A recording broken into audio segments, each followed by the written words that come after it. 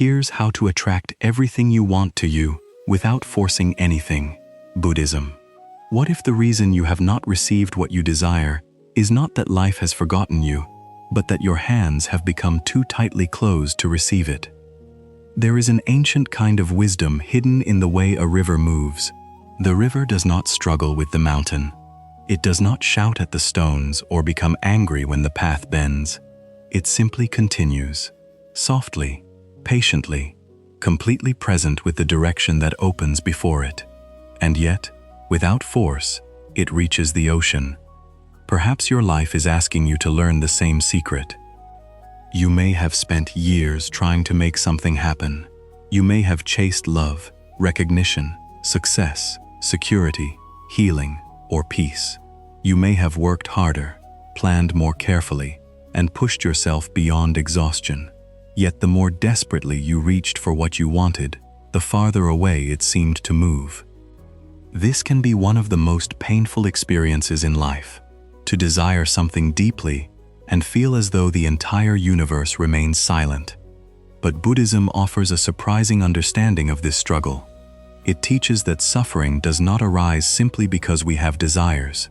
It arises when desire becomes attachment, when the mind begins to say, "I cannot be at peace until this happens. I cannot be happy until this person chooses me. I cannot feel worthy until I succeed. My life cannot begin until I receive what I want." At that moment, desire is no longer a gentle direction within the heart. It becomes a chain, and the more tightly you pull on that chain, the more imprisoned you feel. Before we go deeper into this teaching, take a quiet moment to notice your breathing. You do not need to change it. Simply feel the breath entering and leaving your body. If you are drawn to wisdom that helps you live with greater peace, clarity, and inner freedom, subscribe to Buddhist wisdom and join this growing circle of mindful seekers. And in the comments, write the affirmation, "I attract through peace, not pressure." Let those words become more than a sentence. Let them become a promise you make to yourself. You do not need to force the flower to open. You do not need to pull the sun above the horizon. You do not need to command the seasons to change. Some of the most beautiful transformations in existence happen without noise, violence, or urgency. They happen because the right conditions have quietly come together. A seed does not become a tree through ambition. It becomes a tree because it rests in fertile soil, receives water, turns toward the light, and allows life to move through it. Your life is not so different. To attract what belongs with you, you must learn to create the inner conditions in which it can arrive. This is not magic, and it is not a promise that every passing wish will be fulfilled. It is something deeper and more honest. It is the understanding that your state of mind influences what you notice, how you act, what you tolerate, whom you welcome, what opportunities you recognize, and which paths you have the courage to follow. When the mind is ruled by fear, it sees scarcity everywhere. When it is consumed by impatience, it makes careless decisions. When it is trapped in desperation, it clings to people and situations that bring suffering. But when the mind becomes clear, patient, and awake, it begins to recognize doors that were always present. There was once a young monk who lived in a quiet temple surrounded by cedar trees. He had entered the monastery with a sincere heart, but beneath his calm appearance lived a powerful desire. He wanted to become wise. More than that, he wanted others to see him as wise. Each morning, he meditated longer than the other monks. He memorized every teaching he could find. He asked the oldest master question after question, hoping that one perfect answer would finally transform him. But as the months passed, he became increasingly restless. One evening, after a long meditation, he approached the master beneath the pale light of the moon. "Master," he said, "I have worked harder than anyone here. I have studied, meditated, and disciplined myself. Why has wisdom not come to me?" The master looked at him compassionately and placed an empty bowl beneath a bamboo pipe from which water was falling one drop at a time. "Come back when the bowl is full," the master said. The young monk waited. At first, he watched patiently, but soon he became irritated by the slow rhythm of the drops. He moved the bowl, trying to catch the water more quickly. Then he tilted it toward the pipe. Finally, frustrated by the delay, he lifted the bowl and pressed it against the opening. The water splashed across his robes and onto the ground. The master, who had been watching from a distance, approached him. "You wanted the bowl to fill more quickly," he said, "and because of your impatience, you lost the water that was already being given." The young monk lowered his eyes. The master continued, "Wisdom is not refusing to come to you, but you are so busy chasing it that you do not recognize the wisdom contained in waiting." That night, the young monk understood something that years of study had not taught him. His effort had not been wrong, but it had been contaminated by grasping. He was not learning because he loved truth. He was learning because he wanted to become someone important. His desire was wearing the robes of spirituality, but beneath those robes lived the ego. This is how the ego often works. It disguises fear as ambition. It calls control preparation. It calls attachment love. It calls exhaustion dedication.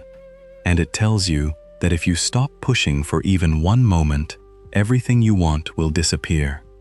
But look carefully at your own experience. Has force always brought you closer to peace? Has overthinking always produced the right answer? Has chasing someone ever created genuine love? Has punishing yourself ever brought lasting transformation? There is a difference between wise effort and desperate force. Wise effort plants the seed, waters the soil, and remains attentive. Desperate force digs up the seed every morning to see whether it has begun to grow. Wise effort allows you to act with care while remaining open to different outcomes. Desperate force demands that life obey the image inside your mind. Wise effort contains patience. Force contains fear. The Buddhist path does not teach passivity. It does not ask you to sit beneath a tree and wait for your dreams to fall from the sky. It asks you to act without being enslaved by the result, to give your full attention to the step before you while releasing your demand to control the entire journey. This is the heart of non-attachment. Non-attachment does not mean that you stop caring. It means that you care deeply without trying to possess. You can love without imprisoning.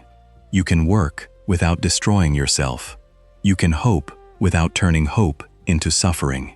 You can move toward a goal while remaining peaceful in the present moment. Imagine an archer standing in a silent forest at sunrise. Mist rests between the trees. A bird calls from somewhere beyond the bamboo. The archer raises the bow, steadies the body, and looks toward the target. If the archer thinks only about missing, the hands begin to tremble. If the archer becomes obsessed with winning, the breath becomes shallow. But if the archer becomes fully present, feeling the feet against the earth, the breath within the chest, and the quiet tension of the string, then action becomes clear. The arrow flies naturally from a mind that is no longer fighting itself. Your greatest power does not emerge when you are desperate to control life. It emerges when your actions and your inner state are no longer divided.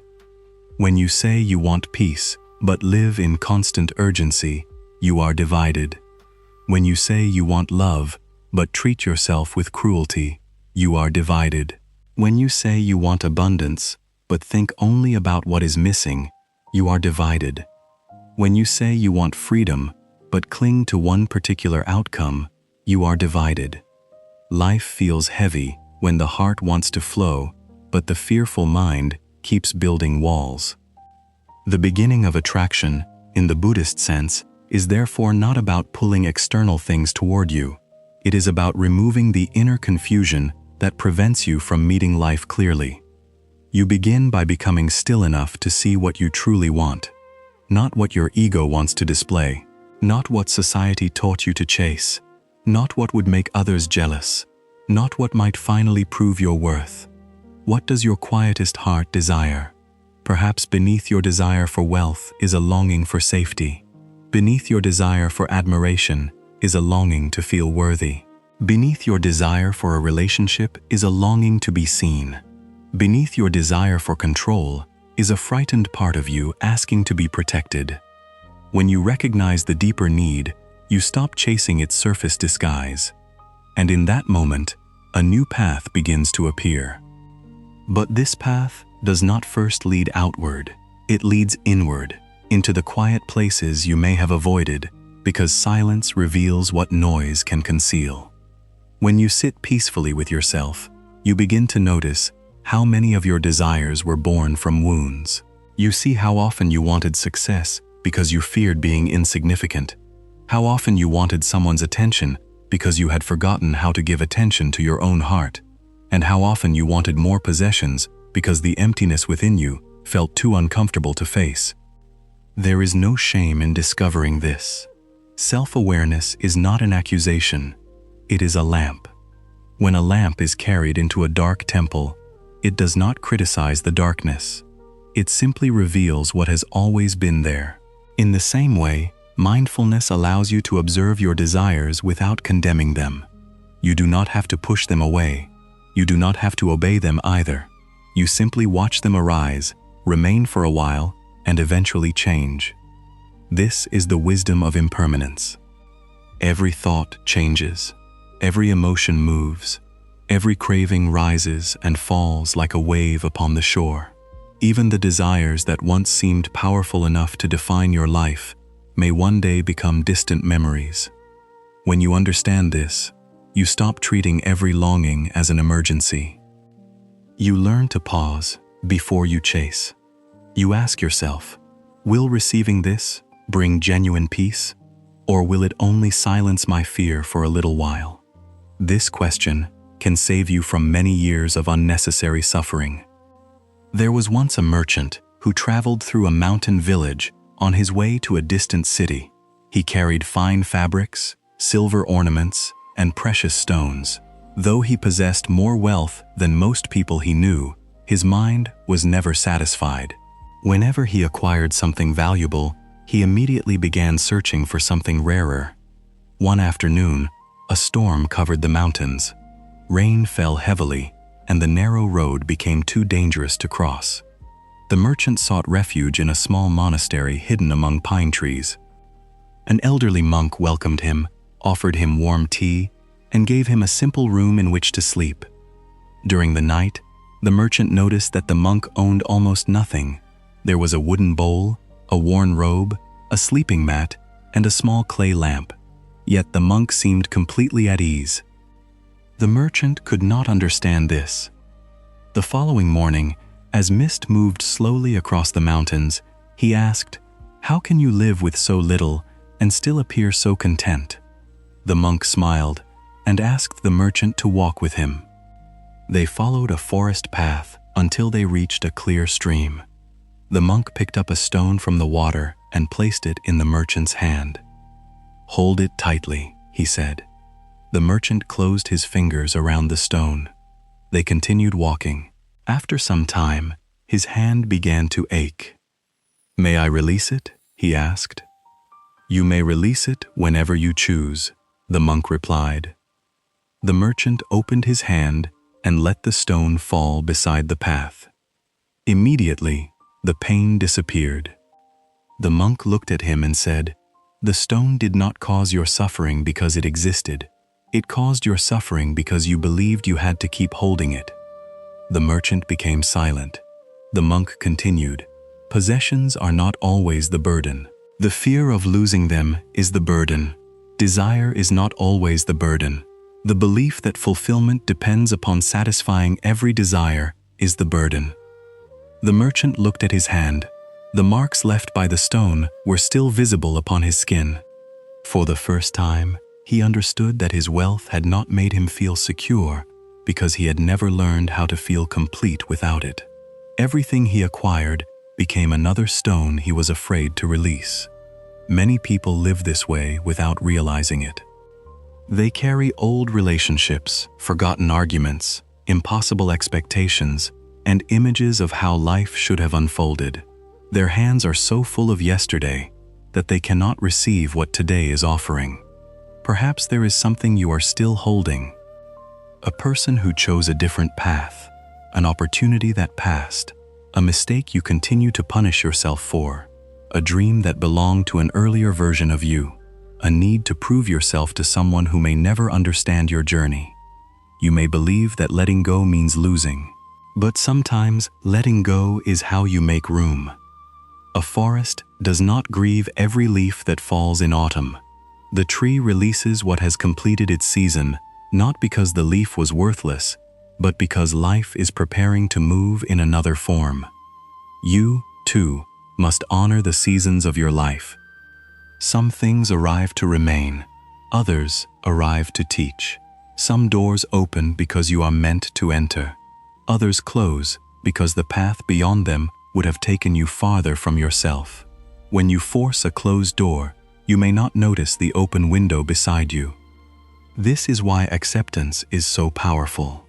Acceptance does not mean that you approve of everything that has happened. It does not mean giving up on growth or refusing to change painful conditions. Acceptance means acknowledging the truth of the present moment before deciding how to respond. If rain is falling, you do not become dry by arguing with the clouds. You see the rain clearly. Then you seek shelter, open an umbrella, or allow the water to touch your skin. Your power begins when you stop fighting the fact that rain is already here. In the same way, if a relationship has ended, acceptance allows healing to begin. If a plan has failed, acceptance helps you learn. If you have made a mistake, acceptance allows you to take responsibility without turning regret into a permanent identity. You cannot create wisely from a reality you refuse to see. The calm mind attracts possibility because it is willing to meet life as it is. It does not waste all its strength demanding that the present become something else before the next breath arrives. And when your energy is no longer consumed by resistance, you can use it for clear action. You begin to notice that attracting what you want is often less about calling something toward you and more about becoming able to recognize, receive, and care for it. You may say that you want a loving relationship, but are you able to receive love without suspicion? Are you willing to speak honestly, listen compassionately, and release the habits that create distance? You may say that you want success, but are you prepared to practice patience when progress is invisible? Can you remain disciplined when no one applauds you? Can you learn without allowing mistakes to destroy your confidence? You may say that you want peace, but are you willing to stop returning to every argument in your mind? Are you prepared to forgive, not because the past was acceptable, but because your heart deserves to be free from carrying it? Life does not only ask what you want. It asks who you are becoming in the presence of that desire.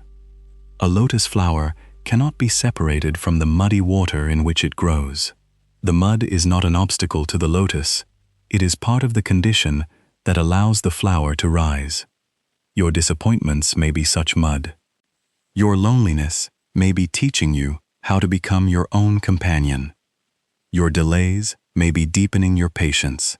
Your failures may be removing the arrogance that would have made future success unstable. Your uncertainty may be guiding you toward a wisdom that certainty could never provide. This does not mean that suffering should be romanticized. Pain is painful. Loss can shake the deepest roots of the heart. But when suffering has already entered your life, wisdom asks whether you will allow it to become only a wound or also a teacher. Karma is often misunderstood as a mysterious reward and punishment delivered by an invisible force. But in daily life, karma can be understood more simply. Intentions and actions create conditions. When you repeatedly act from anger, anger becomes easier. When you repeatedly practice gratitude, the mind becomes more sensitive to what is good. When you speak with compassion, trust is more likely to grow. When you act with integrity, you build an inner stability that does not depend upon being watched. Every thought you nourish is a seed. Every habit is water. Every repeated action is sunlight. Eventually, the garden of your life begins to reflect what you have been cultivating. You cannot plant bitterness each morning and expect peace to bloom by evening. You cannot continually tell yourself that nothing is possible and then wonder why opportunities remain invisible. You cannot neglect your body, ignore your emotions, betray your values, and still feel deeply aligned. To attract without forcing, begin by tending the garden within. Speak to yourself with compassion. Keep the promises that matter. Simplify what has become unnecessarily complicated. Create space in your days for silence. Practice gratitude before life gives you everything you think you need. Gratitude is not pretending that nothing is missing. It is recognizing that something is already present. The warmth of morning light, the breath moving through your lungs, the person who remembers to ask how you are, the lesson hidden in a difficult season, the quiet strength that carried you through days you once believed you could not survive. When gratitude enters the heart, desperation begins to leave. And strangely, when you no longer approach life as an empty bowl demanding to be filled, you become capable of receiving more deeply. A desperate person asks, "What can this moment give me?" A grateful person asks, "How can I fully meet this moment?" That change appears small, but it transforms everything. Because the person who fully meets the present is no longer absent from their own life. And when you are truly present, you begin to see that life has been speaking to you all along, in the pauses, in the delays, in the people who came and went, in the quiet intuition you repeatedly ignored, and in the doors that opened only after you stopped pounding on the wrong ones. And perhaps the most important voice you have ignored is the one that does not shout.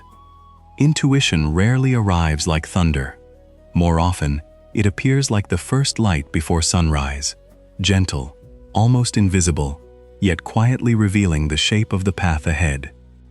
It may tell you that a certain opportunity is not aligned with your peace, even when it looks impressive to everyone else.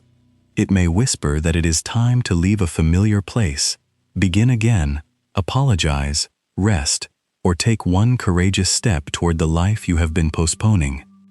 But when the mind is crowded with fear, comparison, and urgency, this quiet guidance becomes difficult to hear. Imagine standing beside a clear mountain lake.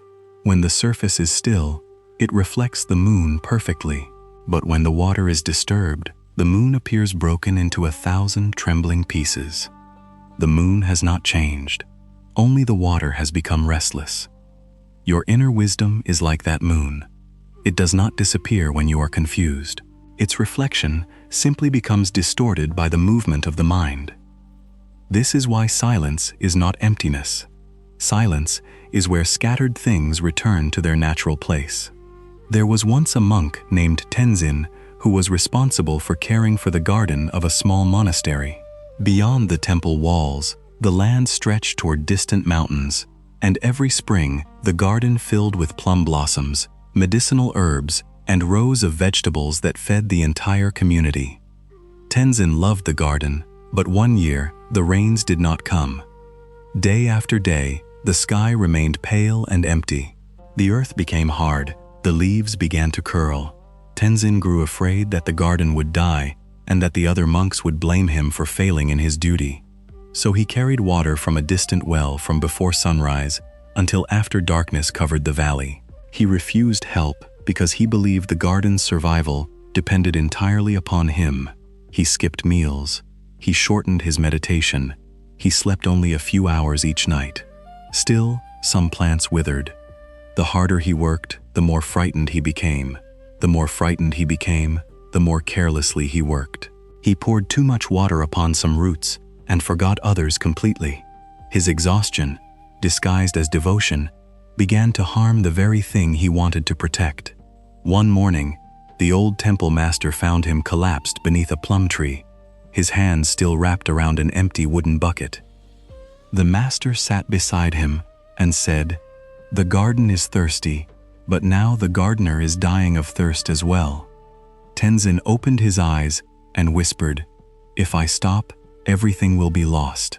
The master looked toward the dry fields. "If you continue like this," he replied, "you will lose yourself before the rain arrives." He asked Tenzin to rest and invited the entire community to help. Together, they covered the soil with fallen leaves to preserve its moisture. They repaired an old channel that brought water from higher ground. They removed the weakest plants so the remaining ones would have more room. They worked carefully during the cool hours and rested when the midday sun became severe. Tenzin had believed that surrender meant abandoning the garden. Instead, surrender allowed him to see solutions that fear had hidden. Several days later, clouds gathered above the mountains. Rain fell throughout the night, quietly soaking the earth. At dawn, Tenzin stood beneath the temple roof and listened to the water touching the leaves. Tears appeared in his eyes, not only because the rain had come, but because he finally understood that he had never been asked to control the sky. He had only been asked to care wisely for the soil. This is the balance life asks of you. Care for the soil. Plant what is wholesome.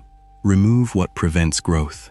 Ask for help when the burden becomes too heavy. Take responsible action, but do not make yourself responsible for the sky. There are forces you can influence, and there are forces you cannot command. You can prepare for an opportunity, but you cannot control the precise day it arrives. You can offer love sincerely, but you cannot force another heart to open. You can apologize with humility, but you cannot demand forgiveness. You can create meaningful work, but you cannot control how quickly the world recognizes it. Peace begins when you understand the boundary between participation and control. Participation says, "I will bring my full presence to this moment." Control says, "This moment must produce the outcome I demand." One creates clarity, the other creates tension. This does not mean that you should stop dreaming. Let your dreams remain. Let them guide your direction, as the stars once guided travelers through the night. But remember that a traveler does not spend the entire journey staring at the stars. The traveler also watches the ground beneath each step. A dream is helpful when it gives direction. It becomes harmful when it makes you despise where you are. Many people postpone their peace because they believe the present is only a waiting room for a better life. They tell themselves they will breathe freely after the promotion, love themselves after losing weight, feel secure after earning more money, or become grateful after receiving the relationship they desire. But the habit of postponing peace does not disappear when circumstances change. If you cannot inhabit this moment, you may not be able to inhabit the moment you are trying so hard to reach. The mind always finds another horizon. After one achievement, it imagines a greater one. After one possession, it discovers another absence. After one person offers approval, it begins to fear losing that approval. This is the nature of uncontrolled craving. It promises completion while constantly moving completion farther away. The answer is not to reject every desire. It is to stop asking desire to give you an identity. You are not more worthy because someone chooses you. You are not less worthy because someone leaves. You are not more human when you succeed or less human when you fail. Beneath every changing circumstance lives an awareness that cannot be measured by applause, possessions, beauty, status, or comparison. Meditation helps you return to that awareness. Even for 5 minutes, sit somewhere quiet. Let your spine be upright but relaxed. Allow your hands to rest. Feel one full breath enter and one full breath leave. When a desire appears, do not chase it. When fear appears, do not fight it. Silently recognize, desire is here or fear is here. Notice the difference between saying, fear is here, and saying, I am afraid. The first recognizes an experience. The second turns that experience into an identity. You are the sky, not the passing storm. Thoughts may move through you. Emotions may darken the afternoon. Uncertainty may arrive like fog across a forest. But no storm remains forever, and no fog can destroy the mountain it temporarily conceals. As this recognition deepens, you begin to desire from wholeness rather than from emptiness. You no longer seek love because you need another person to rescue you from yourself. You seek a relationship in which two people can meet with honesty, freedom, and compassion. You no longer pursue success to silence the voice that calls you unworthy. You create because something meaningful within you wishes to be expressed. You no longer seek wealth only to impress others. You value stability, generosity, choice, and the ability to care for those you love. The external desire may appear similar, but its roots have changed. And when the roots change, the fruit changes. A desire rooted in fear often produces grasping, jealousy, impatience, and self-betrayal. A desire rooted in wisdom produces discipline, patience, creativity, and openness. This is what inner alignment means. Your thoughts, values, words, and actions begin moving in the same direction. If this teaching is helping you release the pressure you have carried, gently like this video so it may reach someone else who is exhausted from trying to force life. And in the comments, write, "I care for the soil and trust the rain." Carry that affirmation with you, especially when progress becomes invisible. For invisible progress is still progress. Bamboo can spend a long season developing beneath the earth before anything appears above the soil. To an impatient observer, nothing is happening, yet roots are forming in silence, preparing to support the growth that will later seem sudden. Your life may be in such a season. You may be developing patience that no one can see. You may be learning to recognize unhealthy patterns before repeating them. You may be rebuilding confidence after disappointment, establishing discipline through small choices, or healing a heart that has been in survival mode for years. Do not insult this hidden work merely because it has not yet become visible to the world. The deepest foundations are built where applause cannot reach them. Patience is not empty waiting. It is trust expressed through steady action. Each morning, do what belongs to the morning. Each evening, release what the day could not complete. Let small actions accumulate like drops of water filling a bowl. One honest conversation, 1 hour of focused work, one boundary maintained, one compassionate choice, one moment in which you refuse to abandon yourself. You do not need to transform your entire life before sunset. You need only to stop planting against the future you say you desire. If you want peace, stop feeding every conflict. If you want clarity, create moments without noise.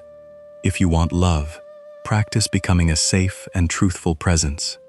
If you want opportunity, develop the ability to recognize and sustain it. If you want freedom, notice the attachments that repeatedly place your happiness in someone else's hands. Then act gently, consistently, and without demanding immediate proof. The sunrise does not appear all at once. First, the darkness becomes slightly less complete. Then the horizon changes color. Then the shapes of mountains and trees emerge. Only afterward does the sun become visible. Transformation often arrives in the same way. Long before your circumstances change, your reactions begin to change. What once provoked you no longer controls you. What once tempted you no longer feels worthy of your peace. What once frightened you becomes something you can face one breath at a time.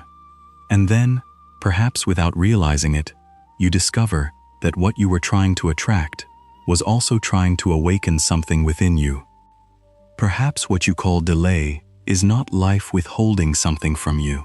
Perhaps it is life preparing you to meet it without losing yourself.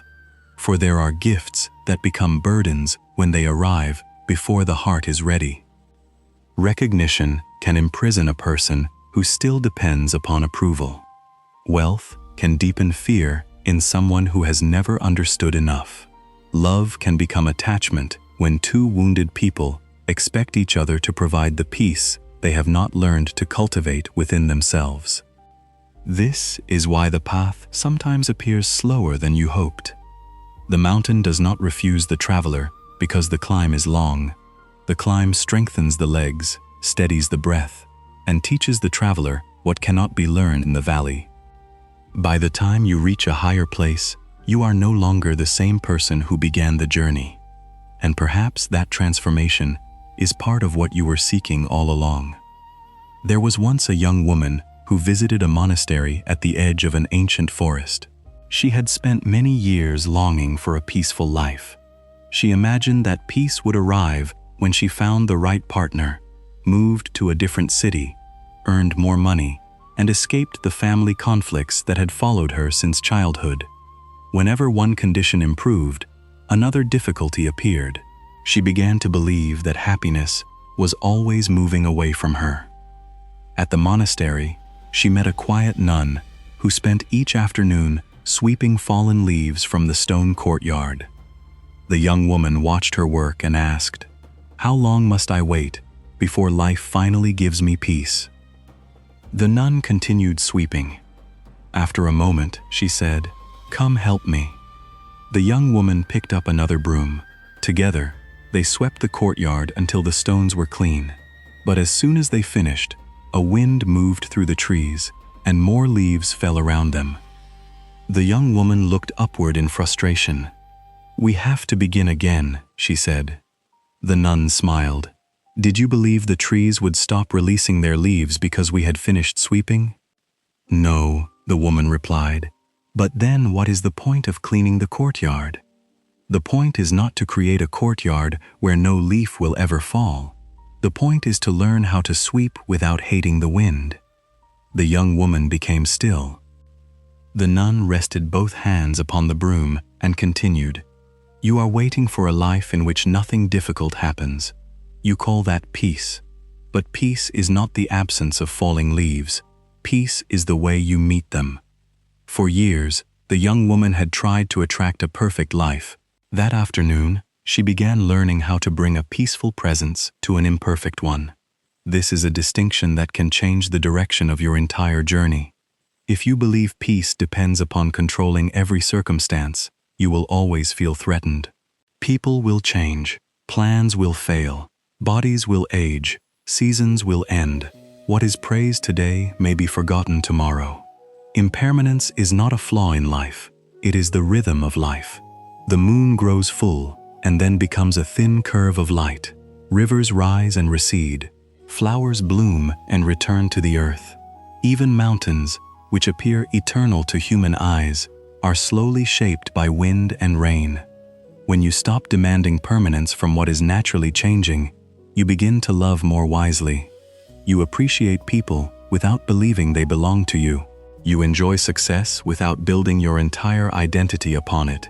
You receive pleasant moments with gratitude instead of fearfully asking how long they will last. And because you are no longer trying to freeze life, you become free to experience it. This freedom changes the way you attract. A person who fears loss often squeezes everything too tightly. They pressure relationships, rush opportunities, overwork their body, and constantly seek reassurance. Without intending to, they create the very distance they fear. But a person who understands impermanence can hold life with open hands. They do not become careless, they become present. They say what needs to be said while there is still time. They express gratitude without embarrassment. They forgive more quickly. They stop saving their tenderness for a future that has not been promised. Forgiveness is especially important because resentment quietly occupies the space in which new life might grow. When you refuse to forgive, you may believe you are protecting yourself. Sometimes anger does reveal that a boundary has been violated, and that message should not be ignored. But after the lesson has been understood and the boundary established, repeatedly carrying the wound does not continue to protect you. It continues to connect you to the moment that caused the pain. Forgiveness does not mean inviting harmful people back into your life. It does not erase accountability. It does not ask you to pretend that betrayal was kindness. It means you no longer allow another person's action to determine the condition of your inner world. You place down the burning coal. You stop waiting for the past to apologize before granting yourself permission to live. Perhaps someone failed to recognize your value. Perhaps they treated your compassion as weakness or received your love without honoring it. Their inability to see you clearly does not reduce what is true within you. The lotus does not become less beautiful because someone passes the pond without noticing it. Release the need to be understood by everyone. Some people can only meet you from the depth at which they have met themselves. If they live far from their own hearts, they may not know how to reach yours.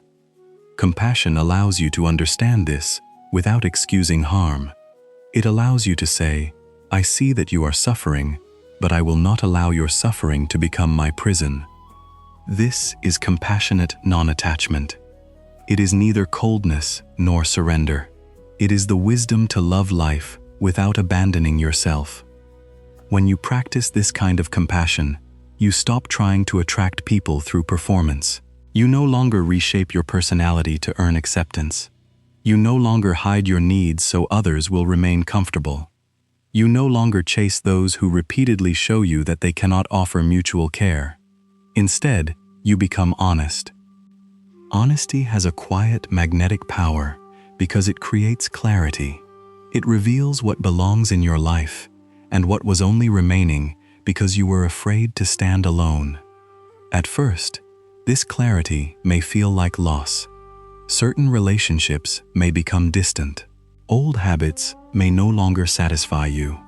Places that once felt familiar may begin to feel too small for the person you are becoming.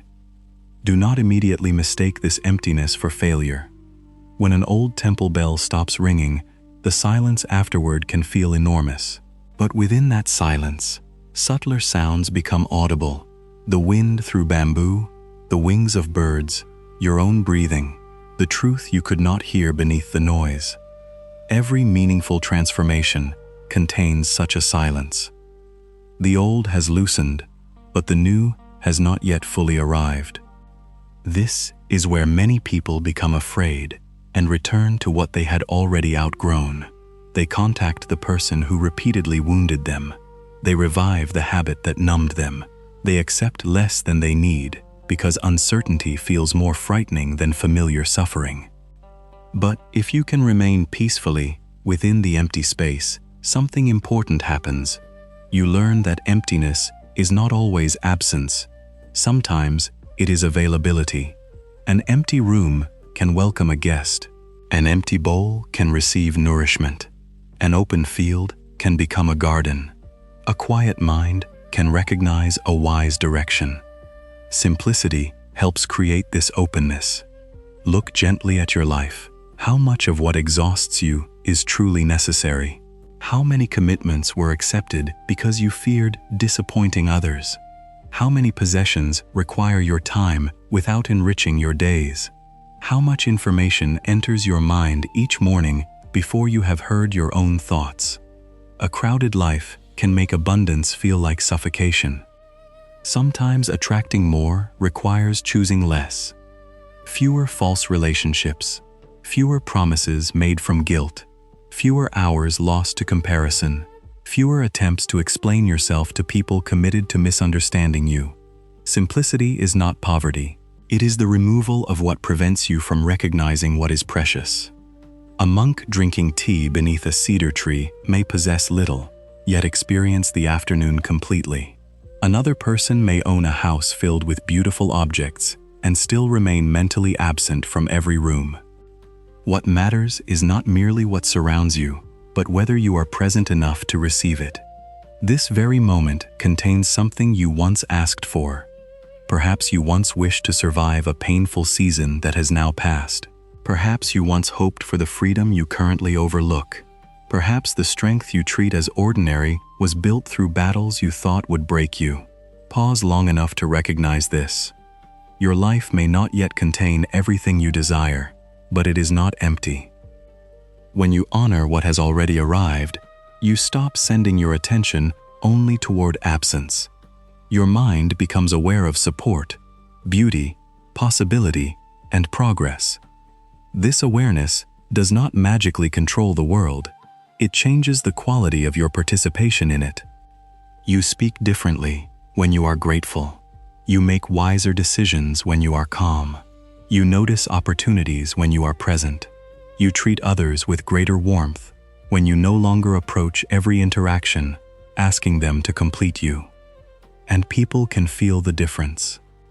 They can feel when your kindness is sincere rather than a bargain for approval. They can feel when your confidence is quiet rather than performed. They can feel when your presence gives them room to breathe. What you cultivate within you enters every room before your words do. This is why compassion is not only a moral teaching, it is a way of creating wholesome conditions around you. When you listen without preparing your response, trust can grow. When you celebrate another person's success without comparing it to your own journey, friendship can deepen. When you give without secretly demanding repayment, generosity becomes freedom. And when you treat yourself with the same compassion, you no longer need to force growth through cruelty. You can correct yourself without hatred. You can begin again without humiliation. You can rest without calling yourself lazy. A tree does not insult its branches for being bare in winter. It conserves its energy, remains rooted, and waits for the season of renewal. Offer yourself the same patience. You are not behind. You are moving through a season whose purpose may not yet be visible. Continue tending the roots. Continue becoming someone who can receive without clinging, act without forcing, love without possessing, and dream without abandoning the present.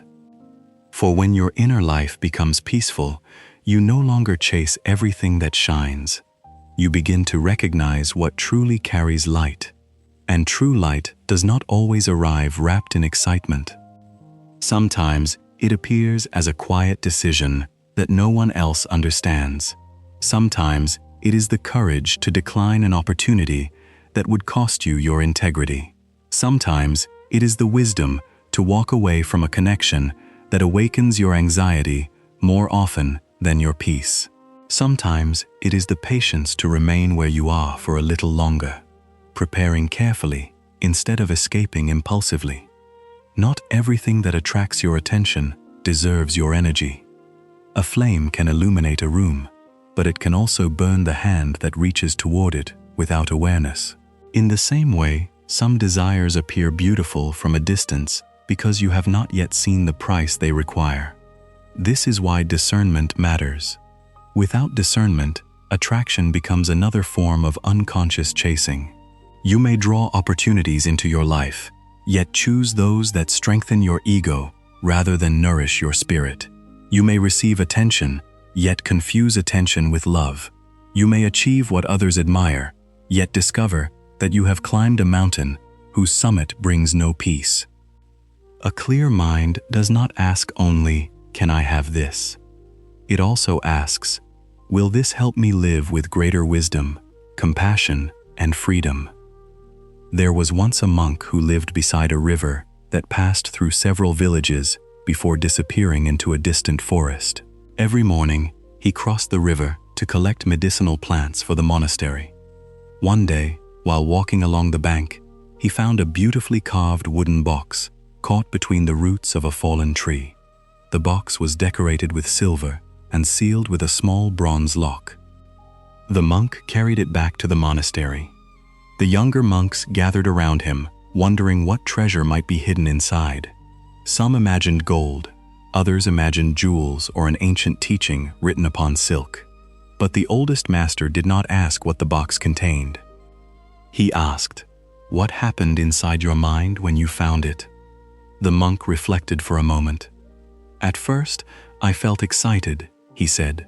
"Then I became afraid someone would take it from me. On the way home, I began imagining everything it might give me. By the time I reached the monastery, the box already felt like mine." The master nodded. And before you found it? My mind was peaceful. The master looked toward the unopened box. Then before discovering its contents, you have already discovered its cost. The room became silent. The monk returned to the river and placed the box where travelers could see it, in case its owner came searching. For several days, no one arrived.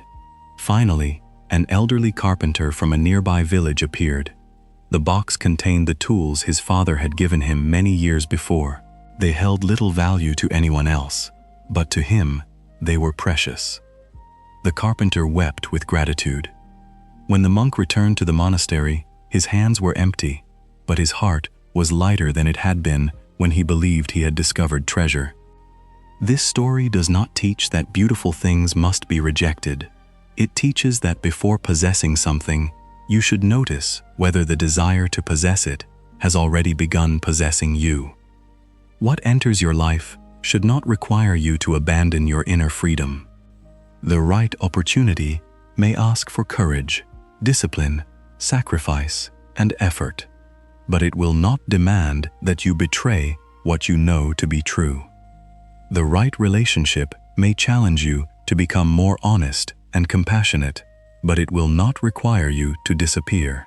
The right path may be difficult, but somewhere beneath the difficulty, there will be a quiet sense of alignment. This alignment cannot always be explained immediately. It is felt in the body before it is understood by the mind. Your breath becomes easier, your thoughts become less divided. You no longer have to invent endless arguments to persuade yourself that something harmful is good. Mindfulness teaches you to recognize these signals. When faced with an important decision, do not listen only to the voice of excitement. Sit quietly after the excitement has passed. Notice what remains. Does the choice create a steady openness within you, or a frantic need to act before you lose your chance? Does it invite you to grow, or pressure you to prove yourself? Does it respect your values, or ask you to silence them? Urgency is not always intuition. Fear often rushes. Wisdom can wait long enough to see clearly. This is another reason why forcing rarely produces the life you truly want. Force does not leave room for observation. It moves before understanding. It grabs before asking whether the object is worth holding. But patience allows reality to reveal itself. The muddy river becomes clear when it is left undisturbed. You do not purify it by striking the water. You allow the soil to settle. In your own life, there may be decisions that require this kind of stillness. You may not need another opinion, another prediction, or another night of overthinking. You may need to stop disturbing the water. Walk beneath the open sky. Sit beside a window at sunrise. Turn away from the voices that profit from your insecurity. Let the nervous mind become tired of repeating itself. Then listen. The answer may not arrive as a complete plan. It may arrive as one honest next step. Make the call. Begin the practice. Close the door. Rest for the evening. Save a small amount. Write the first page. Ask for help. Tell the truth. Forgive yourself. Start again. A peaceful life is created through such ordinary moments. People often wait for a dramatic sign because the simple action before them does not feel important enough. Yet karma is shaped by what you repeatedly do, not merely by what you occasionally intend. The direction of a river is formed by countless moments of flowing. Your direction is formed in the same way. Each time you choose presence instead of panic, you become more capable of receiving wisely. Each time you release comparison, you recover energy for your own path. Each time you maintain a healthy boundary, you teach your heart that peace is worthy of protection. Each time you act with integrity when no one is watching, you become someone you can trust. Self-trust is one of the most powerful conditions you can cultivate. When you trust yourself, you do not need to control every external event. You know that if a plan changes, you will adapt. If someone leaves, you will grieve without abandoning yourself. If an opportunity ends, you will learn and begin again. If uncertainty appears, you will meet it one breath at a time. This does not eliminate pain. It eliminates the belief that pain will destroy you. The bamboo survives the storm not because it is stronger than the wind, but because it knows how to bend without losing its roots. Become like the bamboo. Remain rooted in your values, yet flexible in your expectations. Let life redirect you without convincing you that you have failed. Let endings teach you without making you bitter. Let success visit you without turning it into your identity. When you live this way, you stop asking the world to guarantee your safety. You become a safe place within yourself. And from that inner refuge, your actions change naturally. You stop begging for what must be given freely. You stop running toward every open door. You stop confusing speed with progress. You stop measuring your journey against people walking toward a different mountain. You begin to move with dignity. There is no desperation in your kindness, no hidden bargain in your generosity, no need to announce every seed you plant before it has taken root. You work quietly. You prepare carefully. You allow your life to ripen. A fruit picked too early may have the right shape and color, yet still lack sweetness. In the same way, receiving something before you have developed the wisdom to sustain it may leave you more disappointed than fulfilled. Trust the ripening. Trust the lessons that are making you more patient, more discerning, and more compassionate. Trust the quiet season in which your old identity is dissolving and your new life has not yet become visible. But remember that trust is not inactivity. The bird trusts the air, yet it still opens its wings. You must open yours. Take action from peace, not from panic. Let your effort become an expression of love rather than fear. Do what you can with the conditions available today, and release the demand that today must reveal the entire future. You cannot see the ocean from every bend in the river. Still, the water continues. And perhaps this is the ancient secret you have been searching for. You attract what is aligned with you, not by tightening your grip upon life, but by becoming fully available to it. Available to learn, available to change, available to receive, available to release, available to recognize that what you once wanted may not be what your awakened heart now needs. Sometimes the greatest blessing is not attracting the object of your old desire. It is becoming free from the version of yourself who believed that object was necessary for peace. When this freedom begins to bloom, the world does not suddenly obey your every wish. Something more meaningful happens. You no longer need it to. You no longer need the world to arrange itself perfectly before you allow yourself to be at peace. You no longer need every person to understand you, every plan to succeed, or every uncertainty to disappear. You begin to realize that freedom was never hidden at the end of complete control. It was waiting in the moment you stopped demanding that life become predictable. And this changes the way you awaken each morning. Instead of immediately asking, "How can I get what I want today?" you begin asking, "How can I meet this day with wisdom?" Instead of measuring the day only by what you achieved, you notice how you lived. Were you present in your conversations? Were you honest with yourself? Did you protect your peace without closing your heart? Did you act with compassion when irritation would have been easier? Did you take one meaningful step without demanding that the whole road appear? These questions return you to what is within your hands. The mind that is always reaching for tomorrow overlooks the sacred simplicity of today. It overlooks the cup of tea growing cold beside the window, the sunlight resting upon the floor, the familiar voice of someone who may not always be near, and the quiet miracle of another breath arriving without being commanded. Presence does not make life smaller. It reveals how much of life you were missing while searching for more. There was once an old master who lived in a temple high above a valley. Travelers often climbed the mountain to ask him how they could obtain happiness, love, wealth, or recognition. He listened patiently to every question, but his answer was often the same. Before seeking what is absent, he would say, "Learn to receive what is present." One winter morning, a young seeker arrived after a long journey. Snow covered his shoulders, and disappointment weighed heavily upon his face. "I have followed every path," he told the master.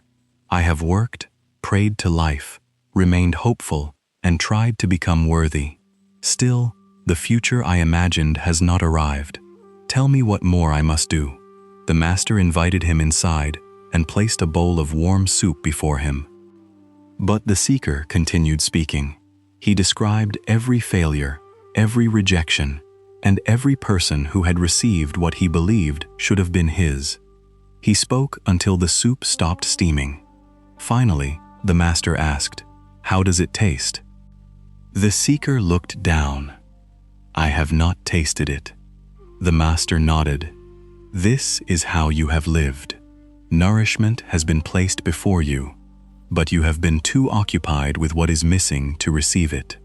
The seeker became quiet. He lifted the bowl and took a slow sip. It was simple: water, roots, herbs, and salt. But after the cold mountain journey, it felt deeply nourishing. For the first time in many months, he was not thinking about the life he had failed to obtain. He was simply receiving warmth.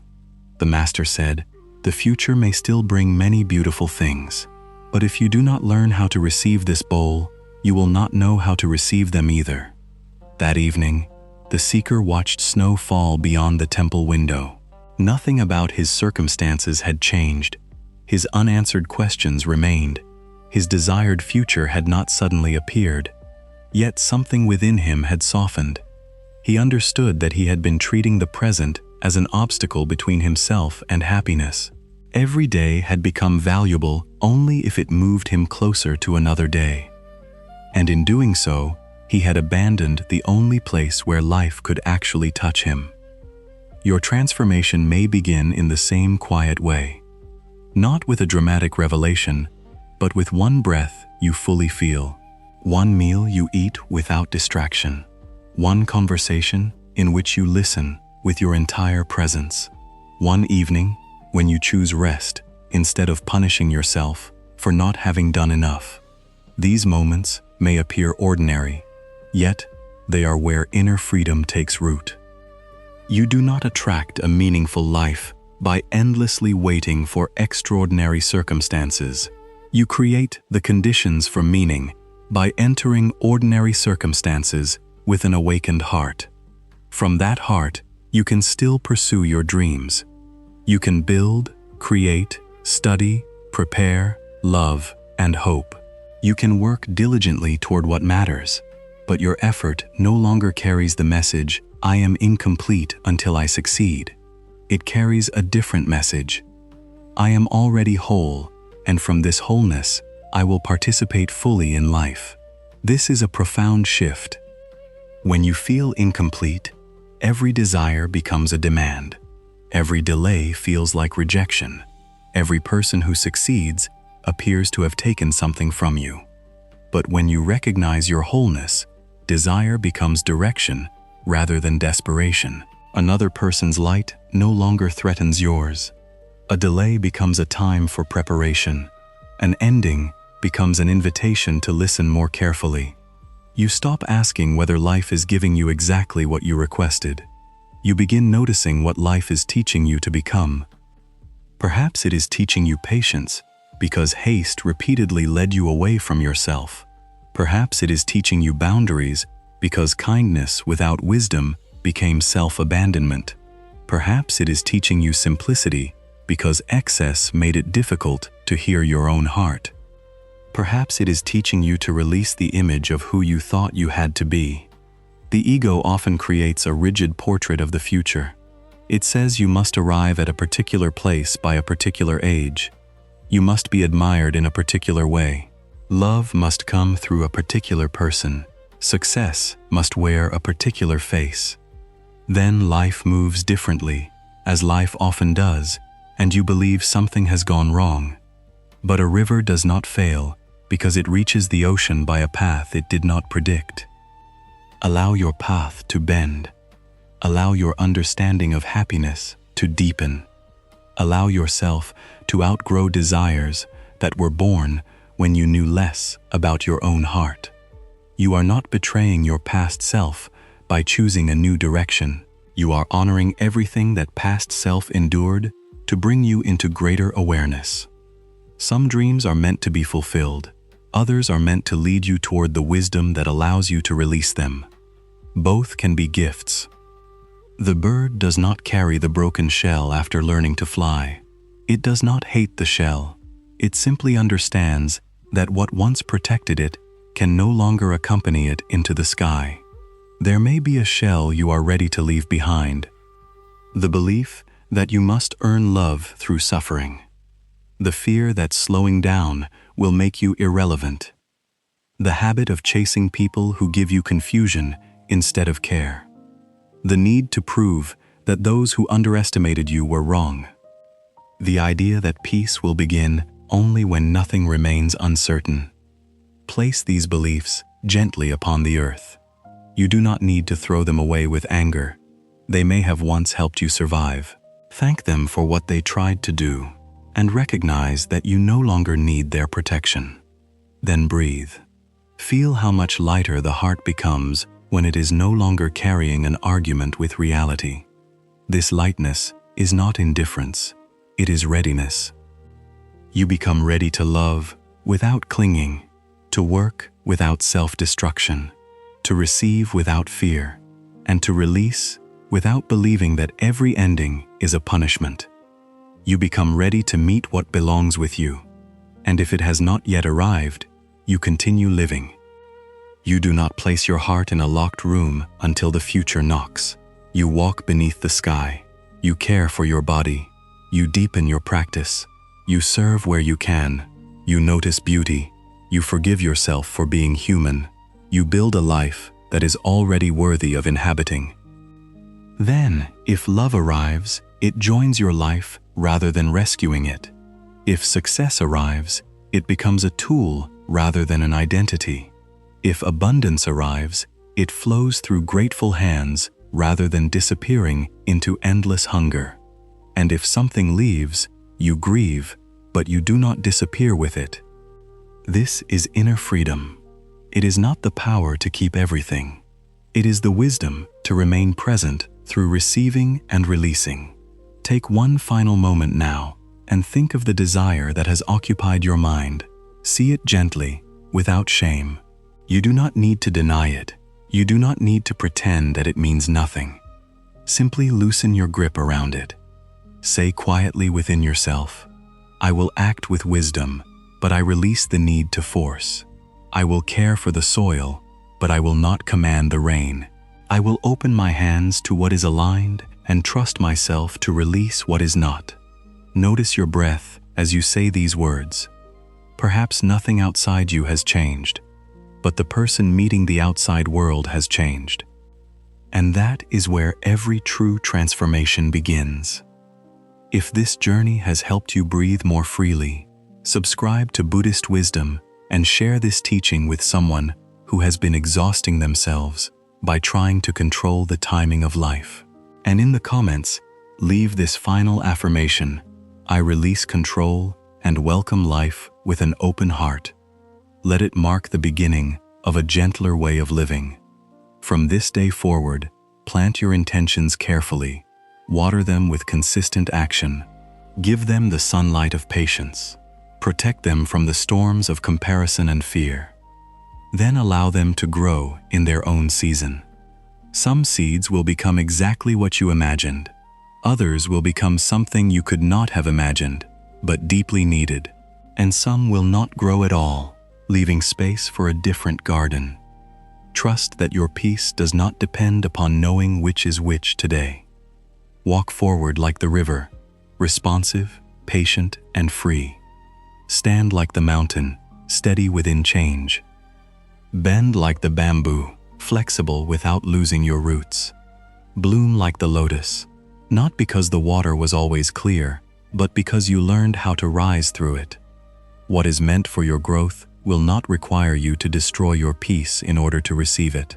What truly belongs with you will meet the person you become through patience, awareness, compassion, and right action. So do not spend your life pulling at unopened flowers. Turn toward the light, care for your roots, and let your life bloom. May your mind become peaceful, your heart become compassionate, and your journey be guided by wisdom. May you act without fear, receive without clinging, and release without regret. May you discover that what you were seeking was never only something outside you. And may you walk into every new season with open hands, a quiet spirit, and the courage to trust the path unfolding beneath your feet. And when you rise from this moment, do not rush to turn this teaching into another task you must perform perfectly. Wisdom is not measured by how beautifully you understand it while listening. It is revealed in the small moments when life tests what you have heard. It appears when someone disappoints you and you pause before reacting. It appears when an opportunity seems delayed and you continue preparing without allowing fear to poison your effort. It appears when comparison enters your mind and you gently return your attention to your own path. It appears when you feel the urge to chase, persuade, control, or force, and instead choose one conscious breath. This is how a teaching becomes a way of life, not through one dramatic decision, but through 1,000 quiet returns. You will forget sometimes. You may awaken tomorrow and find your mind, once again, filled with urgency. You may become attached to an outcome, seek reassurance from someone unable to give it, or mistake a closed door for proof that life has abandoned you. When this happens, do not condemn yourself. Simply return. Return to your breath. Return to the present. Return to the understanding that you can guide your actions without controlling every result. The path of awakening is not a straight line upon which you never stumble. It is the willingness to become aware each time you have wandered and to come home without cruelty.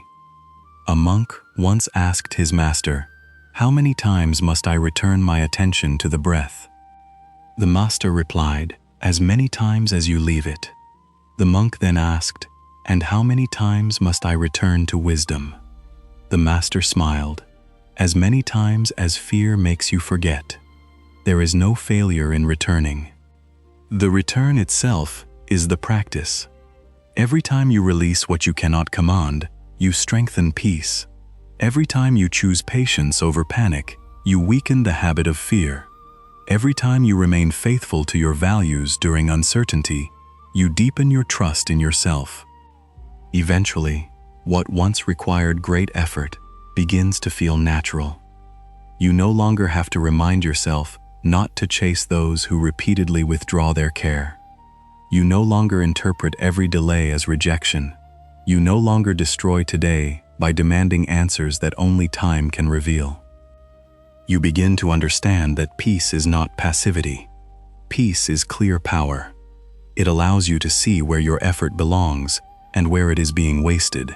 It helps you recognize when persistence is courageous and when persistence has become attachment.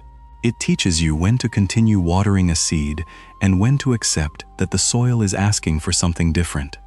This wisdom protects your energy. You stop pouring your life into situations that offer only confusion. You stop knocking upon doors that have already answered through their silence. You stop treating exhaustion as proof of devotion. Instead, you move with awareness. You give your best effort, but you also observe what life is showing you. If a relationship requires you to abandon your dignity, you listen. If a goal repeatedly asks you to betray your deepest values, you listen. If your body is asking for rest while your fear demands more work, you listen. If a quiet opportunity brings peace rather than excitement, you listen. The awakened heart does not merely ask life for signs, it develops the stillness required to recognize them. And sometimes, the sign is not that you should move faster. Sometimes, the sign is that you should stop. Stop explaining. Stop proving. Stop reopening the wound. Stop forcing the season. Let what is unfinished remain unfinished for one evening. Let what is uncertain remain uncertain for one breath. Let tomorrow carry what does not belong to today. You have carried enough. You were never meant to hold the entire future in your mind at once. Life arrives one moment at a time, because one moment is what you are capable of truly living. Receive this moment. Within it, there may already be a direction, a lesson, or a quiet invitation. Perhaps the invitation is to begin. Perhaps it is to wait. Perhaps it is to forgive. Perhaps it is to walk away. Perhaps it is simply to rest and remember that your worth does not decrease when you become still. Whatever this moment is asking of you, meet it without violence toward yourself. You do not need to frighten yourself into transformation. A flower does not bloom because it is threatened. It blooms when the conditions become supportive of life. Create those conditions within yourself. Let discipline be steady, but let it also be compassionate. Let your vision be clear, but keep your hands open. Let your desire inspire movement without turning the present into an enemy. Then continue. Continue even when growth feels slow. Continue even when nobody notices. Continue even when the path looks different from the one you imagined. But continue with awareness, not because you are afraid to stop, and not because you must prove your worth through struggle. Continue because each wise step is already part of the life you hoped to attract. The peace you practice now is not merely preparing you for a peaceful future. It is peace. The compassion you offer now is not merely preparing you for love. It is love. The courage with which you meet uncertainty is not merely preparing you for freedom. It is freedom. Perhaps the destination has been entering your life through the qualities you are developing along the road. Perhaps what you wanted was never waiting only at the end. Perhaps it has been quietly blooming within every patient step. So when desire returns, welcome it gently. Ask what it is trying to reveal. Take the action that belongs to you. Release the result that does not. And remember, the river reaches the ocean not because it forces the earth to become straight, but because it continues flowing through every turn. Let your life flow in the same way, with intention, but without rigidity, with hope, but without desperation, with effort, but without self-destruction, with an open heart, but also with the wisdom to protect your peace. You do not need to chase life until you are exhausted. Become still enough to hear it. Become clear enough to recognize it. Become courageous enough to meet it. Then, take the next step and allow the path to reveal itself beneath your feet. And as the path reveals itself, resist the temptation to demand certainty before taking each step. Certainty is a comfort the mind often requests, but life rarely promises. You may want to know that your effort will succeed before you begin. You may want proof that a person will remain before allowing yourself to love. You may want assurance that the road will be easy before leaving what has become familiar. But if you wait until every doubt has disappeared, you may spend your entire life standing at the entrance of your own becoming. Courage is not the absence of uncertainty. It is the willingness to walk wisely while uncertainty remains. A lantern carried through darkness does not illuminate the entire road. It reveals only the ground immediately before you. Yet that small circle of light is enough for the next step. And after you take that step, another part of the path becomes visible. This is how life guides you. Not always through complete explanations, but through sufficient light for the present moment. You do not need to know how every chapter will end. You need to recognize what this chapter is asking you to learn. Perhaps it is asking you to become patient with a process that cannot be hurried. Perhaps it is asking you to speak a truth you have hidden to preserve temporary comfort. Perhaps it is asking you to stop confusing attachment with loyalty. Sometimes, the next step is not towards something new. Sometimes, it is away from what repeatedly diminishes you. Walking away can be an act of wisdom when remaining requires you to betray yourself. Releasing can be an act of faith when holding on has become an attempt to control what has already changed. The autumn tree does not chase its falling leaves. It releases them because it trusts that emptiness is not the end of its life. Beneath its apparent stillness, the tree remains alive. Its roots continue drawing nourishment from the earth. Invisible preparation continues while the branches appear bare. You also have seasons in which much seems to be leaving. A relationship ends. A familiar identity dissolves. A plan that once gave direction no longer feels true. You may look at the empty branches of your life and believe that you have lost everything. But the loss of a leaf is not the death of the tree. Some endings protect the energy needed for renewal. Some departures create room for a truth you could not receive while your hands were full. Some disappointments free you from a future that looked beautiful in imagination, but would have slowly taken you away from your deepest nature. You will not always understand this immediately. Grief has its own time. Do not rush yourself toward gratitude while the wound is still fresh. Do not use spiritual wisdom to deny the human heart its need to mourn. If something mattered to you, its absence may hurt. Let it hurt without allowing the pain to decide that your life is over. Sit beside your sorrow as you would sit beside a frightened child. Do not demand that it become silent. Do not shame it for needing comfort. Listen until it no longer has to cry so loudly to be acknowledged. Healing does not come from forcing sorrow to leave. It comes from creating a compassionate space in which sorrow can complete its movement. Rain does not apologize for falling. Clouds do not consider themselves failures because they cannot hold the water forever. Let your tears be part of the release. Then, when the heart is ready, open the window again. Notice that the world has continued breathing. Morning still touches the horizon. Birds still begin their songs before they know what the day will bring. Rivers still carry fallen branches toward places they have never seen.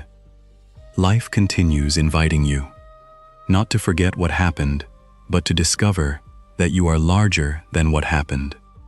Your wound is part of your story, but it is not the entire story. The person who left is part of your journey, but they are not the destination. The failure taught you something, but it does not possess the authority to name you. You are still becoming, and because you are still becoming, be careful with the conclusions you draw during painful seasons.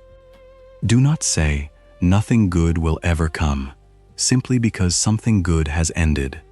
Do not say, "I am unworthy of love," because one person was unable to love you wisely. Do not say, "My efforts are useless," because the first seeds did not grow. A single winter cannot describe the entire nature of the earth. Allow time to reveal what this season cannot. There was once a novice monk who became discouraged because he could not quiet his mind during meditation. Each morning, he sat in the temple hall, closed his eyes, and tried to follow his breath. But memories, worries, and desires entered without invitation. He compared himself with the older monks, who appeared motionless and serene. One evening, he approached the master and said, "Meditation is not working for me. The harder I try to find peace, the more restless I become." The master handed him a small bowl and led him outside. Rain had fallen earlier, leaving a pool of muddy water beside the garden path. The master filled the bowl and placed it upon a stone. "Make this water clear," he said. The novice stirred it with his finger, hoping the mud would somehow separate. The water became darker. He stirred more slowly. Still, the mud continued moving. "I cannot clear it," he admitted. "Then leave it here," said the master. They returned some time later. The soil had settled to the bottom, and the water above it had become clear. The master lifted the bowl. "You believed peace was something you had to manufacture," he said, "but your effort was disturbing what stillness was already trying to reveal." The novice understood that meditation was not a battle against thought. It was the practice of no longer stirring every thought that appeared. You can practice this in the middle of ordinary life. When fear predicts disaster, you do not have to continue its story. When anger reminds you of every injustice, you do not have to reopen the entire trial. When desire tells you that happiness depends upon immediate fulfillment, you do not have to obey. You can notice the movement without placing your hand into the water. Take one breath. Feel your feet upon the ground. Let the thought pass without turning it into a command. At first, this may feel difficult because the mind has been trained to follow every impulse. But each time you pause, you create a small space between feeling and action. Within that space lives freedom. You may still experience jealousy, but you do not have to speak from it. You may still experience fear, but you do not have to surrender your direction to it. You may still desire something deeply, but you do not have to destroy your peace trying to obtain it. The emotion is real, but it is not your master. This is how inner stability grows, not because the mind never becomes disturbed, but because you learn how to let it settle. And once it settles, you see more clearly what belongs to you. You recognize that certain desires were attempts to escape loneliness. Certain ambitions were attempts to earn approval from people who never learned how to offer it. Certain attachments were built not from love, but from fear of beginning again. This recognition is not meant to humiliate you. It is meant to liberate you. You did what you knew how to do with the awareness you had at the time. Now you know more. Now you can choose differently. You can want companionship without surrendering your self-respect. You can pursue achievement without making rest feel shameful. You can seek financial stability without turning every hour of your life into a transaction. You can hold a vision for the future while remaining faithful to the life directly before you. This balance is the heart of the middle path. Do not fall into helpless passivity and call it surrender. Do not fall into exhausting control and call it ambition. Walk between them. Act where action is possible. Accept where control ends. Recognize when the boundary changes. There will be mornings for effort and evenings for release. There will be seasons for planting and seasons for waiting. There will be doors you should knock upon and doors you should walk past. Wisdom is learning the difference, and this difference becomes clearer when your decisions are no longer governed entirely by fear. Fear asks, "What if I lose?" Wisdom asks, "What is true?" Fear asks, "How can I make them stay?" Wisdom asks, "Is this relationship allowing both of us to live honestly?" Fear asks, "How quickly can I arrive?" Wisdom asks, "Who am I becoming through the way I travel?" Return to these questions whenever urgency begins controlling your mind. You may discover that the life you want is not asking you to become more forceful. It may be asking you to become more truthful, more patient, more disciplined, more willing to release what appears attractive but repeatedly steals your peace. The universe of causes and conditions does not respond merely to what you say you desire. Your repeated choices shape the life you are preparing to inhabit. Therefore, let your daily actions become your quiet prayer. Make your bed with presence. Complete your work with integrity. Speak kindly when there is no advantage in doing so. Protect your time from what continually empties it. Rest before exhaustion turns your compassion into resentment. These simple acts may not look like manifestation, but they are alignment in its most honest form. They teach your mind that peace is not a distant reward. They teach your body that safety can exist in the present. They teach your heart that it does not need to suffer endlessly to deserve something beautiful. And gradually, you stop reaching for life with clenched fists. Your hands open, not because you have given up, but because open hands can do what closed hands cannot. They can work, they can give, they can receive, and when the time comes, they can release. Walk with those open hands. Carry your desires gently. Let your intentions be strong, but let your identity remain free. For you are not merely the person waiting for a dream to arrive. You are the awareness learning through the waiting, the courage growing through uncertainty, and the quiet love becoming visible through every conscious step. The path is not withholding your life. The path is your life, and this breath, this choice, this moment beneath your feet is where it continues. And because the path is your life, do not postpone reverence until you reach some imagined destination. Do not wait until you have more money to become generous. Do not wait until every wound has healed to become gentle. Do not wait until fear disappears to begin living courageously. Do not wait for the perfect morning to practice peace.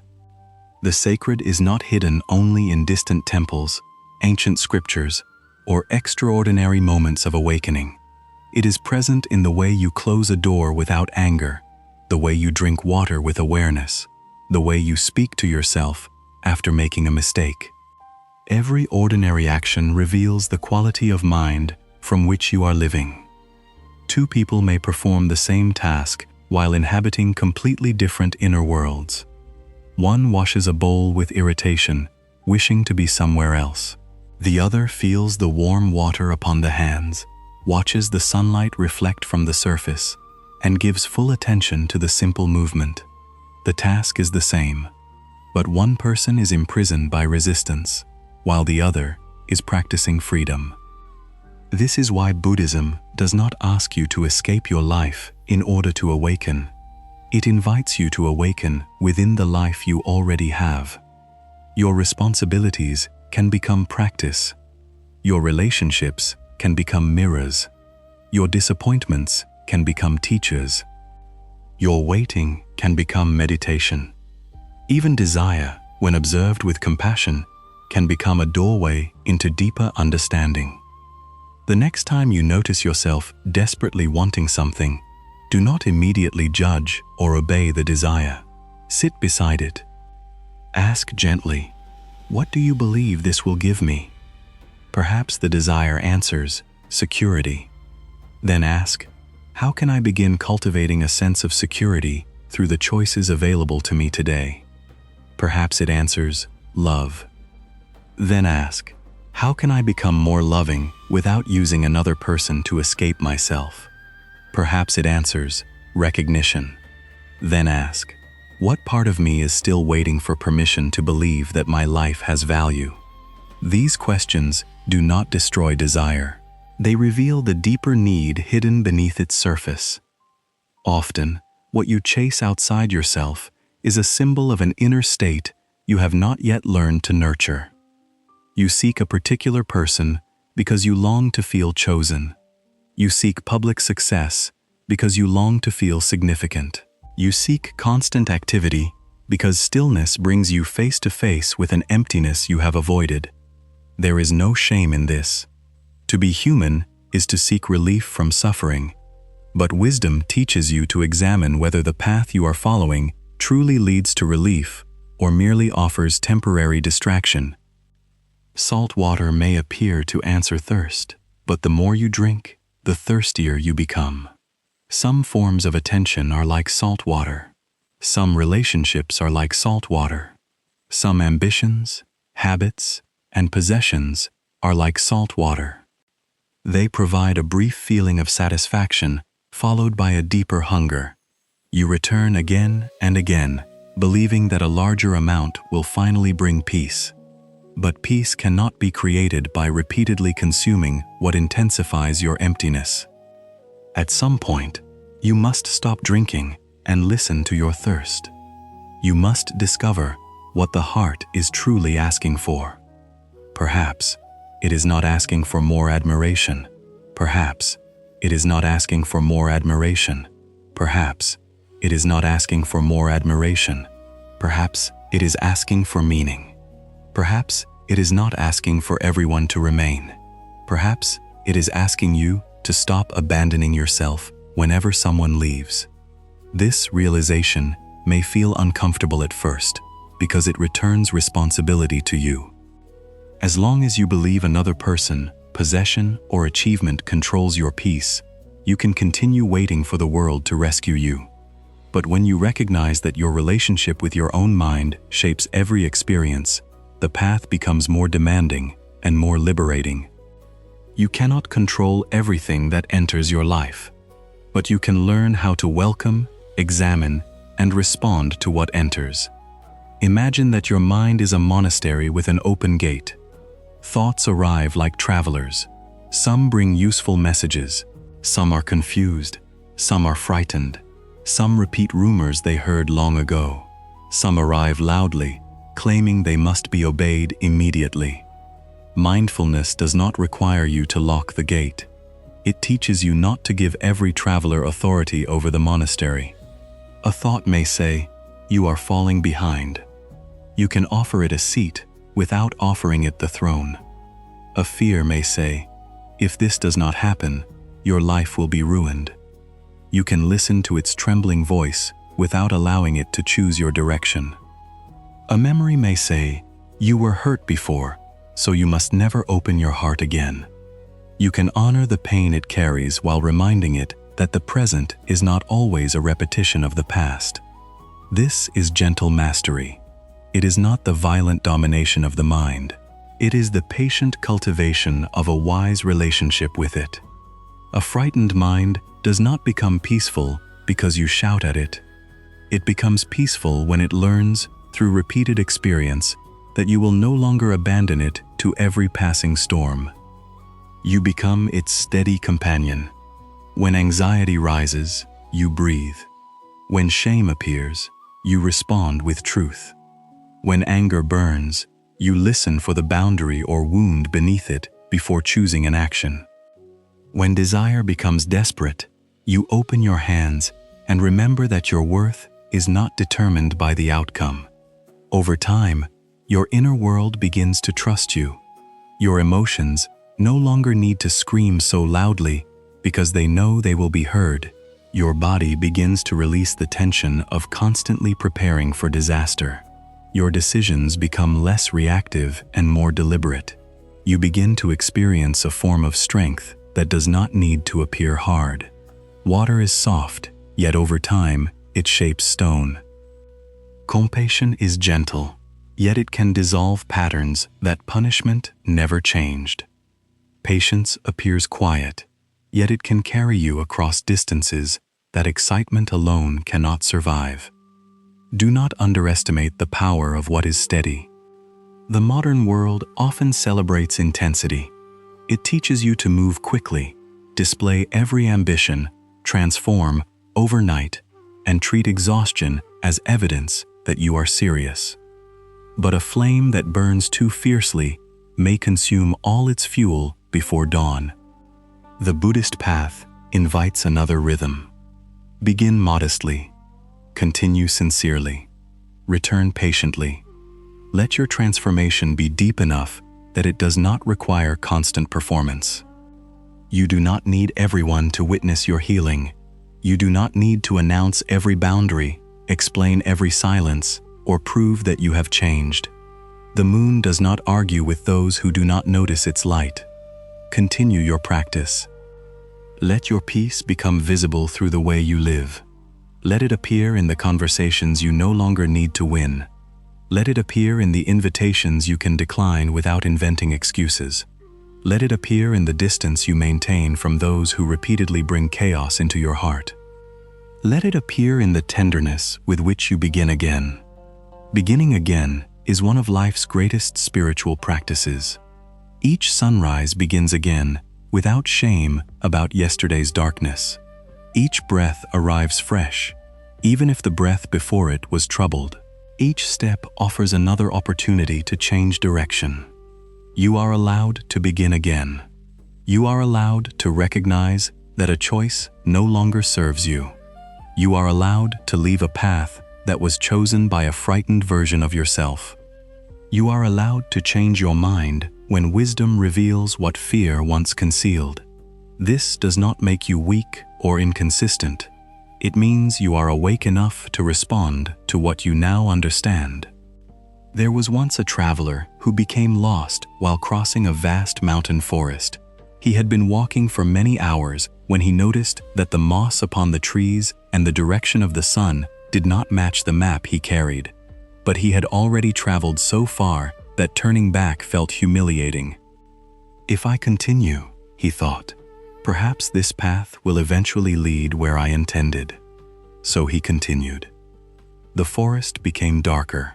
The trail narrowed. Still, he refused to return because he did not want the previous hours to feel wasted. At sunset, he encountered a monk gathering wood. The traveler showed him the map and asked how much farther he needed to walk. The monk studied the path and said, "You have been moving away from your destination since morning." The traveler felt anger and embarrassment. "I cannot turn back now," he said. "I have invested the entire day in this direction." The monk looked toward the darkening forest. "Then you are preparing to invest the night in it as well." The traveler became silent. He understood that continuing in the wrong direction would not recover the time already spent. It would only sacrifice more time to the fear of admitting a mistake.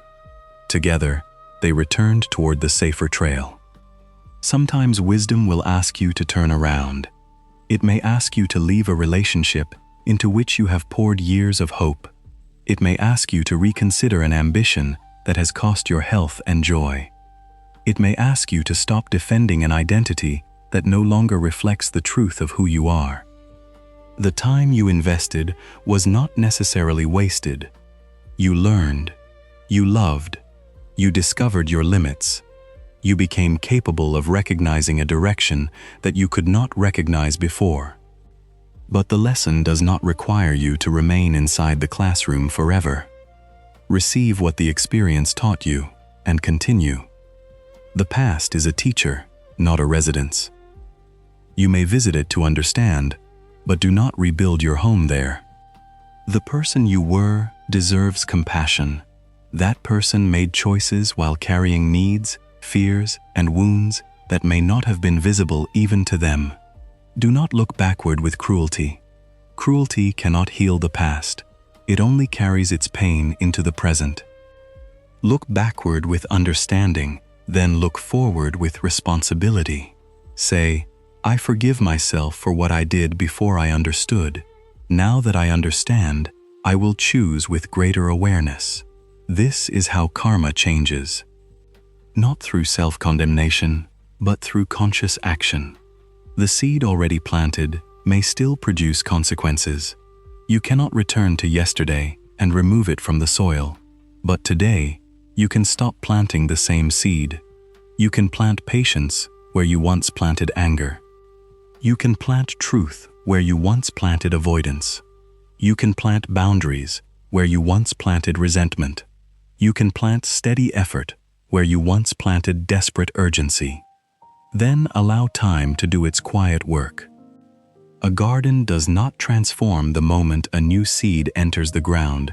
For a while, the old landscape may still be visible. The consequences of previous choices may still surround you. Do not use this delay as proof that change is impossible. Continue planting. Continue watering. Continue removing what chokes the roots. One day, you will look around and realize that the landscape has changed because your repeated choices changed. The peace you once tried to attract will be present in your habits. The love you once begged to receive will be present in the way you treat yourself and others. The stability you once imagined as a distant destination will be present in the quiet promises you keep each day. This is how a new life arrives. Not as a prize delivered to someone who desired intensely enough, but as the natural flowering of causes cultivated with awareness. So choose your causes carefully. Choose what you repeatedly watch, because it enters the atmosphere of your mind. Choose the conversations you continue, because words can become seeds. Choose the people whose voices you allow to shape your self-image. Choose the habits that accompany you when motivation disappears. And above all, choose the intention from which you act. An action rooted in fear may look productive while quietly exhausting you. The same action rooted in care may become sustainable. You can work because you are terrified of being worthless, or you can work because your abilities deserve expression. You can exercise because you hate your body, or you can move because your body deserves support. You can set a boundary to punish someone, or you can set it to protect peace and prevent resentment.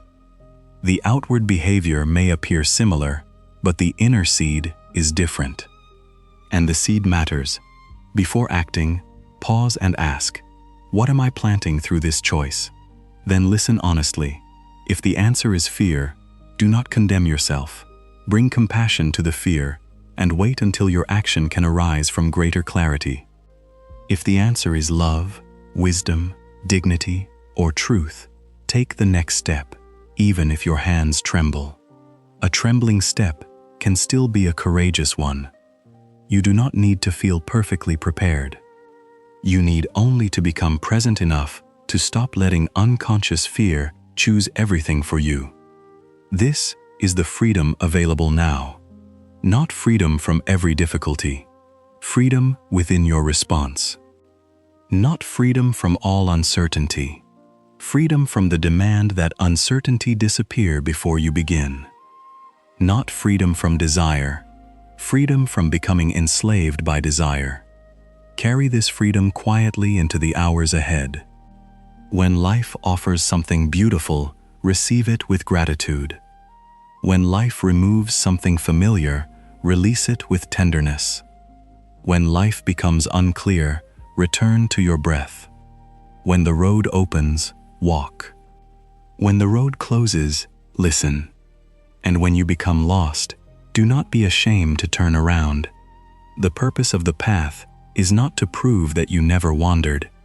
It is to awaken, again and again, to the direction of wisdom. You are awakening now. Not because every question has been answered, but because you are learning how to live peacefully beside the unanswered ones. Not because you possess everything you desire, but because desire no longer possesses all of you.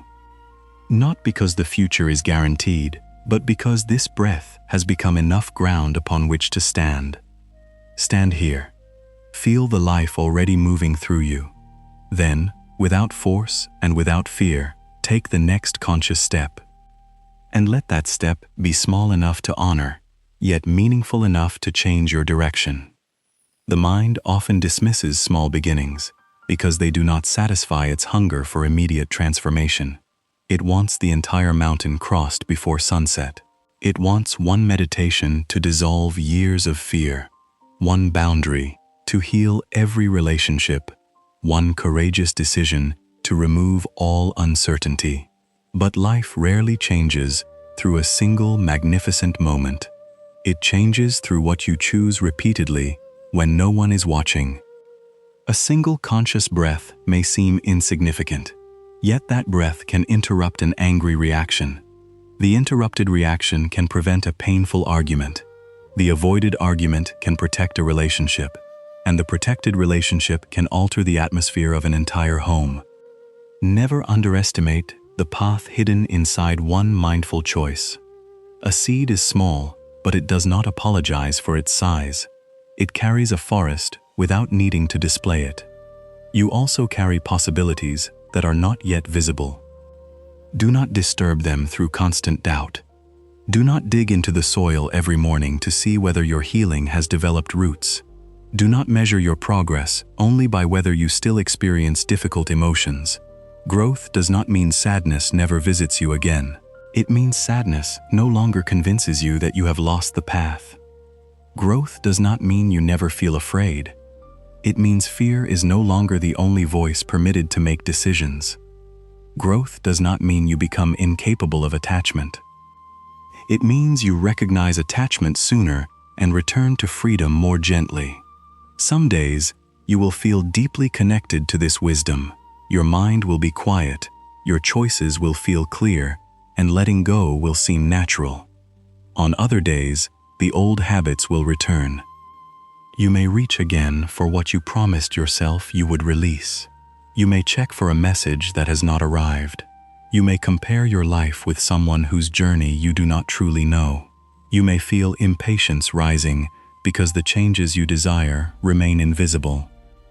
Do not turn these moments into evidence against yourself. The old path is familiar because you have walked it many times. The new path may still be covered with grass. Every conscious choice clears it a little more. Be patient with the part of you that still remembers the old direction. It is not your enemy. It is simply accustomed to surviving in ways that may no longer be necessary. Speak to that part gently. Say, I understand why you are afraid. I understand why you want certainty. I understand why you believe chasing will prevent loss. But we are learning another way now. Then place your attention upon what is real. Feel the ground supporting you. Listen to the sounds around you. Notice where tension is held in your body. Allow the shoulders to soften. Let the jaw release. Let the breath descend more deeply. The body often continues fighting a battle long after the immediate danger has passed. It remembers what the mind tries to forget. This is why peace must be practiced not only as an idea, but as an experience. Teach your body that this moment is not every painful moment from your past. Teach it slowly. You do not have to solve the future while sitting in the present. You do not have to defend yourself against an event that has not occurred. You do not have to rehearse every possible disappointment in the hope that preparation will make it painless. Imagined suffering does not protect you from real suffering. It only asks you to suffer twice. When tomorrow arrives, meet tomorrow with the wisdom available then. Today, meet what is here. There was once a monk who was known throughout the valley for carrying an unusually heavy bag wherever he traveled. He carried it through the monastery, into the garden, and even when he went to collect water from the well. One afternoon, a young novice asked him what was inside. The monk opened the bag. It contained stones. "Why do you carry them?" asked the novice. The monk removed the first stone and said, "This is a conversation I regret." He lifted another. "This is a mistake I fear repeating." Then another. "This is a loss I still believe should not have happened." The novice looked inside the bag and saw many more. Why not place them on the ground? The monk smiled sadly. "I have carried them for so long that I began to believe they were part of me." The novice considered this, then reached into the bag and removed one stone. He placed it beside the path. The monk watched. Nothing terrible happened. The novice removed another, and then another. Slowly, the older monk joined him. Together, they emptied the bag until it became light enough to fold. For a long moment, the monk stood without moving. Then he straightened his back. He had forgotten what it felt like to stand without the weight of yesterday. Perhaps you are carrying a similar bag. It may contain words spoken years ago, choices you wish you could reverse, expectations you believe you failed to fulfill, or guilt for not becoming the person others imagined. You may have carried these things for so long that suffering feels like loyalty. You may believe releasing the pain means denying what happened. But remembering does not require continuous punishment. You can honor the lesson without carrying the stone. You can acknowledge the harm without making the wound your identity. You can take responsibility without sentencing yourself to a lifetime without peace. Look gently inside your own bag. Which burden have you mistaken for a permanent part of yourself? Is it the belief that you are too late? Is it the belief that you always ruin what you love? Is it the belief that because you once accepted less than you deserved, you must continue accepting it? Is it the belief that one failure revealed the limit of your potential? Take that stone into your awareness. Do not throw it away violently. See it clearly. Recognize how it entered your life and why you continued carrying it. Then ask, does this burden still help me walk wisely? If the answer is no, place it down. You may pick it up again tomorrow out of habit. If you do, place it down again. Freedom is sometimes a repeated act of releasing the same burden until the hand finally learns that it no longer needs to hold it. This is not weakness, it is training. The monk trains the mind by returning to the breath. The musician trains the hands by returning to the same notes. The river shapes the stone by returning again and again. Your repeated return to peace is shaping you too. Each return teaches you that awareness is stronger than habit. Each return reminds you that an emotion can pass without becoming an action. Each return proves that you are not condemned to repeat every pattern you inherited. The past may explain your reactions, but it does not have to command your future. This understanding brings compassion not only toward yourself, but toward others. When you recognize the frightened patterns within your own mind, you begin to see that many people are also acting from wounds they have never examined. Their need to control may conceal fear. Their cruelty may conceal shame. Their distance may conceal a heart that learned long ago not to trust closeness.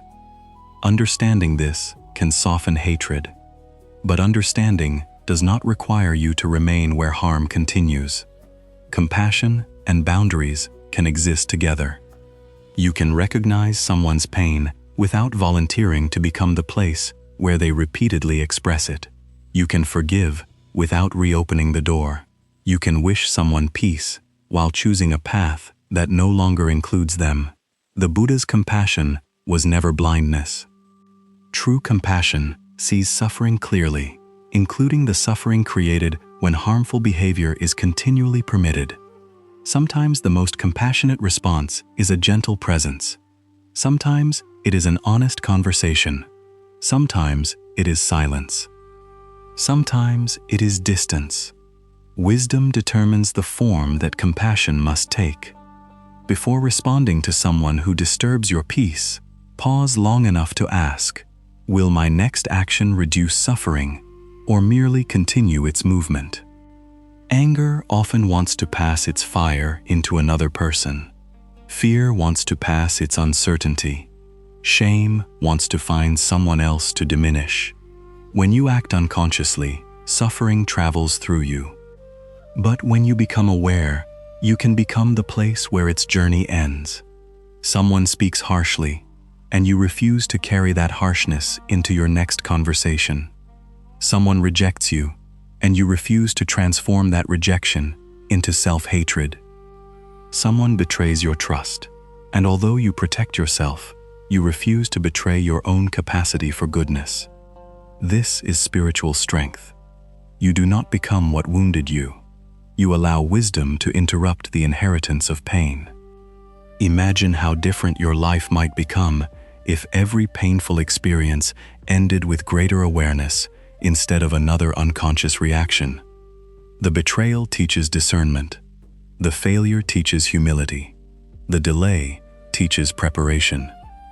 The loneliness teaches you how to become present with yourself. The closed door teaches you to stop measuring your worth by access to places that cannot recognize you. Pain is not automatically a teacher. Some pain merely hurts. But awareness can transform even suffering into a source of understanding. The lotus does not praise the mud for being difficult. It simply uses the conditions available to rise. You can do the same. You do not need to romanticize what harmed you. You do not need to call every loss a blessing. You need only refuse to let pain have the final word about who you become. Let wisdom speak after it. Let compassion speak after it. Let the next conscious choice speak after it. Your life is still answering everything that happened before. Answer with awareness. Answer by becoming more truthful, not more bitter. Answer by protecting your peace without closing your heart. Answer by building slowly what chaos once destroyed. You may believe that your transformation must be visible to be real, but the deepest changes often happen quietly. One day, you realize that a message which once would have disturbed your entire week now troubles you only for an hour. One day, you recognize manipulation before agreeing to something that violates your limits. One day, you rest without explaining why you deserve it. One day, you hear another person's success and feel inspired instead of diminished. One day, you remember the person you lost and feel gratitude beside the sorrow. These are not small victories. They are signs that suffering no longer occupies every room within you. Your inner home is becoming spacious again. Open its windows. Let new air enter.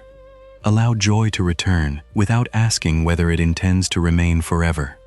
The fear of losing happiness can prevent you from receiving happiness while it is present. You hold the beautiful moment so tightly that anxiety enters it. Instead, practice gratitude without possession. When the sun warms your face, receive the warmth. When laughter enters the room, let yourself laugh. When someone loves you sincerely, do not force them to guarantee eternity before you accept today's kindness. Everything conditioned changes. This truth may sound frightening, but it is also what makes renewal possible. Because sadness changes. Confusion changes. Loneliness changes.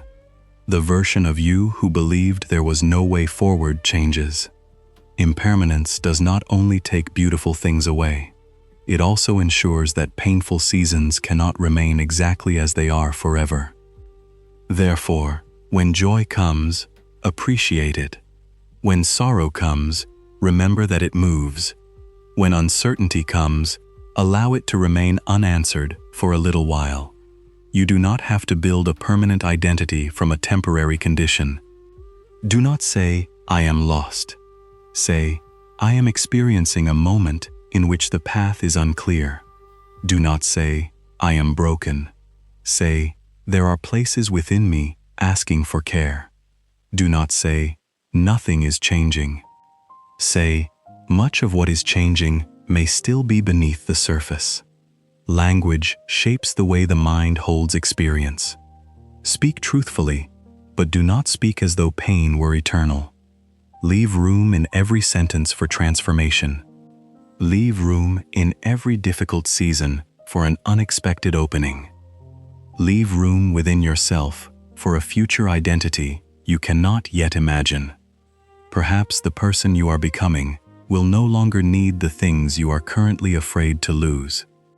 Perhaps they will look back upon this period not as the time when life refused to move, but as the time when their roots grew deep enough to support what came next. You cannot always see roots growing. You notice them later, when the storm arrives and you remain standing. So, continue your invisible work. Meditate even when the mind is restless. Choose integrity even when no reward appears. Save what you can, learn what you can, rest when rest is required. Speak the truth when silence becomes self-betrayal. Let every day contain at least one action that agrees with the life you wish to create. Then release the need to see immediate evidence. The sun does not doubt itself during the night. It does not struggle to prove that morning will come. It simply continues its movement beyond what the eye can see. Your life also continues beyond the limits of your current perception. Causes are developing. Lessons are integrating. Doors are being prepared within you before they appear outside you. Trust does not mean believing that everything will happen exactly as you wish. Trust means knowing that whatever happens, awareness can help you meet it without abandoning yourself. This is the refuge you have been cultivating. Not a life without storms, but a mind that remembers how to return. Not a world without loss, but a heart capable of grieving and opening again. Not a path without mistakes, but the humility to correct your direction. Carry this refuge wherever you go. You do not need to wait for silence to find stillness. You can find it in one breath before answering. You do not need to wait for isolation to practice mindfulness. You can practice while walking through a crowded room. You do not need to wait until life becomes easy to choose peace. Peace is the way you meet the difficulty without becoming entirely shaped by it. So take the next conscious step. And when that step is complete, take another. Do not rush beyond the moment that holds your feet. Do not look so far toward the horizon that you stumble over the truth directly before you. Walk slowly enough to recognize your own life. Walk lightly enough that you can release what does not belong to you. Walk courageously enough to leave familiar suffering behind. And walk compassionately enough that the person you are becoming does not have to hate the person you once were. Both are part of the same journey. The one who wandered brought you here. The one who awakened will carry you forward. And the awareness, witnessing them both, has always been quieter, deeper, and freer than every passing fear. Rest there for one breath. Continue, not with the frantic movement of someone running from themselves, but with the quiet steadiness of someone who has learned that the path does not need to be conquered. There is nowhere you must arrive before you are permitted to feel alive. There is no final achievement that will make every previous moment worthy. Your life is not a waiting room.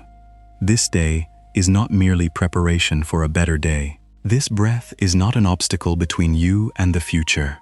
The person standing where you are now is not an unfinished object whose value depends upon becoming someone else. You are always becoming, but you are also already here. Allow these two truths to exist together. You can accept yourself completely and still choose to grow. You can appreciate your life and still desire change. You can feel grateful for what remains while grieving what has left. The mind often believes it must choose only one side. It says that if you accept the present, you will lose your ambition. It says that if you forgive yourself, you will stop improving. It says that if you release control, everything will fall apart. But acceptance is not surrendering your capacity to act. Acceptance is ending the argument with what is already true so that your energy becomes available for what can still be changed. Imagine a person caught in heavy rain. One person stands beneath the clouds, shouting, "It should not be raining. This was not my plan. The sky must change before I can move."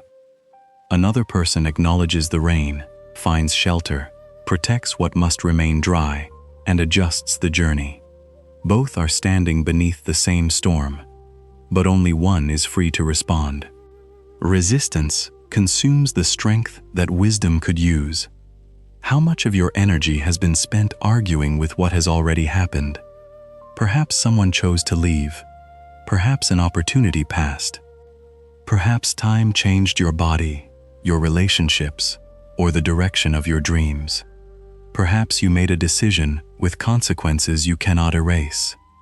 The mind returns to these moments and tries to renegotiate them. It imagines different words, different choices, different endings. It believes that if it revisits the past often enough, it may discover a hidden door through which everything can be undone. But the past contains no door back into yesterday. It contains only lessons that can be carried into today. You cannot change what happened, but you can change the meaning you continue giving it. You can decide that rejection means you are unworthy, or you can recognize that not every person possesses the capacity to see your value.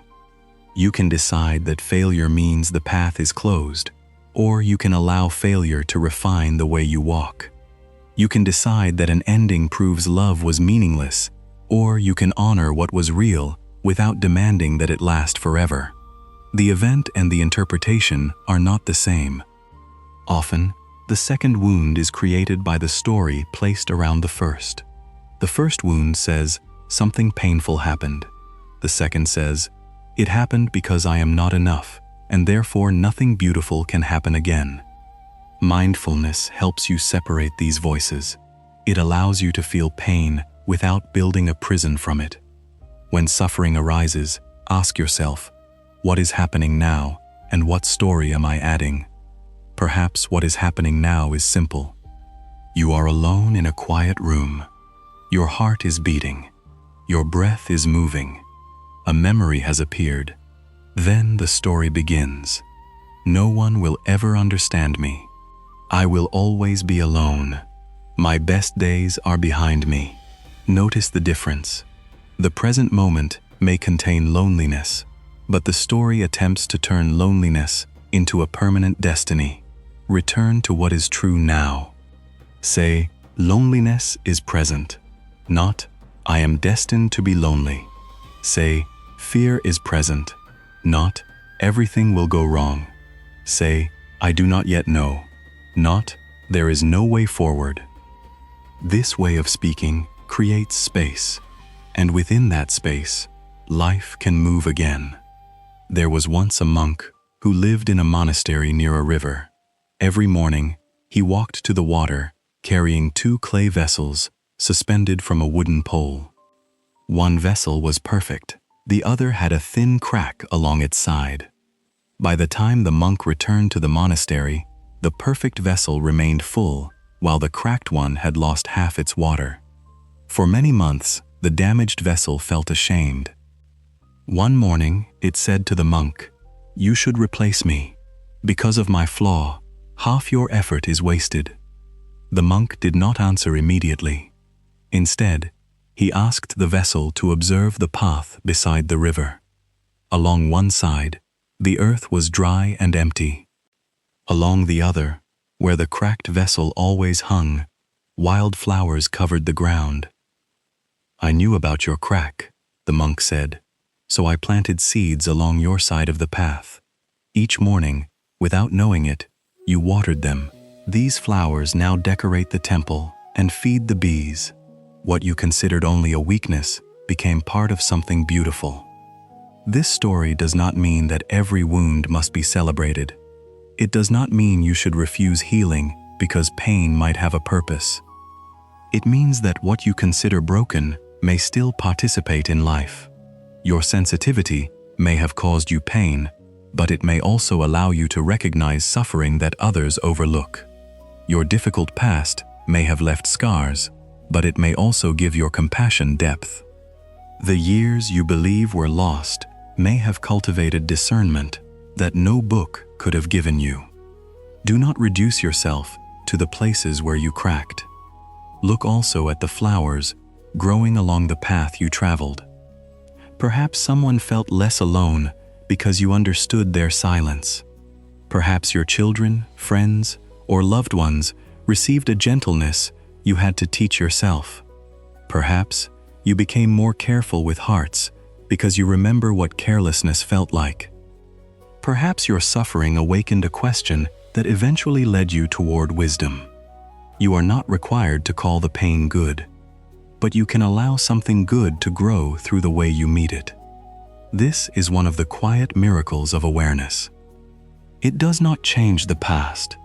It changes what the past is allowed to produce through you. Without awareness, pain often creates more pain. The neglected person neglects. The humiliated person humiliates. The frightened person controls. The wounded person wounds, not because they are evil, but because suffering seeks expression when it has not found understanding. Yet you can interrupt this movement.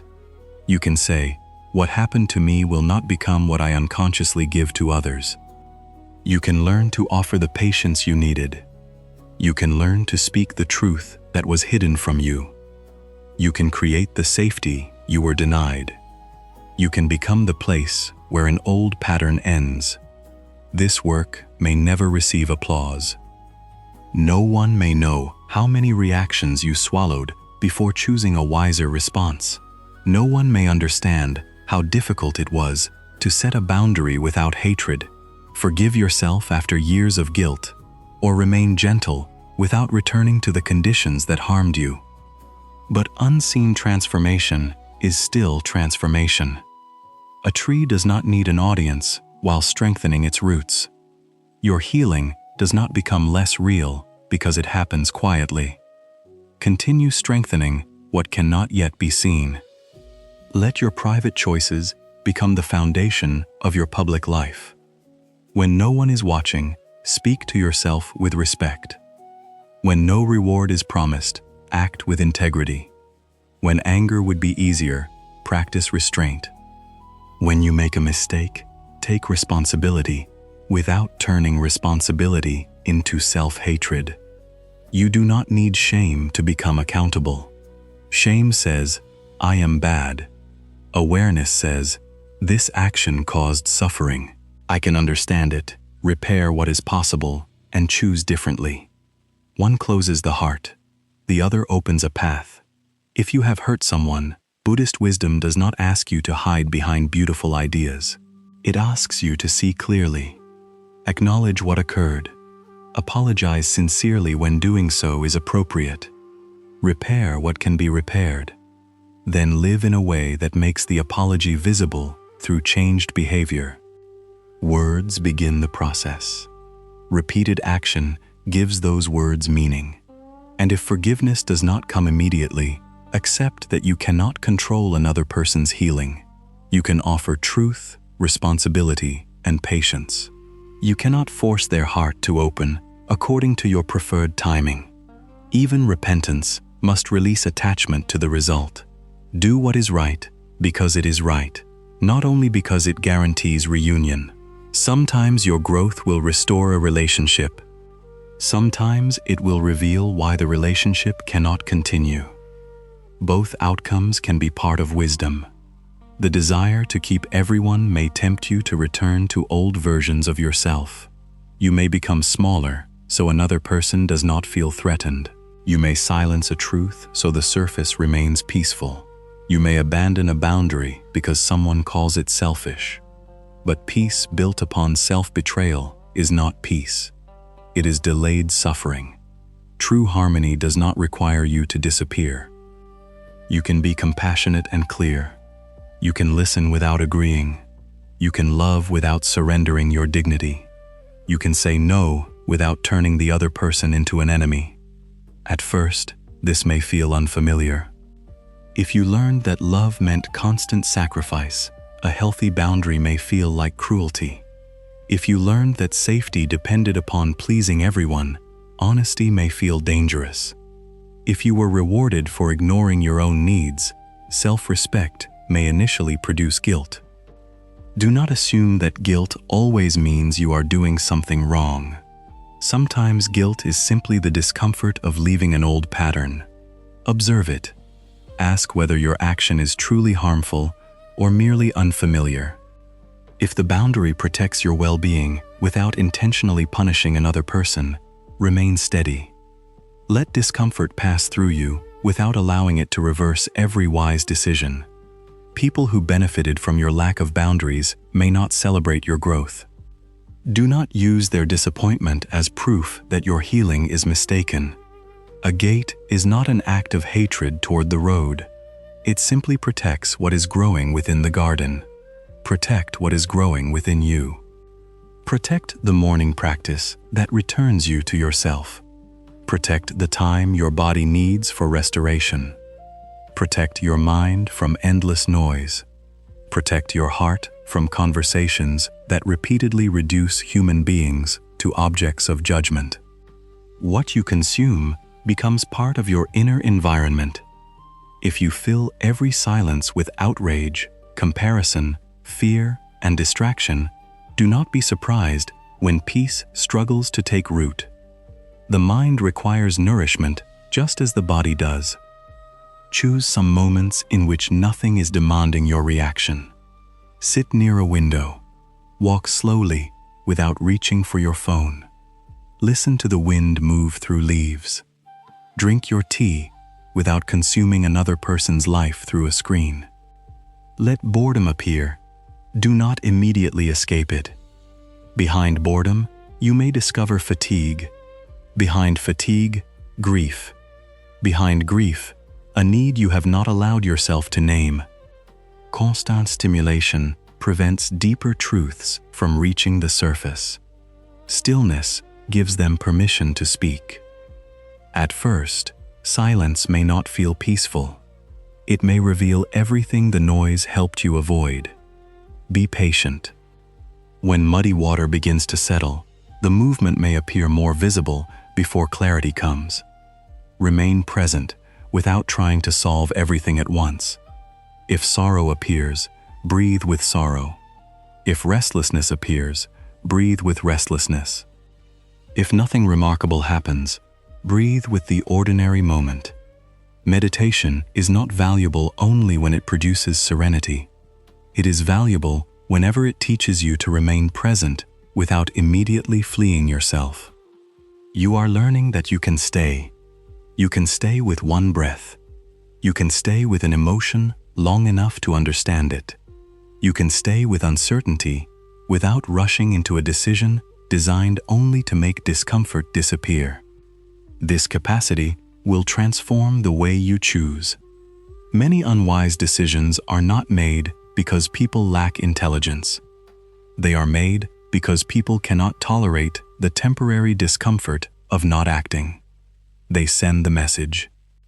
They return to the harmful relationship. They spend what they cannot afford. They abandon the slow path. They accept what violates their values because uncertainty feels more frightening than familiar pain. Practice remaining still before the impulse becomes action. Tell yourself, I do not have to decide from this emotional state.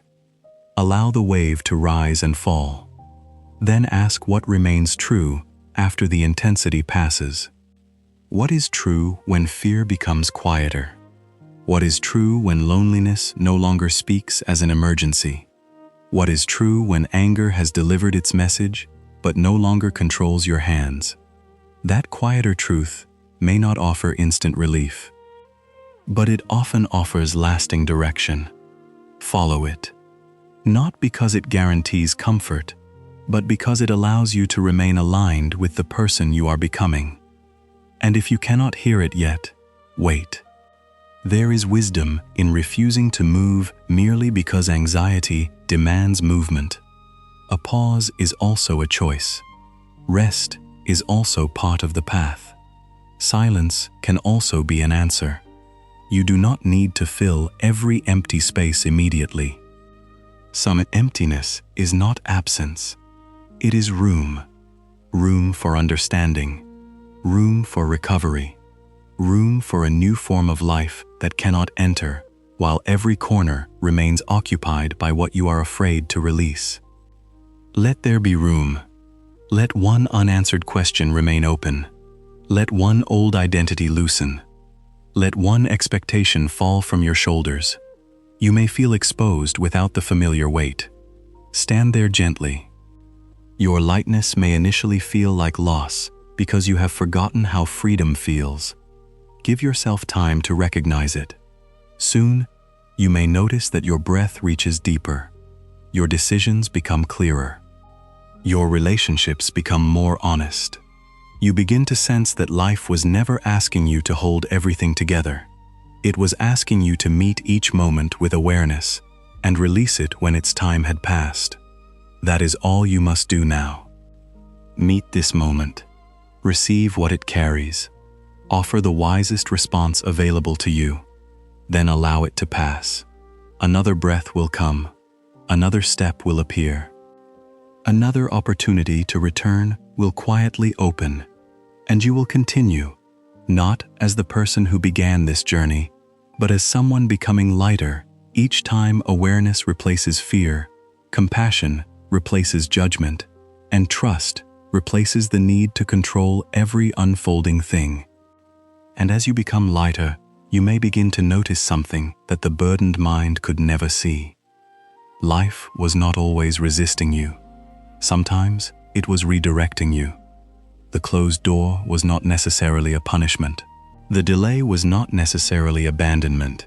The silence was not always evidence that your prayer had been ignored. Some things did not arrive because the conditions were not yet ready. Some people left because remaining connected to them required you to keep abandoning yourself. Some plans collapsed because they were built upon fear, comparison, or the desperate need to prove your worth. And some seasons remained empty because emptiness was the only space large enough for you to finally hear your own heart. When the mind is attached to one particular outcome, it interprets every other outcome as failure. It says, if this person does not choose me, I have lost love. If this opportunity does not open, I have lost my future. If my life does not unfold according to this schedule, I have fallen behind. But wisdom sees more possibilities than attachment can imagine. A river does not consider itself defeated when a stone blocks its direct path. It turns, it searches, it continues flowing without losing its nature. You can learn from the river. When the path changes, do not immediately assume your purpose has disappeared. Your direction may change while your deepest intention remains. You may have wanted a certain relationship because you desired love, yet life may be teaching you to experience love without sacrificing dignity.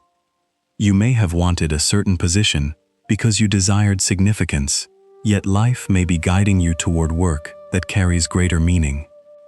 You may have wanted immediate success because you desired freedom, yet the delay may be cultivating the patience and discipline required to sustain what you are asking to receive.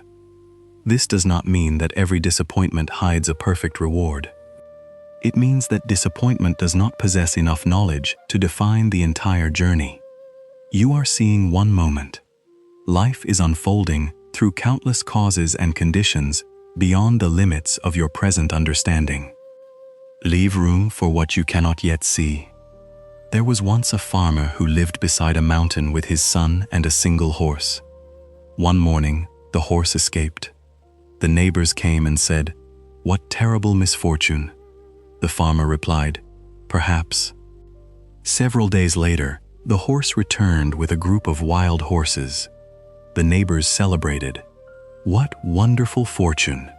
The farmer replied, "Perhaps." While attempting to train one of the horses, the farmer's son fell and broke his leg. Again, the neighbors said, "What terrible misfortune!" The farmer replied, "Perhaps." Soon afterward, soldiers arrived in the village and forced every healthy young man to join a dangerous war. Because the farmer's son was injured, he was left behind. The neighbors called it a blessing. The farmer again said, "Perhaps." He understood that one moment cannot reveal the final meaning of another. What appears fortunate may carry difficulty. What appears unfortunate may create protection. What appears like an ending may become the condition for a beginning you could not have chosen consciously. Therefore, meet life with humility. Celebrate without believing you now control the future. Grieve without believing the future has been permanently destroyed. Say, "This is what has happened. I will meet it with awareness. I do not yet know everything it may become." Such humility is not indifference. It is freedom from premature conclusions. The anxious mind wants to know immediately whether something is good or bad, success or failure, blessing or punishment. It wants to place every event into a fixed category because uncertainty feels unsafe. But life refuses to remain inside these simple categories. Rain ruins one person's journey and saves another person's crops. Solitude becomes loneliness for one person and liberation for another. An ending wounds you today and protects you from deeper suffering tomorrow. The same condition can carry different meanings according to the awareness with which it is met. This is why your practice matters. You cannot always choose the weather, but you can cultivate the mind that walks beneath it. You cannot decide which voices will speak around you, but you can become more discerning about which ones enter your heart. You cannot prevent every loss, but you can learn to lose without losing yourself. This is a profound form of wealth. Many people possess beautiful homes but cannot rest within their own minds. They have gathered admiration but remain terrified of being forgotten. They have achieved what they once desired, yet they cannot enjoy it because the mind has already moved toward the next absence. To possess without being able to receive is another form of poverty. Learn to receive your life.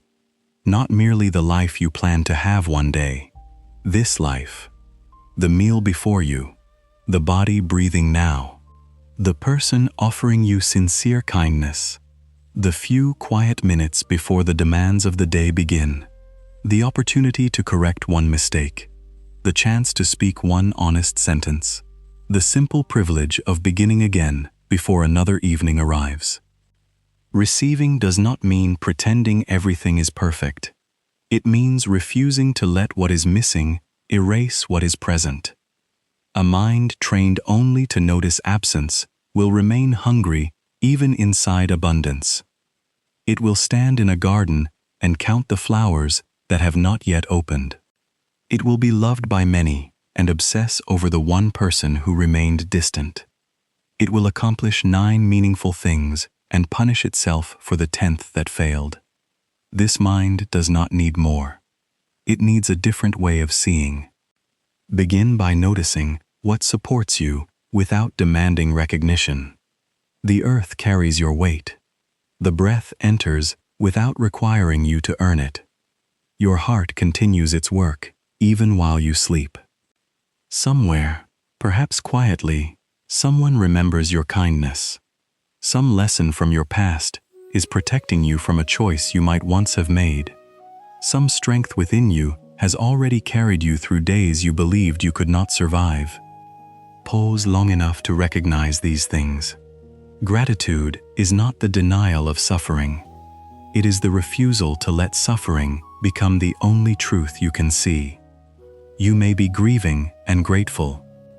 You may be uncertain and grateful. You may be tired and still recognize the small mercy of a place to rest. Gratitude expands the inner world so that pain no longer occupies every corner. And from that expanded space, desire changes. You still have dreams, but they no longer feel like accusations against your present life. You still take action, but action no longer arises entirely from the belief that you are incomplete. You work from fullness rather than desperation. You love from freedom rather than fear. You pursue from inspiration rather than self-rejection. This is the difference between forcing life and participating in it. Force says, "This must happen, or I cannot be at peace." Participation says, "I will offer my effort wholeheartedly, while remaining open to the wisdom of what unfolds." Force tightens the body. Participation keeps the mind attentive. Force becomes blind to signs that the direction is harmful. Participation can adjust without treating adjustment as defeat. Force attempts to dominate causes and conditions. Participation understands that you are one cause among many, responsible for your contribution, but not in control of the entire universe. Plant the seed. Water it. Protect it from what you can. Then allow sunlight, soil, rain, and time to perform the work that your hands cannot. If you pull at the stem to make it grow faster, you will damage the very life you are trying to help. Some things require your effort. Other things require your trust. Wisdom is knowing when to act and when to stop interfering. Perhaps there is something in your life that you have been pulling at. A relationship you keep demanding to define itself before honesty has had time to emerge. A dream you keep measuring every day until the measurement becomes heavier than the work. A healing process you keep criticizing because it does not move according to your preferred schedule. A decision you repeatedly reopen because uncertainty feels unbearable. Ask yourself gently, Have I done what can wisely be done today? If the answer is no, take one clear action. Make the call. Complete the work. Speak the truth. Create the boundary. Ask for help. Begin the practice. But if the answer is yes, allow the day to be complete. Do not keep digging around the roots at midnight. Rest is not abandonment. Waiting is not always laziness. Silence is not always emptiness. The bow must sometimes relax before it can send the arrow forward. You too require moments in which you are not performing, proving, improving, or preparing. Sit without turning stillness into another task. Let yourself exist without asking whether the moment is productive. You are a living being, not a machine created only to generate results. The tree produces fruit, but it also stands through long seasons in which no fruit is visible. No one calls the tree worthless in winter. Do not call yourself worthless in your seasons of restoration. Roots deepen when the branches appear still. Your inner work continues even when your outer progress becomes quiet. You may be learning to trust. You may be grieving an identity that no longer fits. You may be gathering the courage required for a decision that has not yet become visible. You may simply be tired after carrying too much for too long. Rest. Not forever. Not as an escape from what must be faced. Rest long enough to hear what exhaustion has been trying to tell you. Perhaps you do not need more motivation. Perhaps you need fewer obligations that were accepted from guilt. Perhaps you do not need another method of discipline. Perhaps you need to stop spending your energy on people who treat your availability as an entitlement. Perhaps you do not need to become stronger. Perhaps you need to stop volunteering for battles that wisdom never asked you to fight. Strength is not measured only by what you can carry. It is also revealed by what you are willing to put down. The strongest person in the room is not always the one enduring the most pain in silence. Sometimes it is the one who says, "This pattern ends here." Sometimes it is the one who asks for help. Sometimes it is the one who walks away from an argument that can produce nothing but more suffering. Sometimes it is the one who chooses a slow, honest life over a hurried life built for the approval of strangers. Let your strength become intelligent. Do not spend it trying to convince people committed to misunderstanding you. Do not exhaust it proving your heart to those who repeatedly misuse it. Do not waste it protecting an image while your inner life quietly collapses. Use your strength to remain truthful. Use it to keep small promises to yourself. Use it to choose what nourishes your body and mind. Use it to stay present during the discomfort that accompanies real change. And use it to remain kind without becoming available for every form of harm. A lamp does not prove its goodness by allowing everyone to consume its oil without limit. It protects the flame so that light can continue. Protect your flame. This may require disappointing people who preferred you exhausted. It may require becoming unavailable to conversations built entirely upon complaint, gossip, manipulation, or repeated crisis. It may require accepting that some people will call your peace distance because they only recognized your love when it arrived as self-sacrifice. Let them misunderstand temporarily. Your responsibility is not to control every interpretation. Your responsibility is to act with clarity and examine your intention honestly. If you have become cold, allow compassion to return. If you have become cruel, correct your behavior. If fear has disguised itself as a boundary, look more deeply.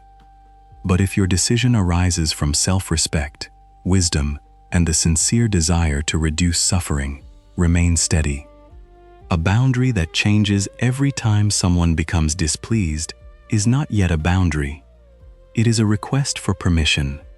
You do not need permission to protect the conditions in which your mind can remain healthy. You do not need permission to sleep. You do not need permission to step away from disrespect. You do not need permission to choose a different future from the one others planned for you. But remember, freedom carries responsibility. Do not use spiritual language to avoid difficult conversations. Do not call it peace when you are merely afraid to be honest. Do not call it detachment when you refuse to care. Do not call it intuition when anxiety is making accusations without evidence. The path requires sincere self-examination. Ask not only, what protects me? Ask also, what is true, what is kind, what reduces unnecessary suffering, what allows dignity to remain on both sides. Sometimes the answer will be distance. Sometimes it will be forgiveness. Sometimes it will be a conversation in which your voice trembles but your words remain honest. Sometimes it will be the humility to admit that you were wrong. Awakening does not always make you feel powerful. At times, it asks you to become vulnerable enough to see yourself clearly. There was once an elderly master whose student spent many years trying to appear enlightened. The student spoke softly, moved slowly, and repeated beautiful teachings whenever visitors arrived. He believed serenity meant never showing confusion.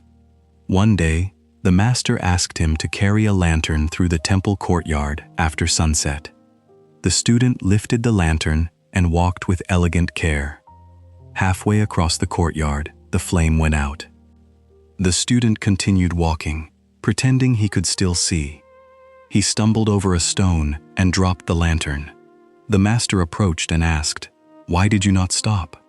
The student lowered his head. "I did not want you to know that I had lost the light." The master relit the lantern.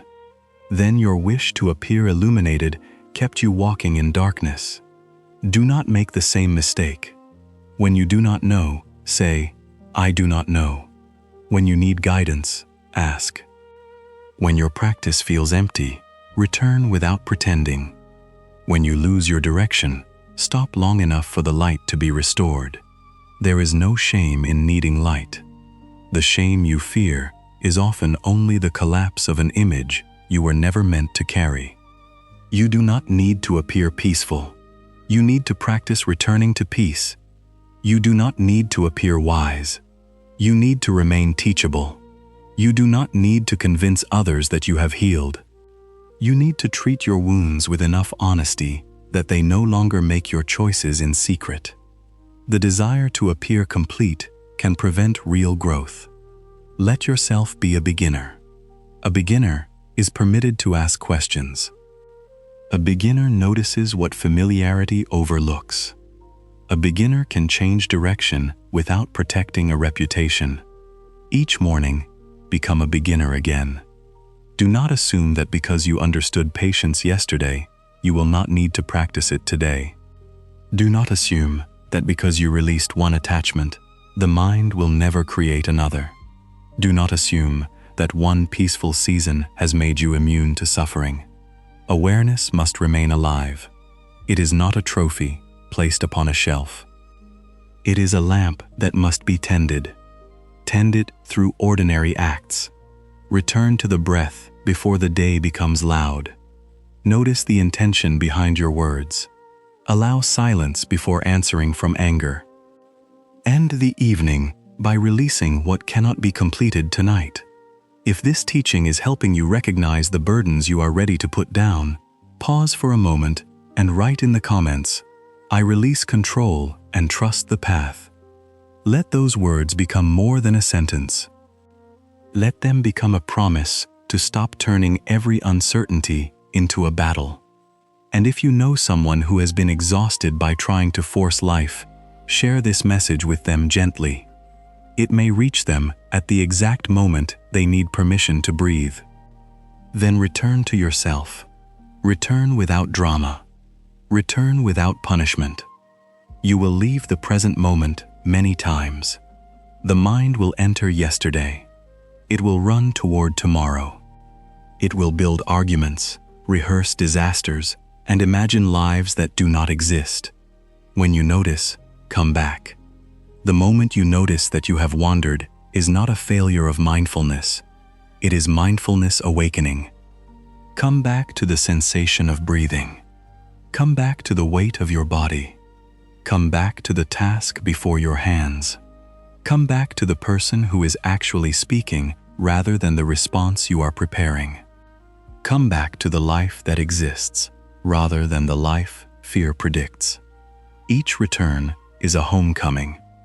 And eventually, you begin to understand that home was never a perfect set of circumstances. Home is the awareness that receives every circumstance without losing itself completely inside it. Build your home there. Let praise enter and leave. Let criticism enter and leave. Let success visit without becoming your identity. Let failure visit without becoming your name. Let love touch you without turning it into possession. Let loss break your heart without convincing you that your heart must remain closed. Everything is moving through. You are not asked to stop the movement. You are asked to meet it awake. The day will change. The people beside you will change. Your body will change. Your desires will change. Even the ideas you now believe define you may one day fall away. This is not a reason for despair. It is an invitation to love without sleeping. Look carefully while the person you love is still before you. Listen fully while the conversation is still happening. Care for the body while it still carries you. Use your gifts while they remain available. Speak gratitude before silence removes the opportunity. Impermanence makes attention sacred. Because this moment will not repeat itself exactly. Do not miss it while waiting for another life to begin. The life you have been trying to attract may already be approaching through forms too ordinary for desire to recognize.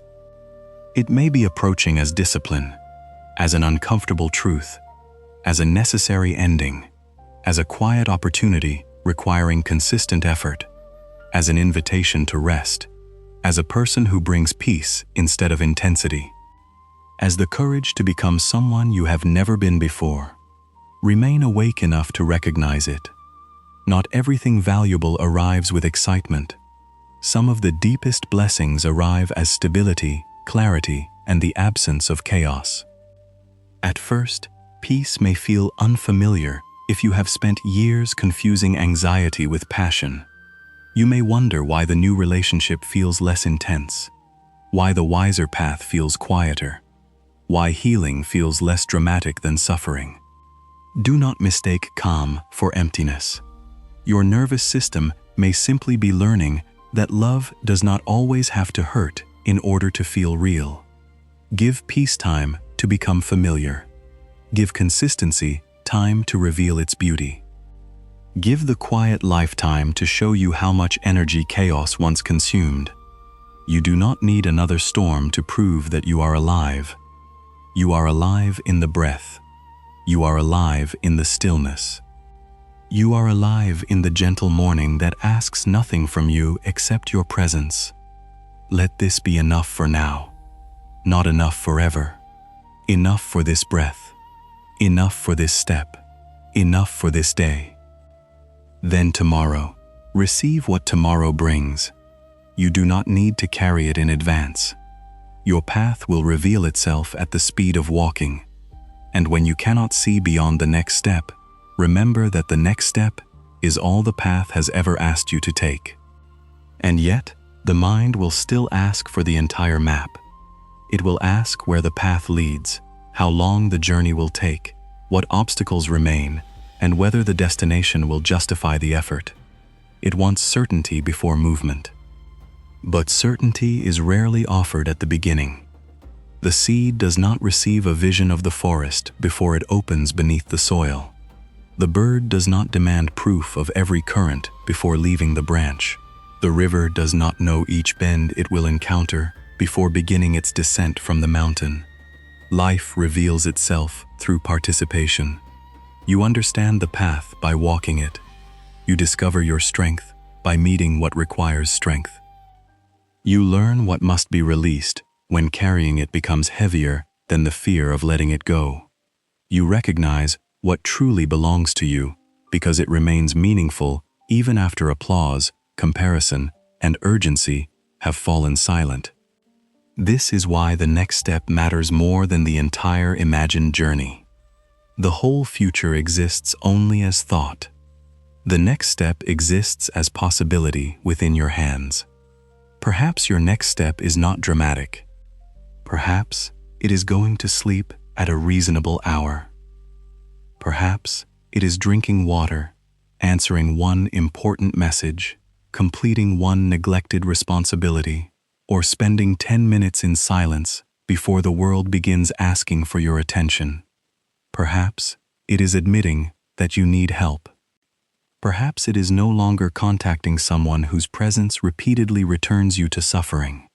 Perhaps it is forgiving yourself for moving more slowly than you expected.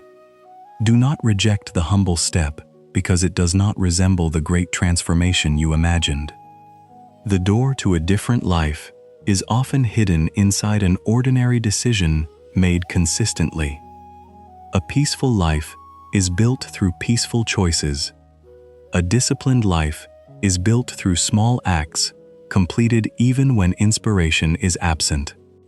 A compassionate life is built through moments in which you notice another person's humanity before reacting to their behavior. A free life is built each time you refuse to allow fear, craving, or approval to choose for you. You do not become free all at once. You practice freedom. You practice it when you pause before saying yes. You practice it when you allow an emotion to exist without obeying it. You practice it when you stop asking another person to confirm a worth that must be discovered within.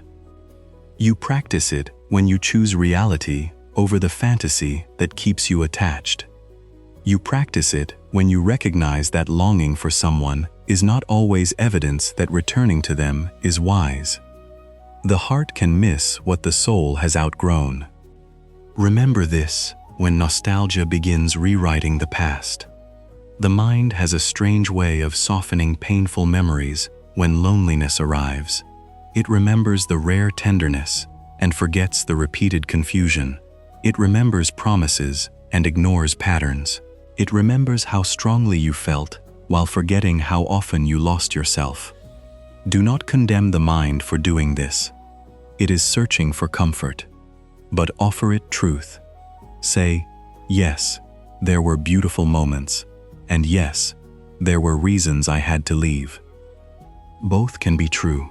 You do not need to turn someone into a monster in order to accept that their place in your life has ended. You do not need to deny love in order to choose peace. You do not need to erase every memory in order to move forward. Let the memory remain a memory. Do not turn it into an instruction. The past can be honored without being repeated. There was once a young monk who found a wounded bird near the monastery gate. He carried it inside, built a small shelter, and fed it each morning. Over time, the bird recovered. Its wings became strong again, and it began flying short distances across the courtyard. But the monk had grown attached to caring for it. Each time the bird approached the open gate, he placed it back inside the shelter. "I am protecting you," he would say. The old master watched this for several days.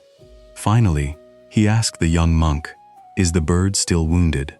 "No," the monk replied, "it has healed." "Then why do you continue to confine it?" The young monk looked down. "I am afraid it will leave." The master opened the shelter. If your kindness becomes a cage because you fear losing what you love, it is no longer kindness. It is attachment wearing the face of care. The bird stepped toward the opening.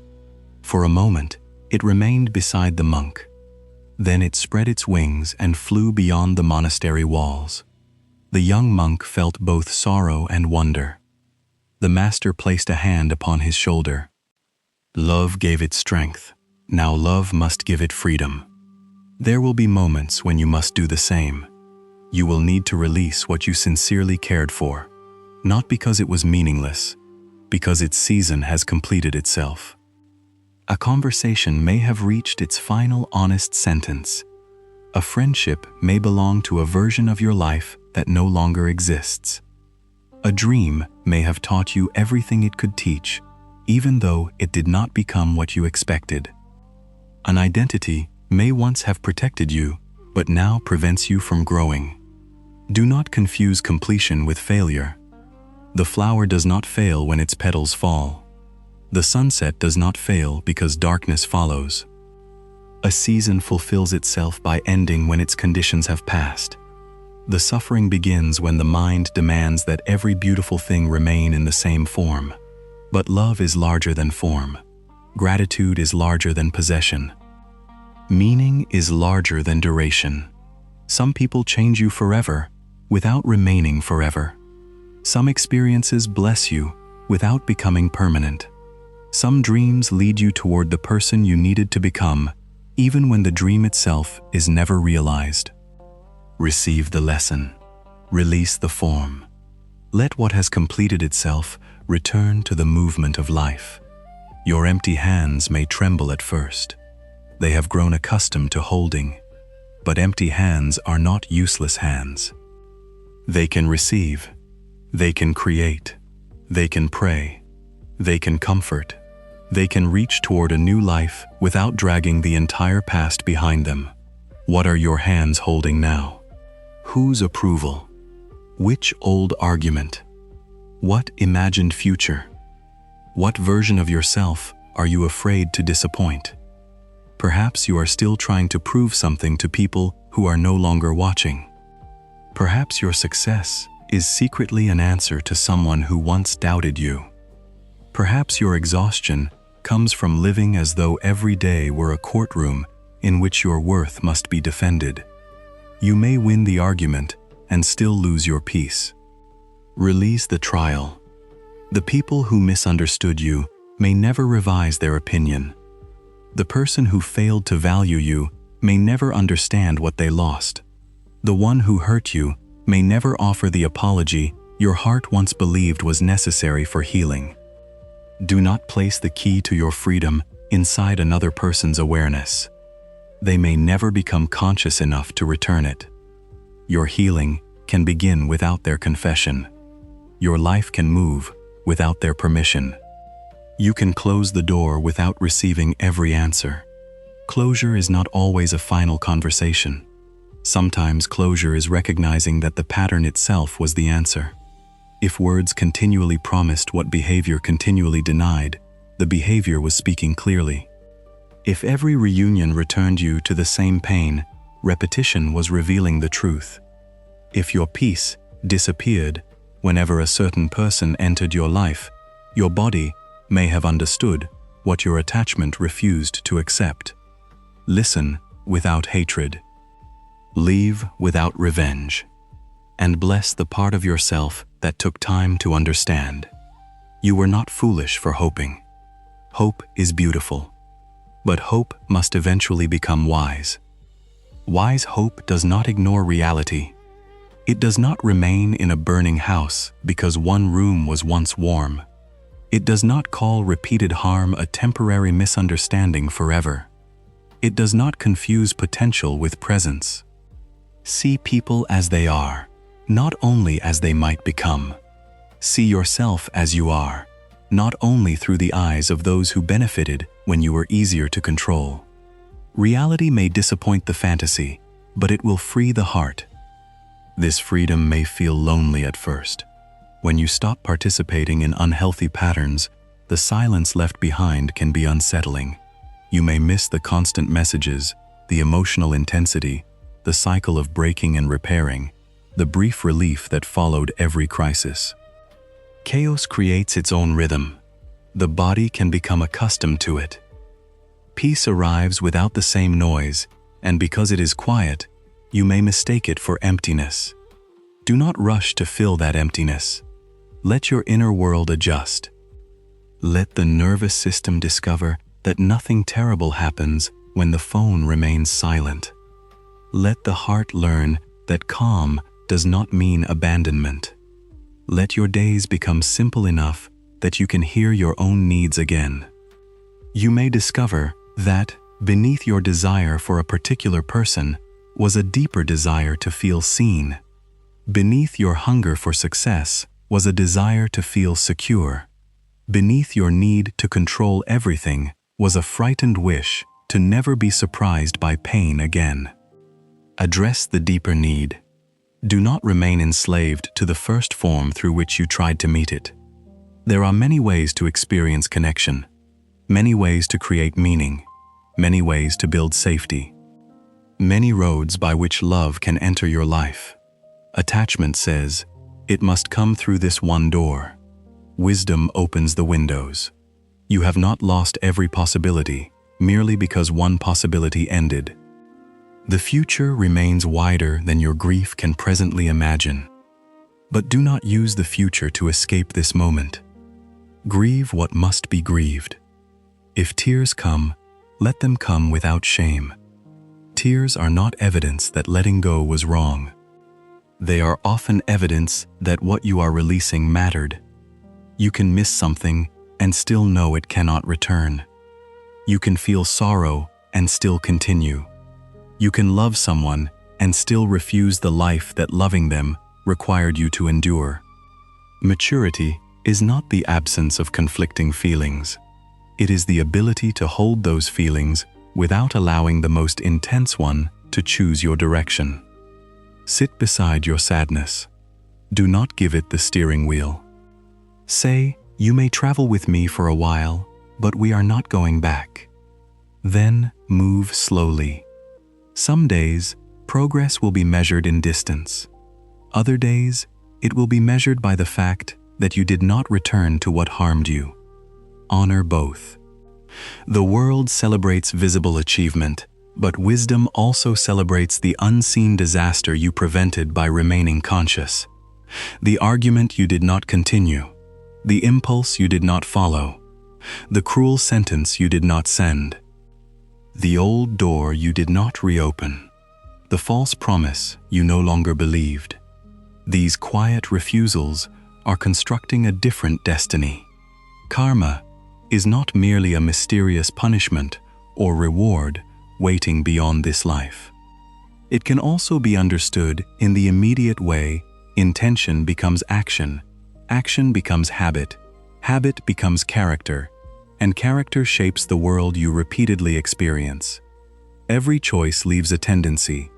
Every repeated thought strengthens a path within the mind. If you repeatedly respond to fear by running, the path of escape becomes easier to follow. If you respond to discomfort with awareness, the path of presence becomes stronger. If you repeatedly abandon yourself for approval, self-betrayal begins to feel natural. If you keep one small promise to yourself each day, trust begins to return. This is how the future is formed.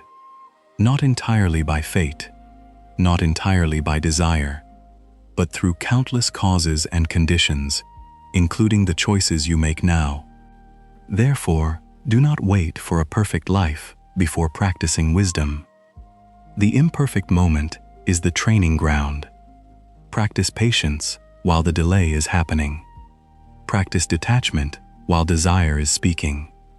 Practice compassion when another person is difficult. Practice courage while fear is present. Practice gratitude before everything becomes exactly as you wanted. Anyone can speak of peace when nothing disturbs them. The practice becomes real when disturbance arrives. The person who irritates you becomes a mirror. The delay reveals your attachment to timing. The criticism reveals where approval still controls you. The uncertainty reveals how much safety you placed inside prediction. Do not seek difficulty, but when it appears, allow it to show you where freedom is still needed. This does not mean blaming yourself for every painful circumstance. Some difficulties are unjust. Some losses are devastating. Some people act with cruelty, and clear protection is required. Buddhist wisdom does not ask you to deny the reality of harm. It asks you not to add unconscious hatred to the harm already present. Protect yourself without poisoning yourself. Seek justice without allowing revenge to consume your entire inner world. Speak clearly without becoming cruel.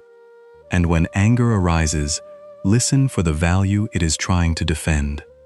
Perhaps anger is saying, "This was not acceptable." Perhaps it is saying, "A boundary was crossed." Perhaps it is saying, "Something precious needs protection." Receive the message, then release the fire. Anger can point toward the wound, but it cannot always guide the healing.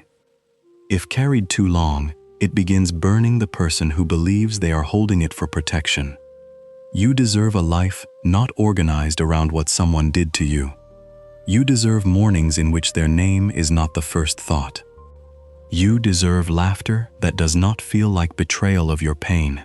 You deserve to become someone whose identity is larger than the wound. But this expansion cannot be forced. Healing arrives through many small moments in which you choose life again. You eat.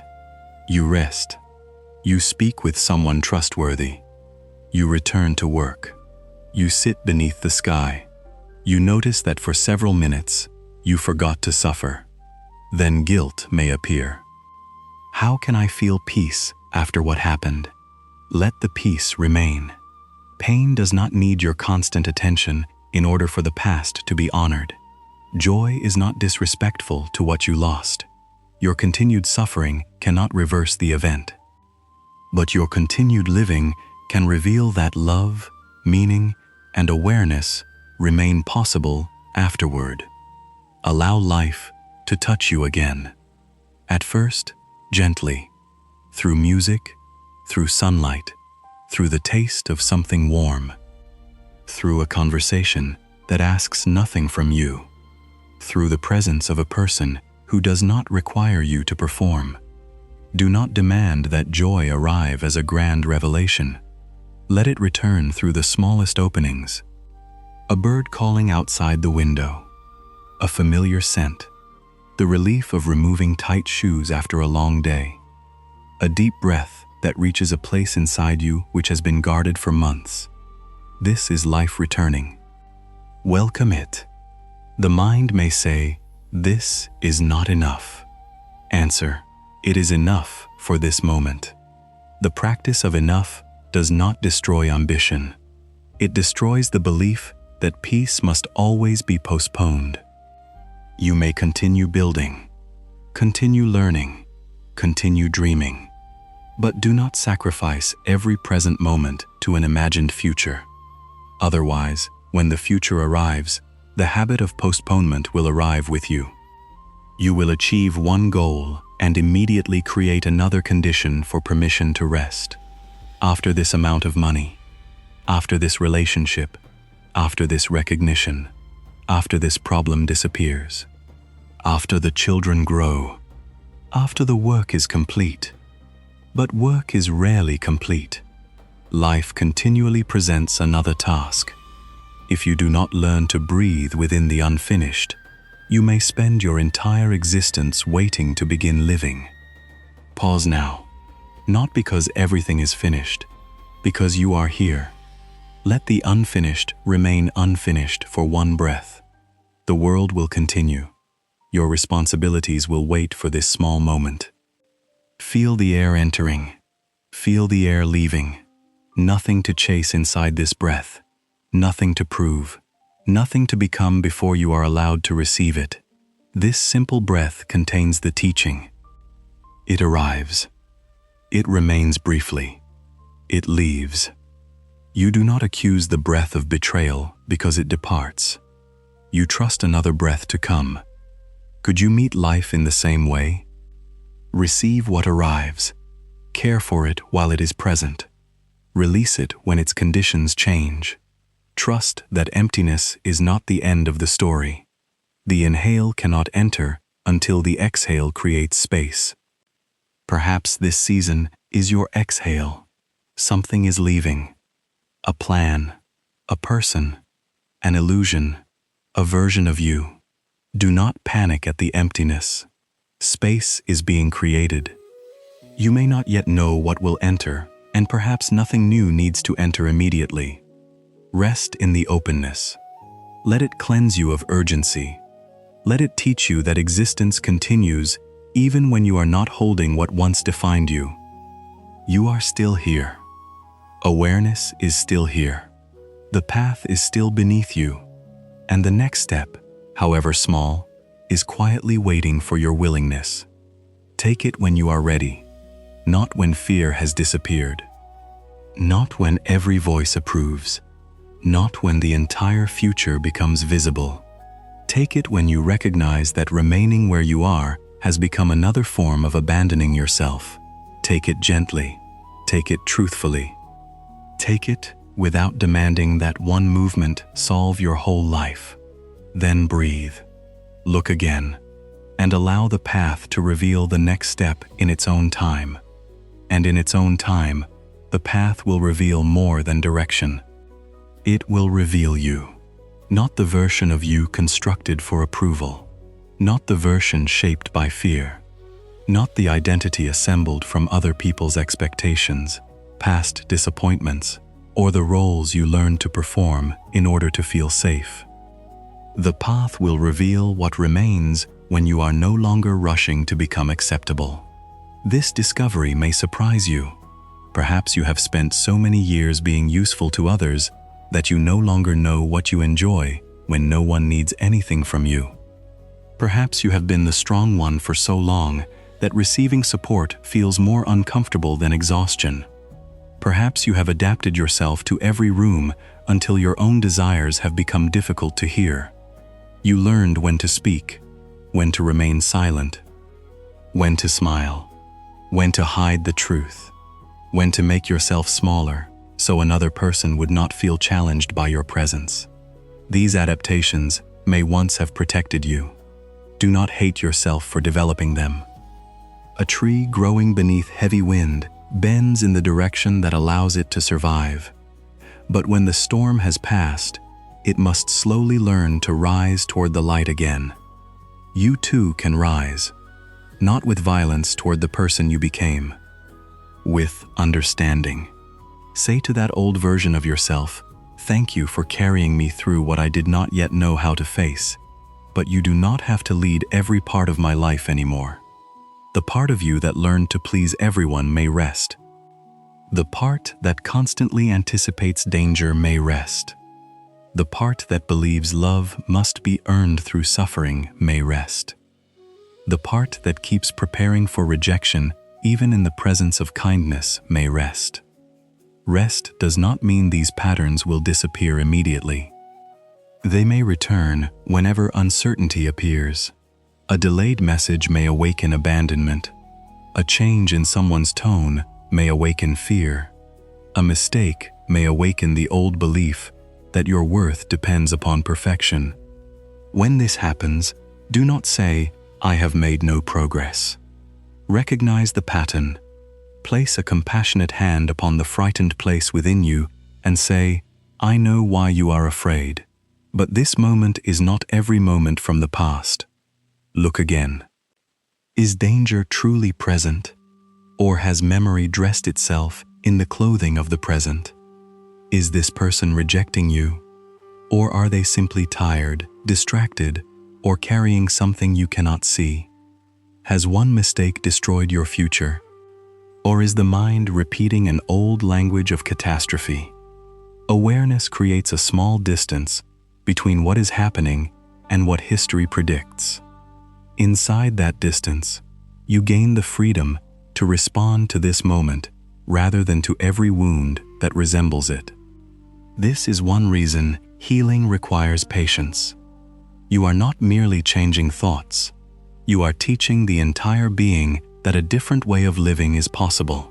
The body must learn that silence is not always punishment. The heart must learn that love is not always followed by abandonment. The mind must learn that uncertainty does not always lead to disaster. Your hands must learn that they do not need to grasp everything beautiful. Your voice must learn that honesty does not always destroy connection. These lessons are not learned through one powerful realization. They are learned through repeated experiences of safety, truth, and presence. Each time you establish a boundary and survive another person's disappointment, something within you learns. Each time you make a mistake and respond with responsibility instead of self-hatred, something within you learns. Each time you feel loneliness without returning to a harmful relationship, something within you learns. Each time you allow rest without calling yourself lazy, something within you learns. This is how freedom becomes embodied. Slowly, quietly, through choices that may appear insignificant to everyone except the life being transformed by them. There was once a monk who was known throughout the valley for ringing the temple bell before sunrise. For 40 years, he rose in darkness, crossed the cold courtyard, and pulled the long rope. The sound traveled over the village, across the fields, and into the surrounding mountains. People began their morning when they heard it. Farmers prepared their tools. Families lit their lamps. Other monks gathered for meditation. One winter morning, a young student asked him, "Master, after 40 years, do you never become tired of performing the same small action?" The old monk smiled. "I have never rung the same bell twice." The student looked confused. "The bell is the same," he said. "The rope is the same. The courtyard is the same. But the morning is not the same," the master replied.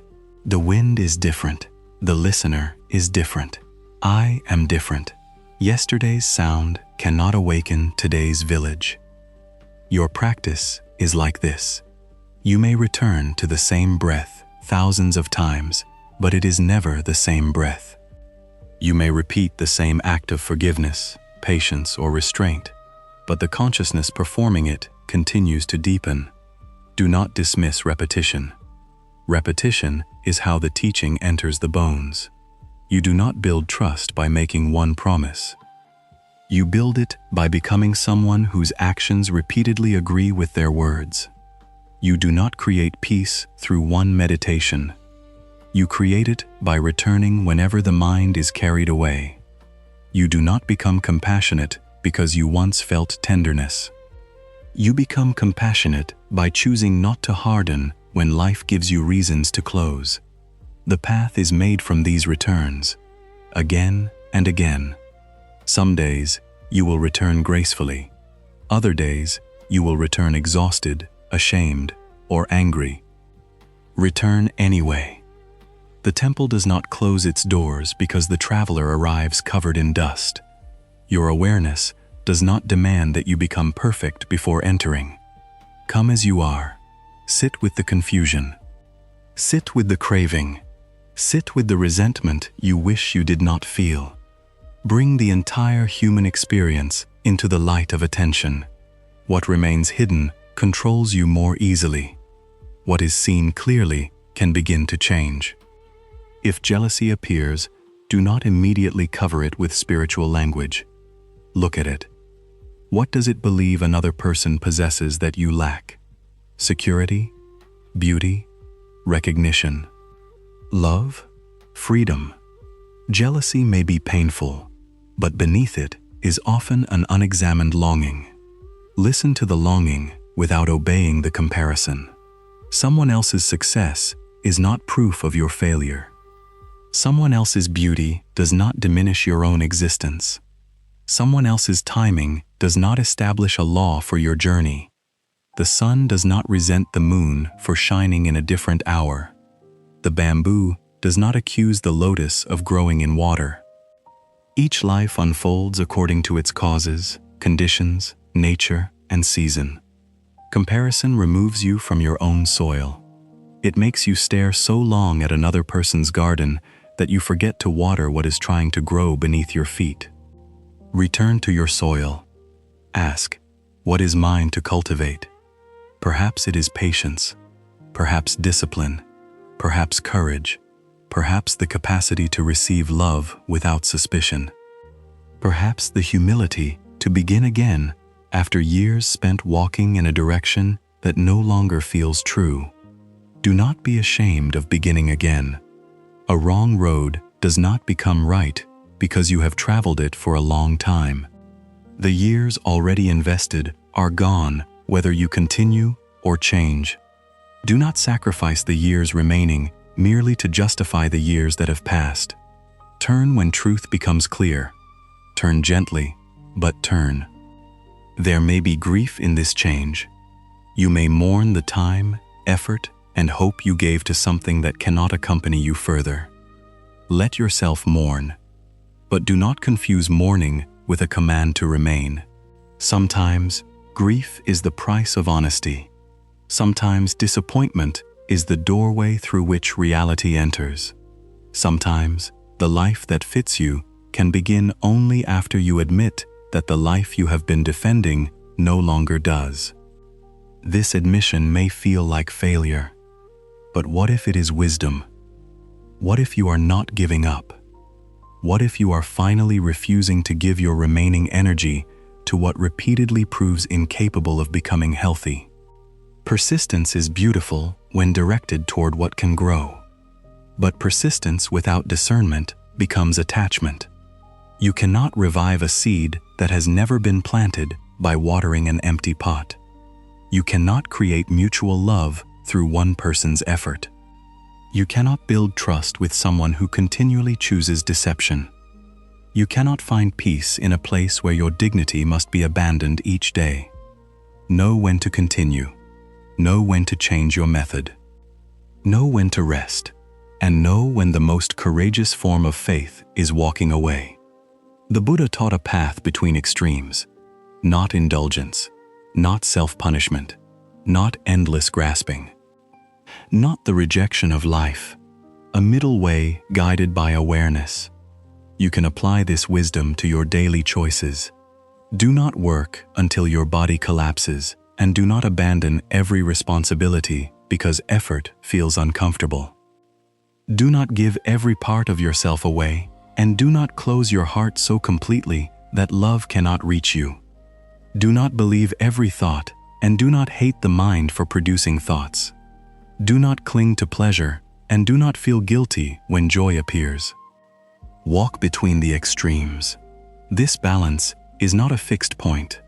It is a living adjustment. Like carrying a bowl filled with water, you remain attentive as the ground changes beneath you. Some days require greater effort. Other days require greater gentleness. Sometimes compassion means offering another chance. Sometimes compassion means refusing to participate in the conditions that allow harm to continue. Sometimes courage means speaking. Sometimes it means listening. Sometimes wisdom asks you to move. Sometimes it asks you to wait until emotion has become quiet enough for truth to be heard. There is no single rule that can replace awareness. This is why the path cannot be lived mechanically. You must remain awake. Ask not only, "What did I do last time?" Ask, "What does this moment require?" The answer may challenge your identity. If you see yourself as endlessly patient, the moment may require firmness. If you see yourself as independent, the moment may require asking for help. If you see yourself as forgiving, the moment may require acknowledging anger before forgiveness becomes genuine.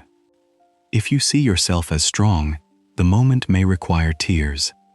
Do not become attached even to your virtues. A virtue turned into an identity can become another prison. You may remain in harm because you need to see yourself as loyal. You may tolerate dishonesty because you need to see yourself as understanding. You may refuse support because you need to see yourself as self-sufficient. True wisdom does not protect an image. It serves what reduces suffering. Let yourself be complex. You can be loving and still leave. You can be afraid and still act. You can be grateful and still desire change. You can forgive and still remember the lesson.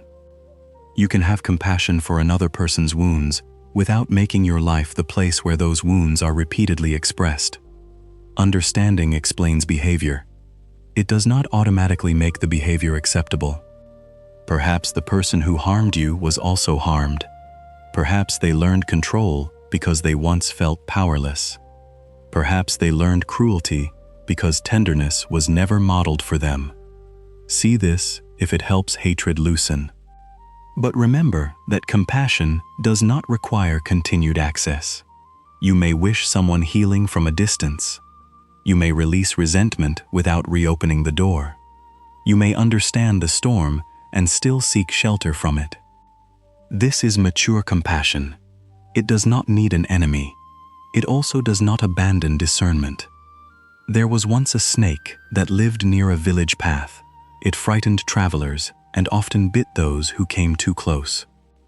A wandering monk encountered the snake and taught it not to cause unnecessary harm. The snake took the teaching seriously. It stopped biting. Soon, the village children realized it would no longer defend itself. They threw stones, pulled its tail, and beat it with sticks. Months later, the monk returned and found the snake wounded and weak. "What happened to you?" he asked. The snake replied, "I followed your teaching. I stopped biting." The monk looked at it with compassion. "I told you not to bite," he said. "I did not tell you that you could not hiss."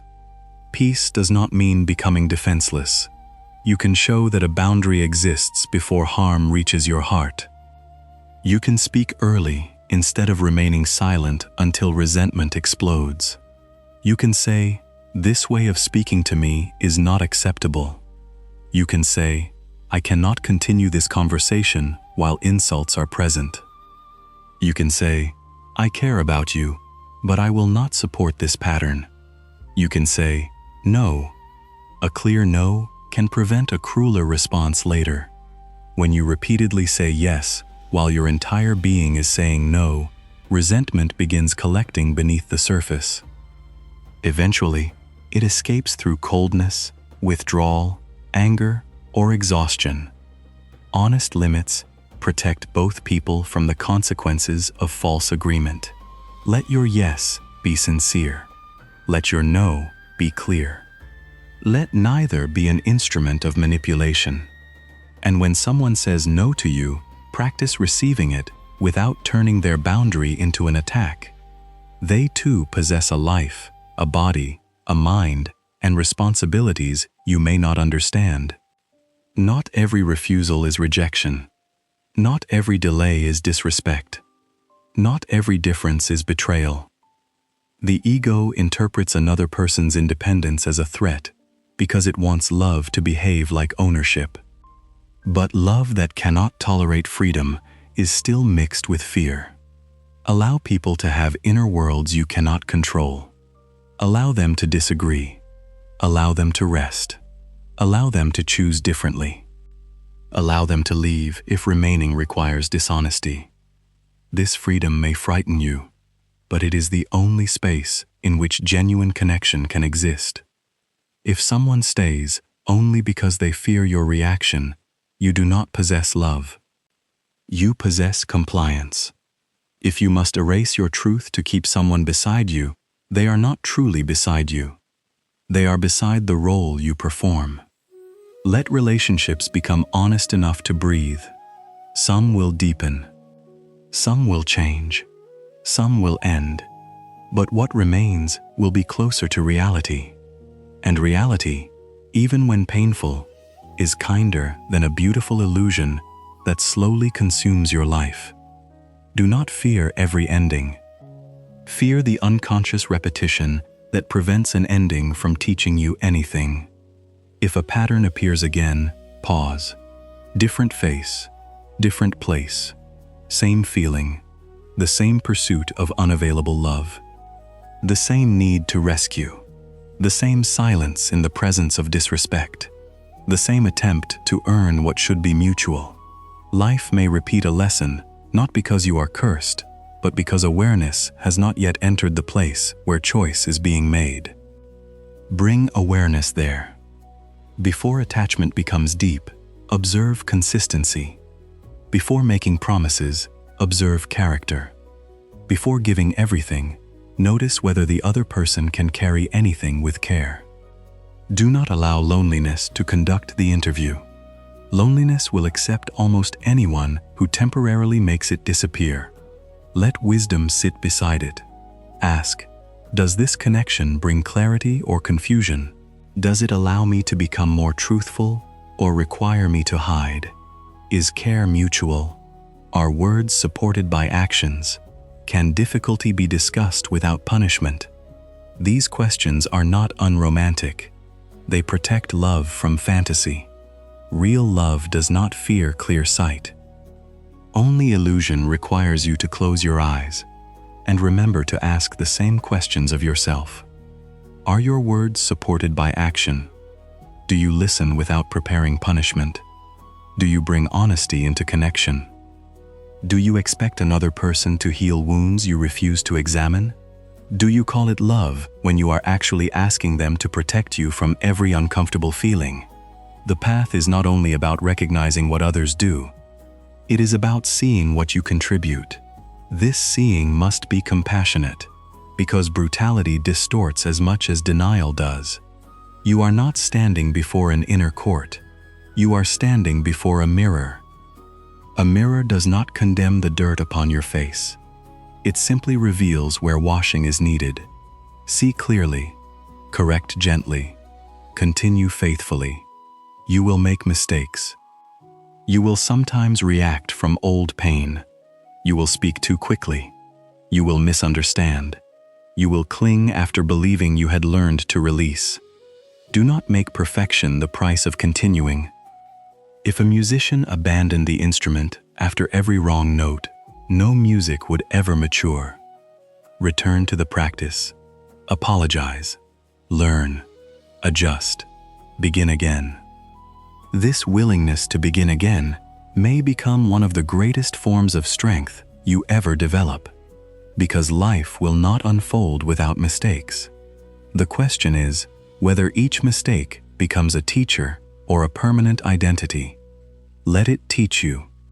Then let it pass. Carry the wisdom, not the whip. You have punished yourself long enough for things you did while afraid, unaware, or wounded.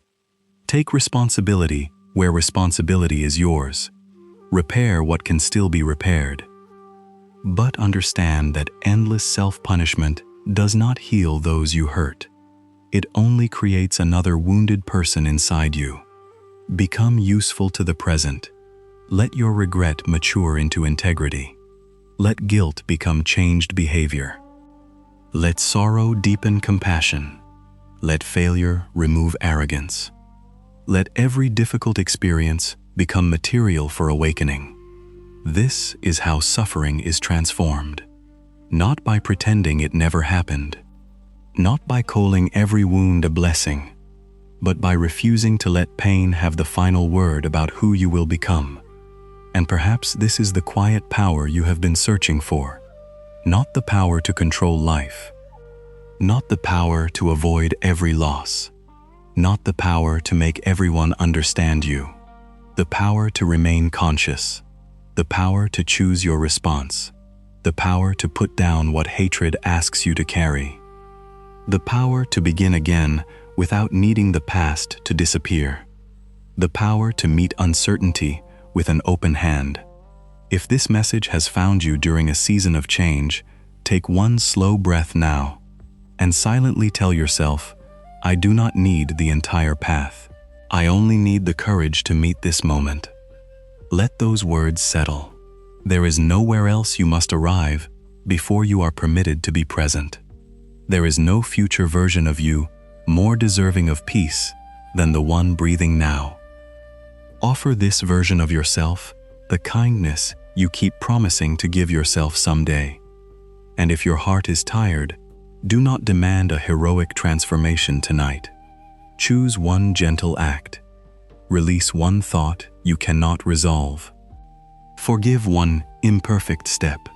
Place one burden outside the door of this moment. Then rest. The path will remain. Morning will come in its own way.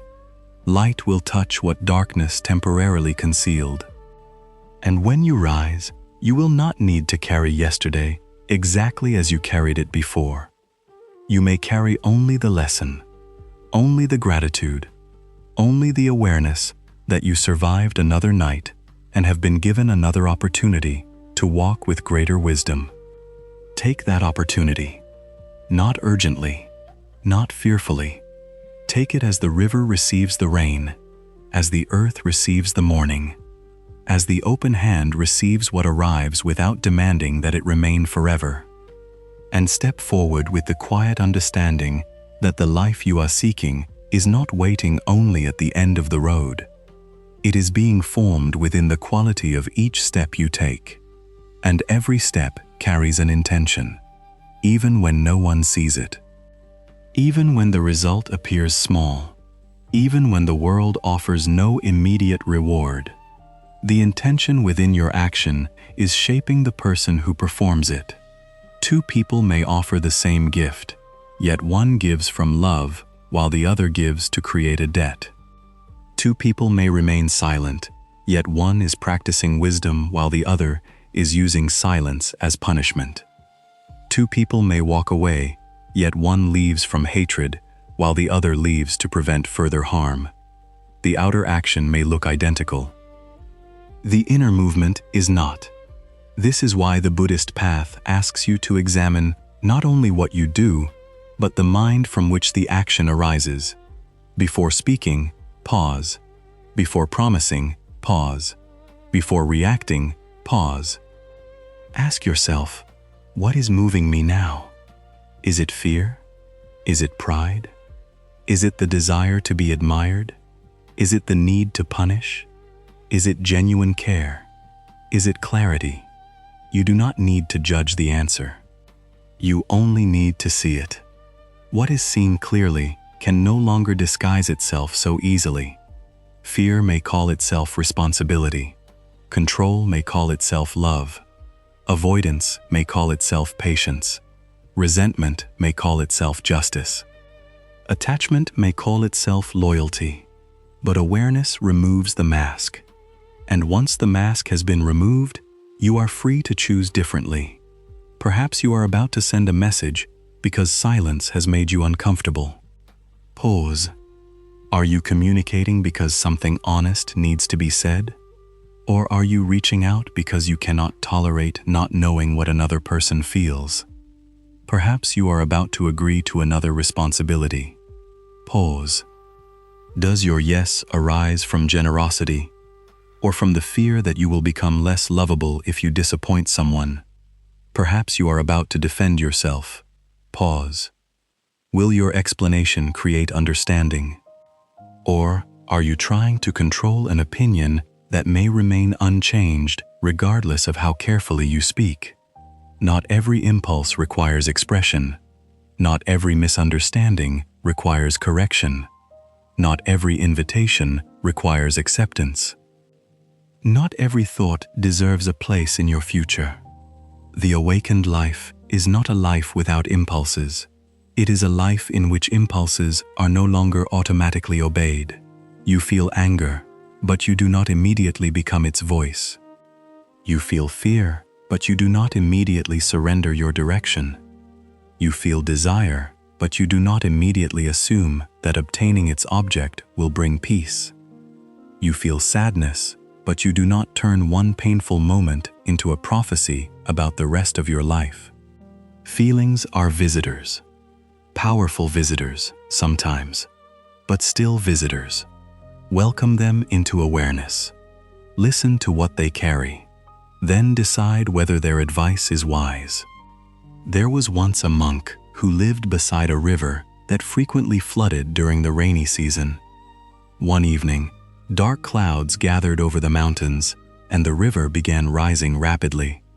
A frightened traveler arrived at the monastery and shouted, "The river is angry!" The monk looked at the rushing water. "The river is not angry," he replied. "It is full." The traveler watched branches and stones being carried downstream. "But look at its violence," he insisted. The monk said, When there is more water than the riverbank can hold, the river overflows. Human beings are often the same. Many of the moments you later regret do not occur because you are evil. They occur because you are full. Full of words never spoken. Full of rest never received. Full of grief never acknowledged. Full of boundaries repeatedly ignored. Full of pressure carried without support. Then one small event arrives, and everything overflows. You may believe that event caused the entire reaction, but the event was only the final drop. Learn to notice when you are becoming full. Do not wait until exhaustion becomes anger. Do not wait until disappointment becomes contempt. Do not wait until silence becomes disappearance. Do not wait until the body must create pain before you listen to its request for rest. Empty the mind gently and regularly. Sit in silence. Write what you are unable to say aloud. Walk without filling every moment with noise. Speak honestly with someone who can listen without turning your vulnerability into a weapon. Let tears perform the work that explanations cannot. Breathe before the inner river reaches its banks. This is not weakness. It is maintenance of the spirit. The temple floor is swept each morning, not because it is worthless, but because it is cared for. Your mind also gathers dust. Comparison enters. Fear enters. Old memories return. Other people's expectations settle upon you. The noise of the world follows you home. Sweep gently, not once, daily. Meditation is one way of sweeping. It does not remove every difficult thought forever. It teaches you not to build a permanent home for every thought that passes through. Sit comfortably. Allow the body to become still. Feel one breath entering. Feel one breath leaving. When a thought appears, notice it. You do not need to finish it. You do not need to argue with it. You do not need to force it away. Simply recognize, thinking is happening. Then return to the breath. The mind may wander again within seconds. Return again. It may remember something painful. Return gently. It may create tomorrow's problems. Return gently. It may criticize your meditation. Return gently. Every return is a moment in which awareness becomes stronger than habit. Do not measure the practice by how long the mind remains empty. The mind is not supposed to become a blank stone. Measure it by your willingness to notice and return without cruelty. This same ability will follow you beyond meditation. In conversation, you will notice anger before it becomes speech. During difficulty, you will notice fear before it becomes surrender. When temptation appears, you will notice craving before it becomes action. When someone praises you, you will notice the ego reaching for identity. When someone criticizes you, you will notice the ego rushing toward defense. That brief moment of noticing may change the direction of an entire day. A single conscious breath can stand between pain and the pain you might pass to someone else. A single pause can end a pattern that has traveled through a family for generations. Perhaps anger was the language of your childhood. Perhaps love was expressed through control. Perhaps vulnerability was punished. Perhaps people remained together physically while living behind emotional walls. You may have inherited ways of surviving that you no longer wish to continue. Remember, inheritance is not destiny. You can honor those who came before you without repeating everything they taught you. Some of them passed down wisdom. Some passed down wounds. Often, they did not know the difference. They gave you what had been given to them. Now, awareness has reached you. This does not make you superior. It makes you responsible. You are standing at a place in the river where its direction can change. When you choose to listen rather than humiliate, the river changes. When you apologize without defending the harm, the river changes. When you allow a child to express emotion without shaming them, the river changes. When you refuse to use fear as a method of love, the river changes. When you seek healing instead of passing your wounds forward, the river changes. You may never know how many lives are touched by one pattern ending within you. The work can feel lonely because the people around you may not understand why you are changing. They may prefer the familiar version of you, the version who never refused, the version who absorbed every conflict, the version who apologized first, even when the wound was not yours to carry, the version who remained quiet so everyone else could remain comfortable. When you begin acting differently, the system around you may resist. Do not interpret every resistance as proof that your change is wrong. Sometimes discomfort simply means an old arrangement is losing its power. Remain humble. Examine yourself honestly. But do not abandon a healthy transformation merely because it inconveniences those who benefited from your lack of boundaries. You are allowed to become unfamiliar. You are allowed to outgrow roles that once gave you belonging. You are allowed to discover that peace requires choices your former self would not have understood. Growth often creates distance before it creates alignment. The old life may no longer fit. The new life may not yet feel like home. You stand between identities. This middle space can feel uncertain. Do not rush out of it. A caterpillar does not become a butterfly by decorating the cocoon and pretending transformation has already finished. It enters darkness. Its familiar form dissolves. For a time, it cannot return to what it was, and it cannot yet fly as what it is becoming. You may be living through such a time. Your old desires no longer satisfy you. Your old conversations feel empty. Your old habits bring less comfort, yet the new direction remains unclear. Do not call this emptiness a failure. Something is reorganizing within you. Remain close to what is true. Continue the simple practices. Reste. Observe. Read what deepens awareness. Spend time with people whose presence does not require self-betrayal. Allow your new life to form without demanding that it immediately explain itself. Roots grow in darkness before branches appear in light. Trust the invisible work, but let trust remain active.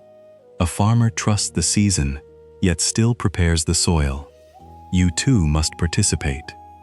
If you desire peace, remove some of the conditions that repeatedly destroy it. If you desire clarity, reduce the noise you consume.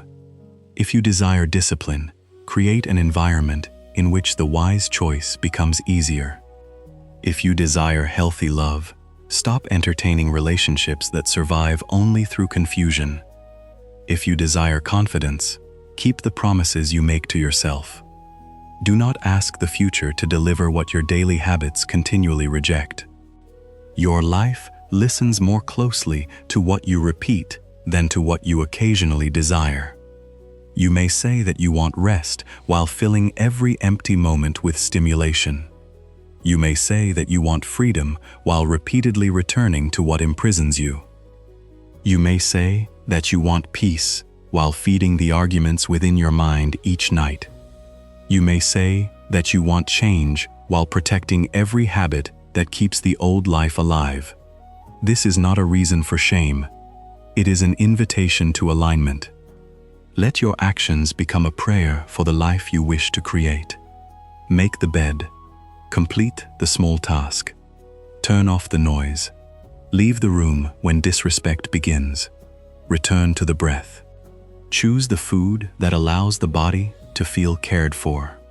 Tell the truth before deception becomes complicated. These acts may appear ordinary, but a wise life is not constructed only through extraordinary moments. It is built through ordinary moments approached with extraordinary awareness. The cup is washed, The floor is swept. The meal is prepared. The promise is kept. The apology is offered. The body is allowed to sleep. Enlightenment is not elsewhere. It is hidden within the quality of attention you bring to what is already before you. Many people spend their lives waiting for a dramatic spiritual experience. They want a vision, a sign, a sudden certainty. But while searching the sky, they step over the sacredness of the ground. The person asking for your attention is part of the path. The difficult emotion rising within you is part of the path. The dish in your hand is part of the path. The traffic, the delay, the fatigue, the temptation, the choice no one will witness, these are all places where consciousness can awaken. Do not divide your life into spiritual moments and ordinary moments. There is only this moment.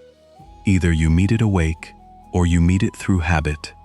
There was once a young student who traveled far to ask a master the secret of enlightenment. When he arrived, the master was preparing tea. The student bowed and said, "I have studied many teachings. I have practiced for years. Please tell me the highest truth." The master poured tea into the student's cup. The cup became full, but the master continued pouring. Tea spilled onto the table and then onto the floor. The student cried, "Stop! The cup cannot hold any more." The master set down the pot. "Your mind is like this cup," he said. "It is full of conclusions, expectations, and ideas about what truth should look like. How can anything new enter? Perhaps you too have arrived at life with a full cup. You believe you know how love must appear, how success must unfold, when healing must be complete, who should apologize, what your future must contain.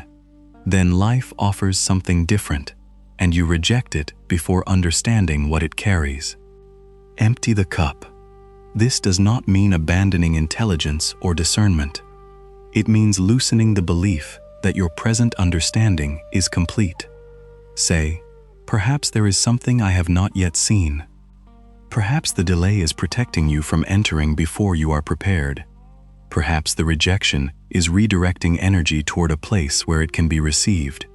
Perhaps the ending is exposing an attachment that would otherwise have remained invisible. Perhaps the person who challenges you is revealing a wound that needs attention. Perhaps the quiet season is developing a strength that applause could never create. You do not need to call every hardship a blessing. Some events are simply painful. But even pain can be met with curiosity. Ask, what does this moment reveal? Not, why am I being punished?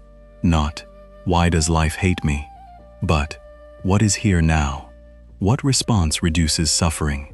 What can be learned? What must be accepted? What must be changed? Wise questions open doors that accusation keeps closed. And sometimes the honest answer will be, I do not know. Let that answer be enough. Not knowing is not emptiness. It is openness. The ego wants immediate conclusions because uncertainty makes it feel small. But wisdom can remain beside mystery. It can say, I cannot yet understand this, but I will not abandon myself while understanding unfolds. You do not need an explanation for every season in order to walk through it with dignity. You need presence. You need patience. You need the courage to continue without turning uncertainty into a story of doom. Clouds may cover the mountain, but the mountain has not disappeared. Confusion may cover your direction, but clarity remains possible. Wait for the mist to move. Do not make permanent decisions from temporary storms. When emotion is intense, care for the body first. Breathe, drink water, rest if you can. Step away from the argument. Allow the nervous system to settle before asking the mind to solve your entire future. A frightened mind sees only threats. An exhausted mind sees only burdens. An angry mind sees only offenses. Give the inner weather time to change. Then look again. The situation may still require action. But action taken from steadiness carries a different power from action taken in panic. You do not need to answer immediately simply because someone demands an answer. You may say, "I need time to think." You may say, "I am not ready to discuss this while emotions are high."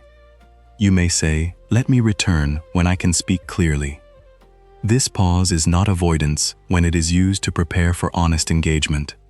But return. Do not use time as a hiding place. Do not leave necessary truth waiting forever outside the door. Peace is not created by avoiding every uncomfortable conversation. Sometimes peace is created by entering the conversation with awareness. Speak from your experience. Describe the behavior rather than attacking the person's entire identity. Say what you need. Listen to what is true in their response. Notice whether responsibility is possible. A healthy conversation may still be painful. But pain and harm are not always the same. The pain of honesty can heal. The harm of manipulation deepens confusion. Learn the difference. If someone listens, reflects, and changes behavior, connection may grow. If they repeatedly deny, reverse blame, mock your pain, or punish your honesty, the conversation is also giving you information. Receive it. Do not spend years translating clear behavior into excuses because the truth threatens your attachment. Awareness may hurt before it frees. The prison feels familiar. The open field feels uncertain. Yet the field contains directions the prison never could. Step into the openness. You may feel exposed. You may question yourself. You may temporarily miss the certainty of an old pattern, even when that certainty was painful. Continue gently. Freedom requires learning how to live without the chains that once told you where to stand. At first, you may not know what to do with the space. Fill it slowly. Not with another dependency, not with endless distraction. Fill it with presence, with meaningful work, with friendship that allows honesty, with solitude that restores rather than isolates, with practices that return you to your own center. Solitude and isolation are not the same. Isolation says, "No one can be trusted." Solitude says, "I can sit with myself without escaping." Isolation closes the door from fear. Solitude closes it temporarily so the inner voice can be heard. Isolation deepens the belief that you are separate from life. Solitude reveals the quiet relationship between your breath, the earth, the sky, and every being who has also known uncertainty. Learn to be alone without abandoning connection. Learn to connect without abandoning yourself. This balance will protect you from accepting any presence merely to escape your own. When your own company becomes gentle, you stop begging chaos to stay. You begin choosing people not because you cannot survive without them, but because your lives can meet in honesty. This is the foundation of mature love. Two beings walking together. Not one person carrying the other's entire existence. Not two wounded hearts demanding constant proof. Not possession disguised as devotion. Love that can breathe. Love that can tell the truth. Love that allows growth. Love that does not require suffering as evidence of depth. And whether such love is present in your life now or not, practice becoming a safe place within yourself. Keep yourself company. Notice your needs. Correct your errors without humiliation. Celebrate progress without arrogance. Speak inwardly with the tenderness you would offer a frightened child. The voice inside your mind is part of the environment in which you live. If that voice is endlessly cruel, no achievement will feel like home. You will carry the critic into every success. You will reach the destination and still hear, "Not enough." Change the voice, not by lying to yourself, not by pretending every action is perfect, but by combining honesty with compassion. Say, "That choice caused harm, and I can repair it." Say, "I am afraid, and I can still take one step." Say, "I have fallen into an old pattern, and I am noticing it sooner." Say, "This hurts, but pain is not proof that I am broken forever." Say, "I do not know what comes next, but I will meet it when it arrives." These words do not remove difficulty. They change the companion with whom you walk through it, and you will spend your entire life in your own company. Make that company trustworthy. The world may misunderstand you. Plans may fail. People may leave. The body may weaken. Circumstances will continue changing. But if awareness becomes a home you know how to return to, you will never be entirely lost. You may wander. You may forget. You may fall asleep inside an old illusion. Then one moment will come. A breath, a silence, a sentence, a sunrise through the window. And something within you will remember. I can return. Return then. Do not waste another hour punishing yourself for having wandered. The path does not ask where you have been before allowing your feet upon it again. It simply receives the next conscious step. Take that step now. Release the need to make it impressive. Let it be sincere. Let it arise from the quiet intention to create less suffering within yourself and around you. This is enough. One sincere step. One conscious breath. One moment in which you choose awareness instead of habit. And from that moment, another becomes possible. Then another. Until one day, you look behind you and realize that the life you once begged to escape has slowly become a life you know how to meet. Not because every problem vanished, not because everyone changed, not because you gained control over impermanence, but because you stopped abandoning yourself each time life refused to obey your plans. You learned to bend without losing your roots, to grieve without closing your heart, to love without turning love into possession, to act without demanding certainty, to rest without shame, to leave without hatred, to remain without betraying your truth. And through these quiet lessons, you discovered that peace was never the reward waiting after life became perfect. Peace was the way you learned to walk through imperfection with an awakened heart. Continue walking. The path is beneath you. The breath is within you. And this moment, exactly as it is still offering you the chance to begin again. And beginning again does not mean returning to the beginning. You return with experience, with scars that now carry knowledge, with eyes that have seen where unconscious choices can lead, with a heart that may be more cautious, but also more capable of recognizing what is true.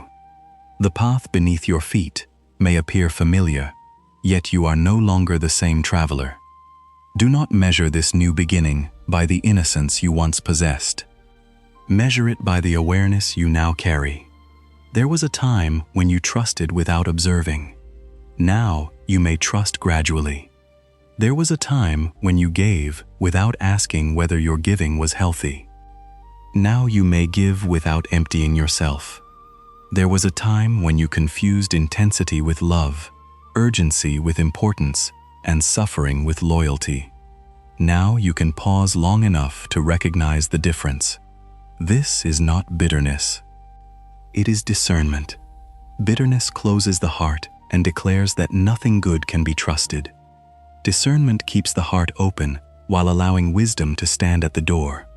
You do not need to become suspicious of everyone simply because someone deceived you. You need only become more attentive to the relationship between words and actions. Listen to what people say, but also observe what their presence repeatedly creates within your life. Wood in your life. Do you feel respected? Do you feel safe enough to speak honestly? Are your boundaries treated as information or as an insult? Can you disagree without being punished? Can you experience joy without awakening envy? Can you make a mistake without having it stored as a weapon for the future? Peaceful people are not always those who speak softly. Some people speak gently while creating confusion. Some speak directly while offering genuine safety. Do not judge only by tone. Observe patterns. A beautiful promise may comfort you for one evening. A consistent action can protect your heart for years. Let time reveal character. You do not need to rush every connection towards certainty. A flower pulled open before its season is not helped by impatience. Allow relationships to unfold. Allow people to show you how they respond to inconvenience, disappointment, correction, and responsibility. Anyone can appear kind while everything is moving according to their desires. Watch what happens when they hear no. Watch what happens when attention is not centered upon them. Watch what happens when you succeed. Watch what happens when they have caused pain and are asked to acknowledge it. And offer yourself the same examination. How do you behave when another person's boundary disappoints you? Do you respect their freedom, or do you withdraw affection to change their answer? When someone succeeds, can you celebrate them without making their light an accusation against your own life? When you are wrong, can you apologize without turning the apology into an explanation of why the other person should not have been hurt? Awareness must travel in both directions. Without self-reflection, discernment becomes judgment. Without discernment, compassion becomes self-neglect. The middle path holds both. See others clearly. See yourself clearly, and let clarity remain gentle. The purpose of seeing is not to create superiority. It is to reduce suffering. If you discover manipulation within yourself, do not hide it beneath shame. Understand it. Perhaps you learned that direct requests were dangerous, so you began using silence, guilt, or emotional distance to have your needs met. Perhaps you were never taught how to tolerate disappointment, so another person's no feels like rejection. Perhaps you fear abandonment so deeply that you test people until the relationship collapses beneath the weight of proving itself. These patterns do not make you unworthy of love, but they do require responsibility. You cannot heal what you insist is always someone else's fault. And you cannot heal by deciding that everything is yours. Wisdom separates responsibility from blame. Responsibility asks, "What part of this belongs to me?" Blame declares, "Someone must be condemned before I can move forward." Sometimes another person carries most of the responsibility. Sometimes you do. Often, each person contributed in different ways. But even when the harm was not your fault, your healing becomes your responsibility. This may feel unfair. You did not create the wound, yet you must care for it. But consider the alternative. If your healing depends entirely upon the person who harmed you, then your freedom remains in their hands. They may never understand. They may never apologize. They may never become capable of giving you the closure you hoped to receive. Do not wait at the door of an unconscious person, asking them to deliver the peace that awareness must build within you. An apology can help. Accountability can help. Justice can help. But your life must not remain suspended until another person becomes wise enough to recognize what they did. Closure is not always a conversation.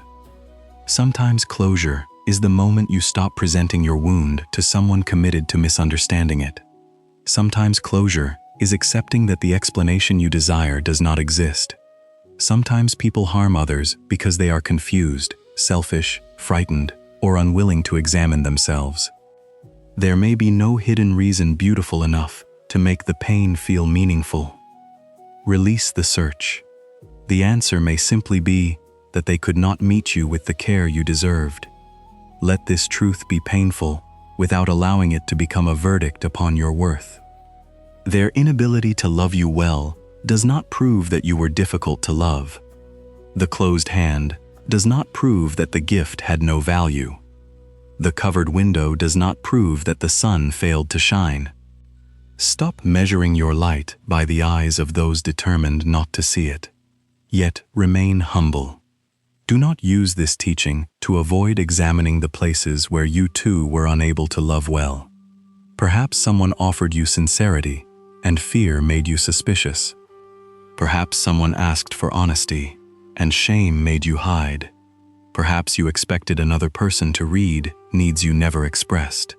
Perhaps you punished them for failing a test they did not know they were taking. See this without collapsing. You were acting from the consciousness available to you then. Now more consciousness is available. Use it. Make amends where amends are possible. A sincere apology does not demand immediate forgiveness. It does not explain the wound away. It does not say, "I am sorry, but you also." It says, "I recognize what I did. I understand that it caused pain. I am committed to behaving differently." Then changed behavior completes what words begin. Some people may still choose distance. Respect it. Your growth does not require them to return. An apology is not a key you insert into another person's boundary. It is an offering of truth. What they do with it belongs to them. You may have to become a better person in a life where those most affected by your former behavior never witness the change. Change anyway.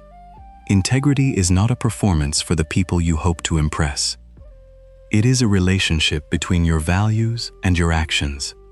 Let your future become the apology your past could not speak clearly enough. Live differently. Listen more deeply. Interrupt the pattern. Protect others from the pain you once passed forward unconsciously. And when memories return to accuse you, answer them with responsibility rather than despair. Say, "Yes, that happened. I cannot change the action, but I can change what continues through me." The past is fixed. Its influence is not. A painful event may become a source of bitterness, or it may become the reason you learn tenderness. A betrayal may make you suspicious of every human being, or it may teach you to value consistency and truth. A failure may become evidence that you should never try again, or it may remove the arrogance that prevented you from learning. You cannot choose everything that happened, but with practice, you can influence what the experience becomes within you. This is transformation. The lotus does not deny the mud. It does not spend its life arguing that the mud should have been clean. It draws nourishment through darkness and rises toward the light. Do not misunderstand this image.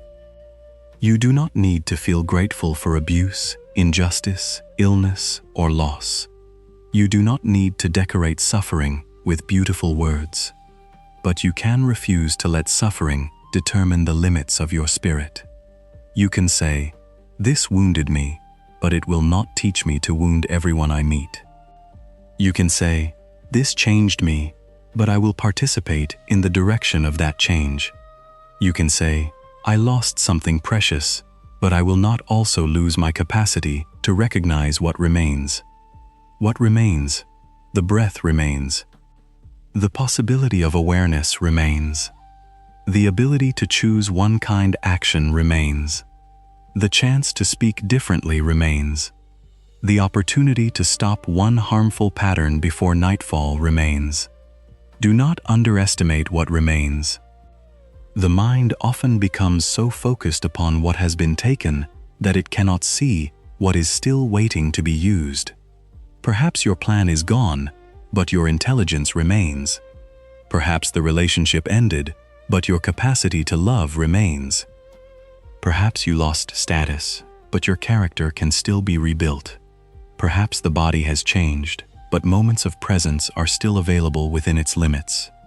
Perhaps you cannot return to the person you were, But why assume the person you were is the only person worth becoming?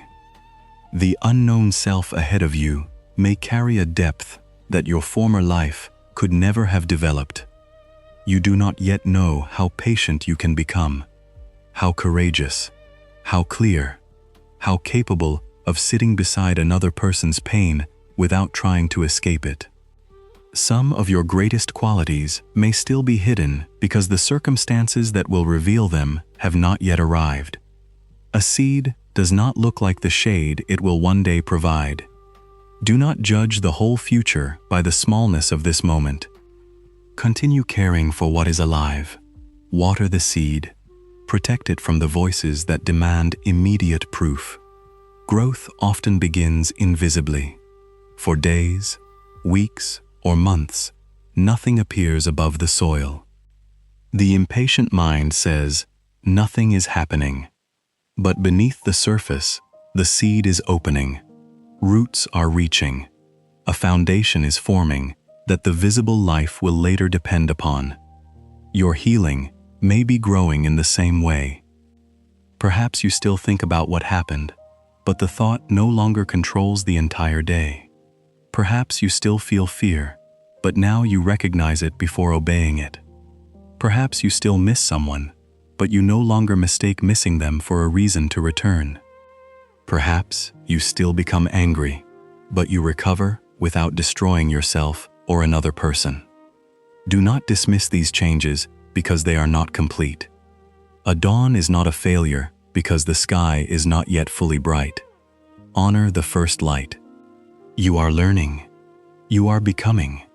And becoming is rarely graceful at every stage. There will be moments when the old self returns with surprising force. A familiar voice, a certain place, a lonely evening, a season connected to memory. Suddenly, the distance you traveled may seem to disappear. You may feel as if you are standing inside the wound again.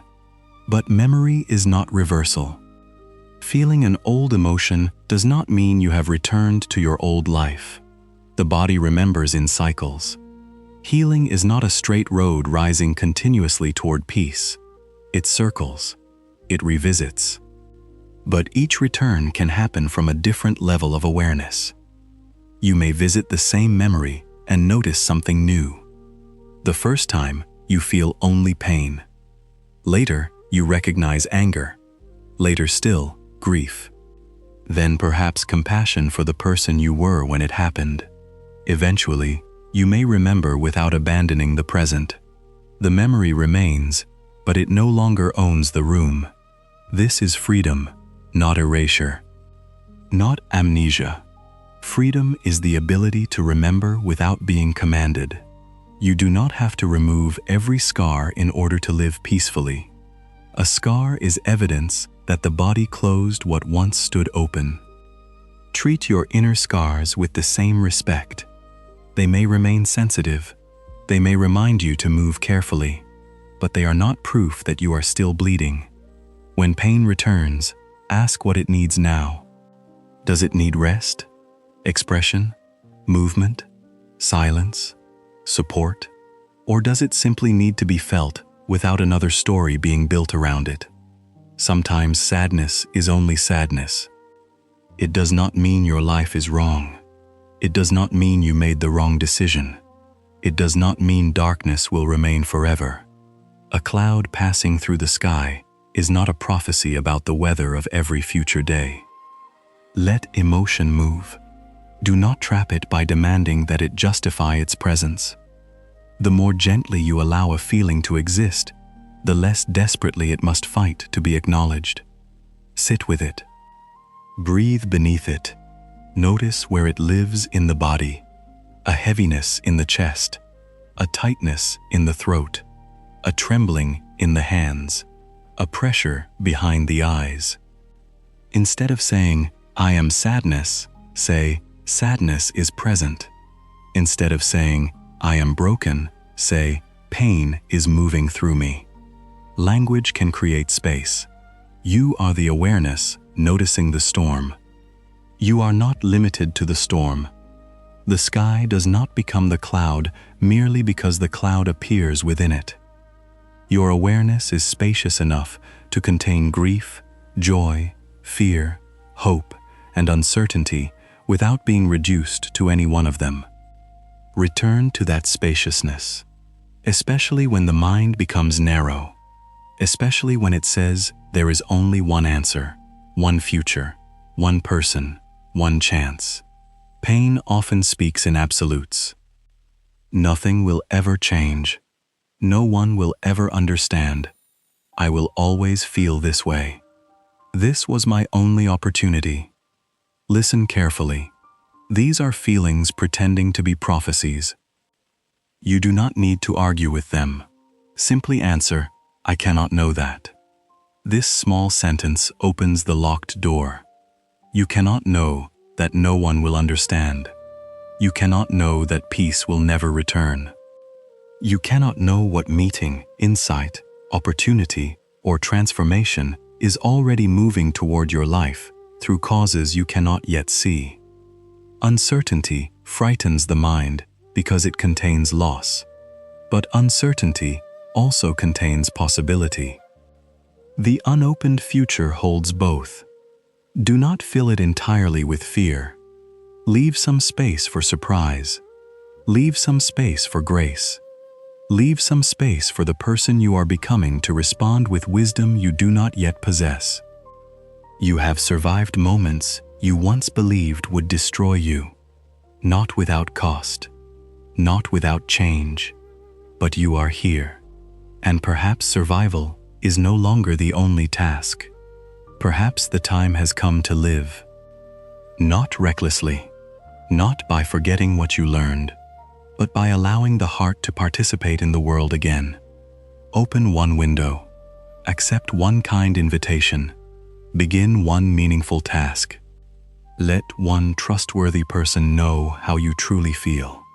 Sit beneath the morning sky and allow beauty to exist without asking whether it will remain. Nothing remains. That is not a reason to refuse it.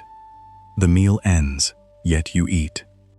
The song ends, yet you listen. The season changes, yet you allow the flowers to open. Life is precious, not because you can hold it forever, but because it is here now.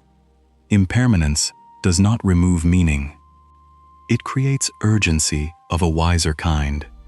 Not the frantic urgency that says you must achieve everything immediately. The tender urgency that says, be present. This moment will not return in this form. Look at the faces you love. Listen when they speak. Say what is true while there is time. Offer appreciation before absence teaches you the value of what presence could not make you notice. Forgive what can be forgiven. Address what must be addressed. Do not postpone every expression of love until the conditions become perfect. Perfection is often where sincerity goes to wait until it is too late. Speak simply. I am grateful for you. I was wrong. I miss you. I need help. This hurts. I forgive you. I cannot continue this way. I love you. A few honest words can carry more liberation than years of silent performance. Let truth become part of your spiritual practice. Not harsh truth used as a weapon. Not careless truth offered without compassion. Truth that is timely, necessary, and guided by the intention to reduce confusion. Before speaking, ask 3 questions. Is it true? Is it necessary? Can it be spoken with care?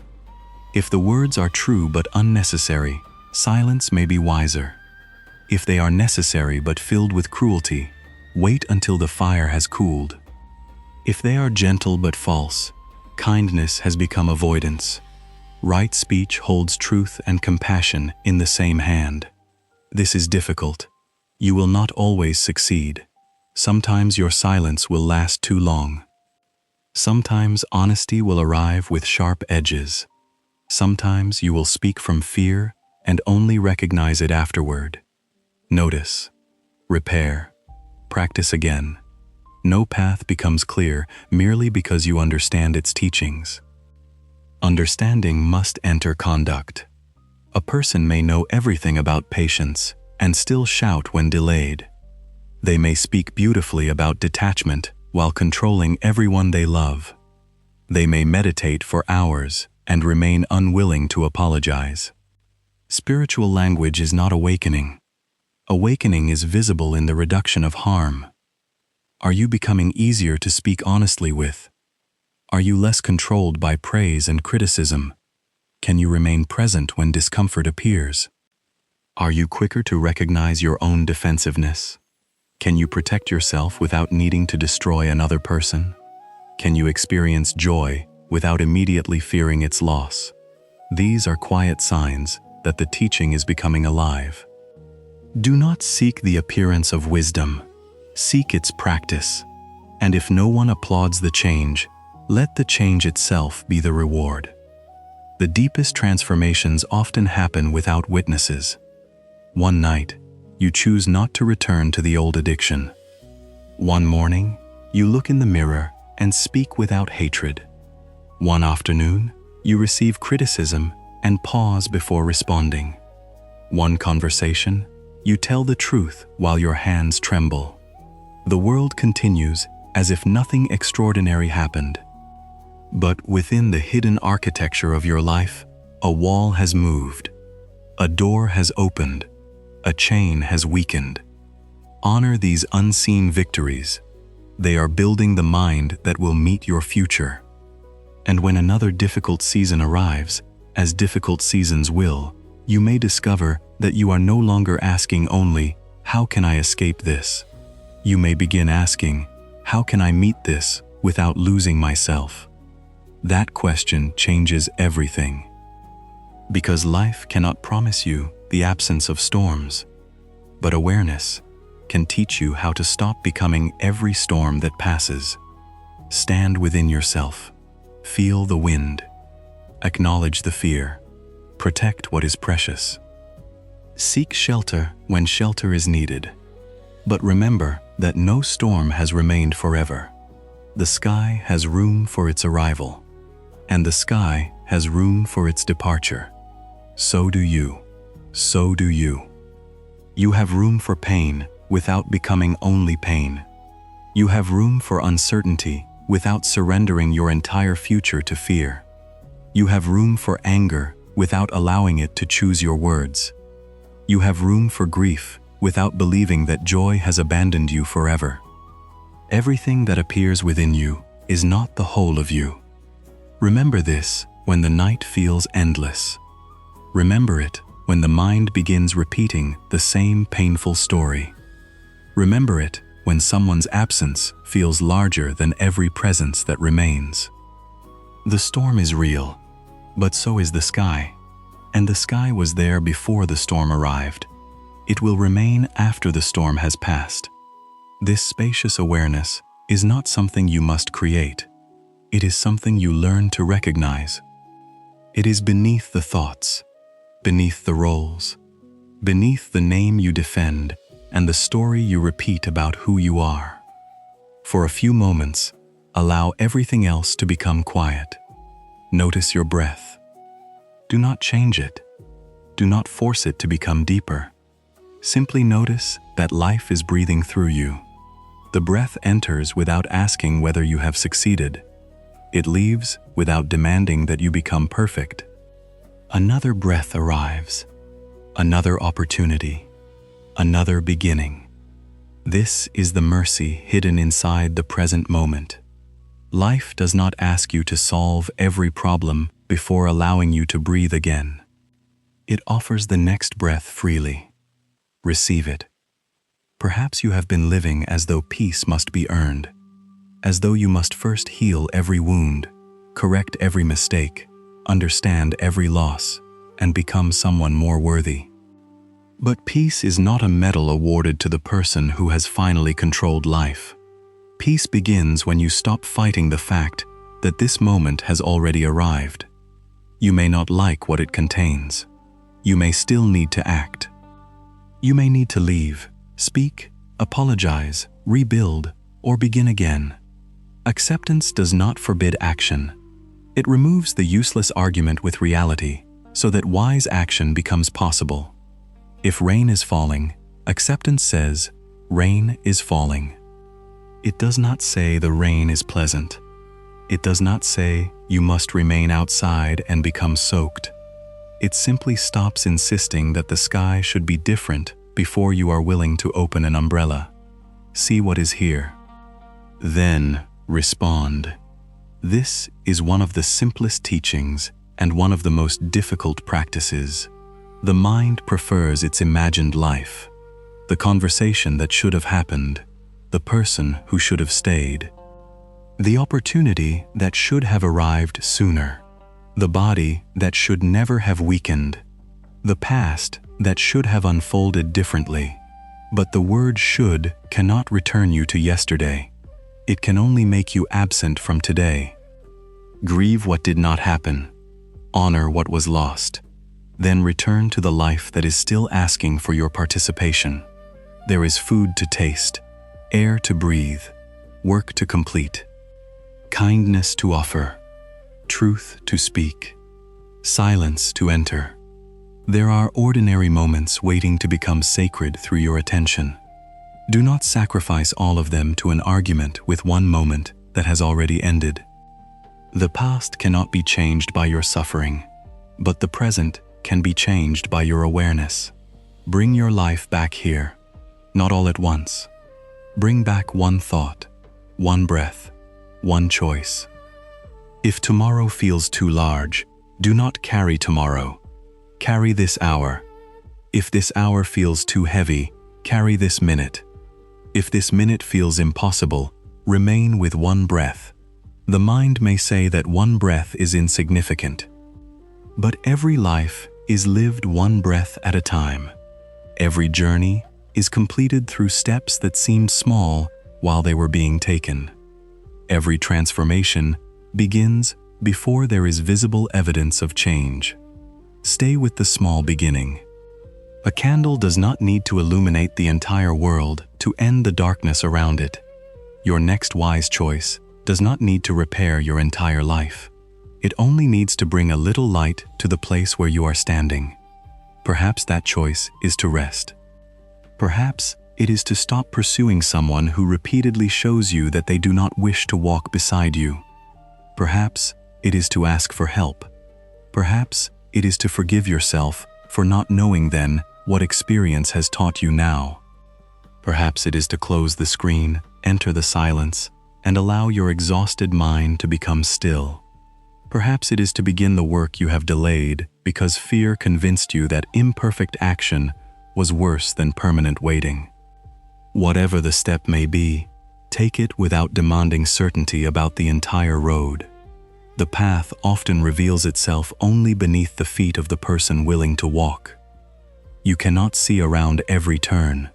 You do not need to.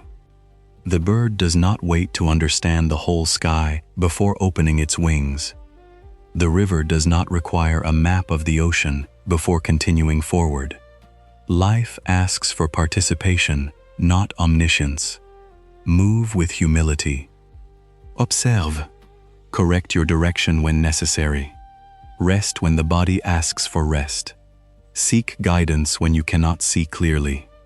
But do not confuse uncertainty with a command to remain frozen. Fear will often ask for guarantees that life has never promised anyone. It will say, "Tell me that I cannot fail." Wisdom answers, "You may fail and you can learn." Fear says, "Tell me that no one will leave." Wisdom answers, "Some may leave, and you can remain present with yourself." Fear says, "Tell me that nothing painful will happen." Wisdom answers, "Pain belongs to life, but you do not need to create additional suffering by resisting every change." Fear says, "Tell me exactly where the road ends." Wisdom answers, "Meet the step beneath you. Let that be enough. You have spent enough time trying to negotiate with impermanence. No person can promise never to change. No body can promise never to age. No success can promise never to disappear. No season can promise never to end. But impermanence is not only the force that takes, it is also the force that allows the wound to become a scar. It allows winter to become spring. It allows ignorance to become understanding. It allows the person you have been to become the person you are now capable of choosing. If nothing changed, suffering would also remain forever. Because everything changes, healing is possible. Because everything changes, the identity formed by your worst moment does not need to become permanent. Because everything changes, the darkness you feel now cannot claim eternity. Let change become your teacher. When joy arrives, hold it gently. Say, "This is beautiful, and it will change." This awareness does not reduce joy. It makes you present enough to receive it. When sorrow arrives, hold it gently. Say, "This is painful, and it will change." This awareness does not deny sorrow. It prevents sorrow from becoming a prison without doors. Hold both with an open hand. The closed fist suffers twice. First from losing what it loves, then from exhausting itself trying to prevent the loss. The open hand can receive. The open hand can release. The open hand can bless what passes through it without demanding ownership. Live with such a hand. Love people while remembering that they do not belong to you. Care for the body while remembering that it is changing. Build your dreams while remembering that your worth does not depend entirely upon their success. Use what life gives you. Appreciate it. Protect it wisely. But do not ask anything temporary to carry the weight of your eternal peace. That peace must be rooted more deeply. Rooted in awareness. Rooted in compassion. Rooted in the understanding that you are part of life, not separate from it. The same earth supports your feet and the feet of every person you have envied. The same human longing lives behind countless faces. The longing to be safe, to be seen, to be loved, to be free from suffering. Even those who appear strong carry hidden fears. Even those who harmed you may be acting from wounds they never learned to understand. Recognizing this does not excuse harmful behavior. It frees your heart from the belief that hatred is the only way to protect itself. You may protect yourself without hatred. You may walk away without revenge. You may remember without reopening the wound each morning. You may wish someone awakening while refusing to become the place where they continue practicing unconscious harm. Compassion includes you. Do not offer everyone else a tenderness you deny yourself. Do not call it kindness when your own spirit is always the sacrifice. The middle path asks you to care without disappearing, to give without creating emptiness within yourself, to listen without accepting abuse, to forgive without abandoning wisdom, to love without abandoning wisdom, to love without abandoning wisdom, to love without abandoning wisdom. This balance will not always be easy. Some days you will lean too far towards self-protection. Other days you will return to overgiving. Notice without condemnation. Adjust. A person learning to walk does not hate the body for losing balance. They place the foot down and try again. You too are learning. Learning how to remain open in a world that has hurt you. Learning how to become strong without becoming hard. Learning how to release without pretending you never cared. Learning how to trust yourself after years of ignoring your own inner voice. Be patient with this learning. You may understand a teaching long before you can live it consistently. Seeds of wisdom require repetition. Return to them. When attachment tightens, return. When anger takes control, return. When fear creates a future filled only with disaster, return. When you forget your worth and begin begging for what should be mutual, return. When the mind becomes cruel, return. Return to the breath. Return to the body. Return to what is true now. Return to the question, what response will create the least suffering? Sometimes the answer will be compassion, sometimes silence, sometimes courage, sometimes distance, sometimes a difficult conversation, sometimes an apology, sometimes the willingness to do nothing until clarity arrives. Wisdom does not always look the same. It listens to the moment. This is why awareness matters more than rigid rules. The same door may need to be opened one day and closed another. The same silence may be peaceful in one moment and fearful in the next. The same departure may be avoidance or liberation. Look at the intention. Look at the consequences. Look honestly. Then choose. And once you have chosen, with the clearest awareness available to you, release the demand to know whether the result will be perfect. You control the seed more than the weather. Plant carefully, water faithfully, then allow life to participate.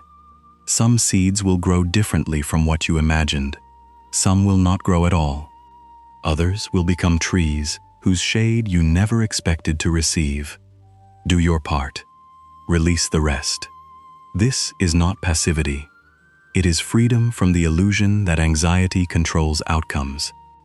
Worry has never been the same as preparation. Replaying every possibility does not make you powerful. It only makes you suffer events that may never occur. Prepare where preparation is possible. Then return to the present. If difficulty comes, meet it then. Do not make today carry every imagined tragedy of tomorrow. Today already has its own life. Be here for it. Perhaps someone listening now is standing at the edge of an ending. A relationship, a dream, a familiar identity, a chapter that once seemed certain. You may be afraid that when it ends, nothing meaningful will remain. But endings do not always remove the path. Sometimes they remove the wall that prevented you from seeing it. You may not recognize the opening immediately. Grief may cover it. Fear may stand before it. Walk gently. Do not force yourself to feel grateful before you are ready. Let the ending be an ending. Let the tears come. Let the silence reveal what noise had hidden. Then, when the time is right, lift your eyes. There will still be a horizon, different from the one you planned, but not empty. Life will continue offering itself in unfamiliar forms. A new morning, a new understanding, a new responsibility, a new person you could not have met while holding the old door closed with both hands. Release when release becomes necessary, not because what you loved had no value. Release because its value does not give you the power to prevent change. Bless what was beautiful. Learn from what was painful. Carry forward what made you wiser. Leave behind what made you smaller. And continue. If this teaching has spoken to something within you, do not let it remain only as words you heard and soon forgot. Choose one sentence from this journey and carry it into your day. Write it somewhere you will see it. Repeat it when the old pattern returns. Perhaps your sentence is, I do not need to believe every thought. Perhaps it is, compassion does not require continued access. Perhaps it is, I can remember without being commanded. Perhaps it is, I only need to meet the step beneath me. Or perhaps it is simply, I can begin again. If you are ready to walk forward with greater awareness, write, I choose peace, in the comments. Let those words become more than a comment. Let them become a quiet promise to yourself. And if you know someone who is carrying a burden they no longer need to carry, share this message with them. Not to change them, not to tell them how they should live. Share it as one human being placing a small lamp beside another person's path. If you wish to continue receiving these teachings, subscribe and return whenever the noise of life makes you forget the stillness that lives within you. There will always be more to learn. But for now, nothing more is required. Take a slow breath. Feel the body sitting where it is. Notice the sounds around you. Notice the life that remains. You have traveled through thoughts of loss, attachment, fear, boundaries, forgiveness, change, and renewal. Do not attempt to carry all of them at once. Allow the words you need to remain. Let the others drift away. Like leaves carried by a river, like clouds crossing an open sky, like echoes fading through the mountains. You do not need to chase them. The deepest teaching is already near. It is in the breath you are receiving, the awareness with which you receive it, the kindness you choose when the world gives you a reason to become cruel, the boundary you honor when fear asks you to betray yourself, the truth you speak when silence would preserve only illusion, the burden you put down when you finally understand that carrying it cannot change the past. This is the path, not distant, not hidden, not reserved for monks in ancient temples. It is here, inside the next choice you make. Walk slowly. There is no prize for reaching the end before you have truly lived the road. Look around. Listen deeply. Love without possession. Release without hatred. Rest without guilt. Act without demanding control. And whenever you lose your way, return to the breath. Return to awareness. Return to the quiet place within you that knows storms can arrive without becoming the whole sky. You are not required to become fearless, only conscious enough not to let fear make every decision. You are not required to become invulnerable, only compassionate enough to care for your wounds without offering them control over your future. You are not required to become perfect, only willing to notice, learn, repair, and begin again. This willingness is enough. You are enough to take the next step, and the next step is enough for now. May you meet what comes without abandoning yourself. May you release what leaves without closing your heart. May you recognize what is true before illusion steals more of your time. May you find strength that does not require hardness. May you find compassion that does not require self-neglect. May you find silence that restores you. May you find relationships where truth can breathe. And may you discover, beneath every changing season of your life, the quiet awareness that has been waiting patiently for you to come home. The road continues. The world continues. The breath continues. And so do you.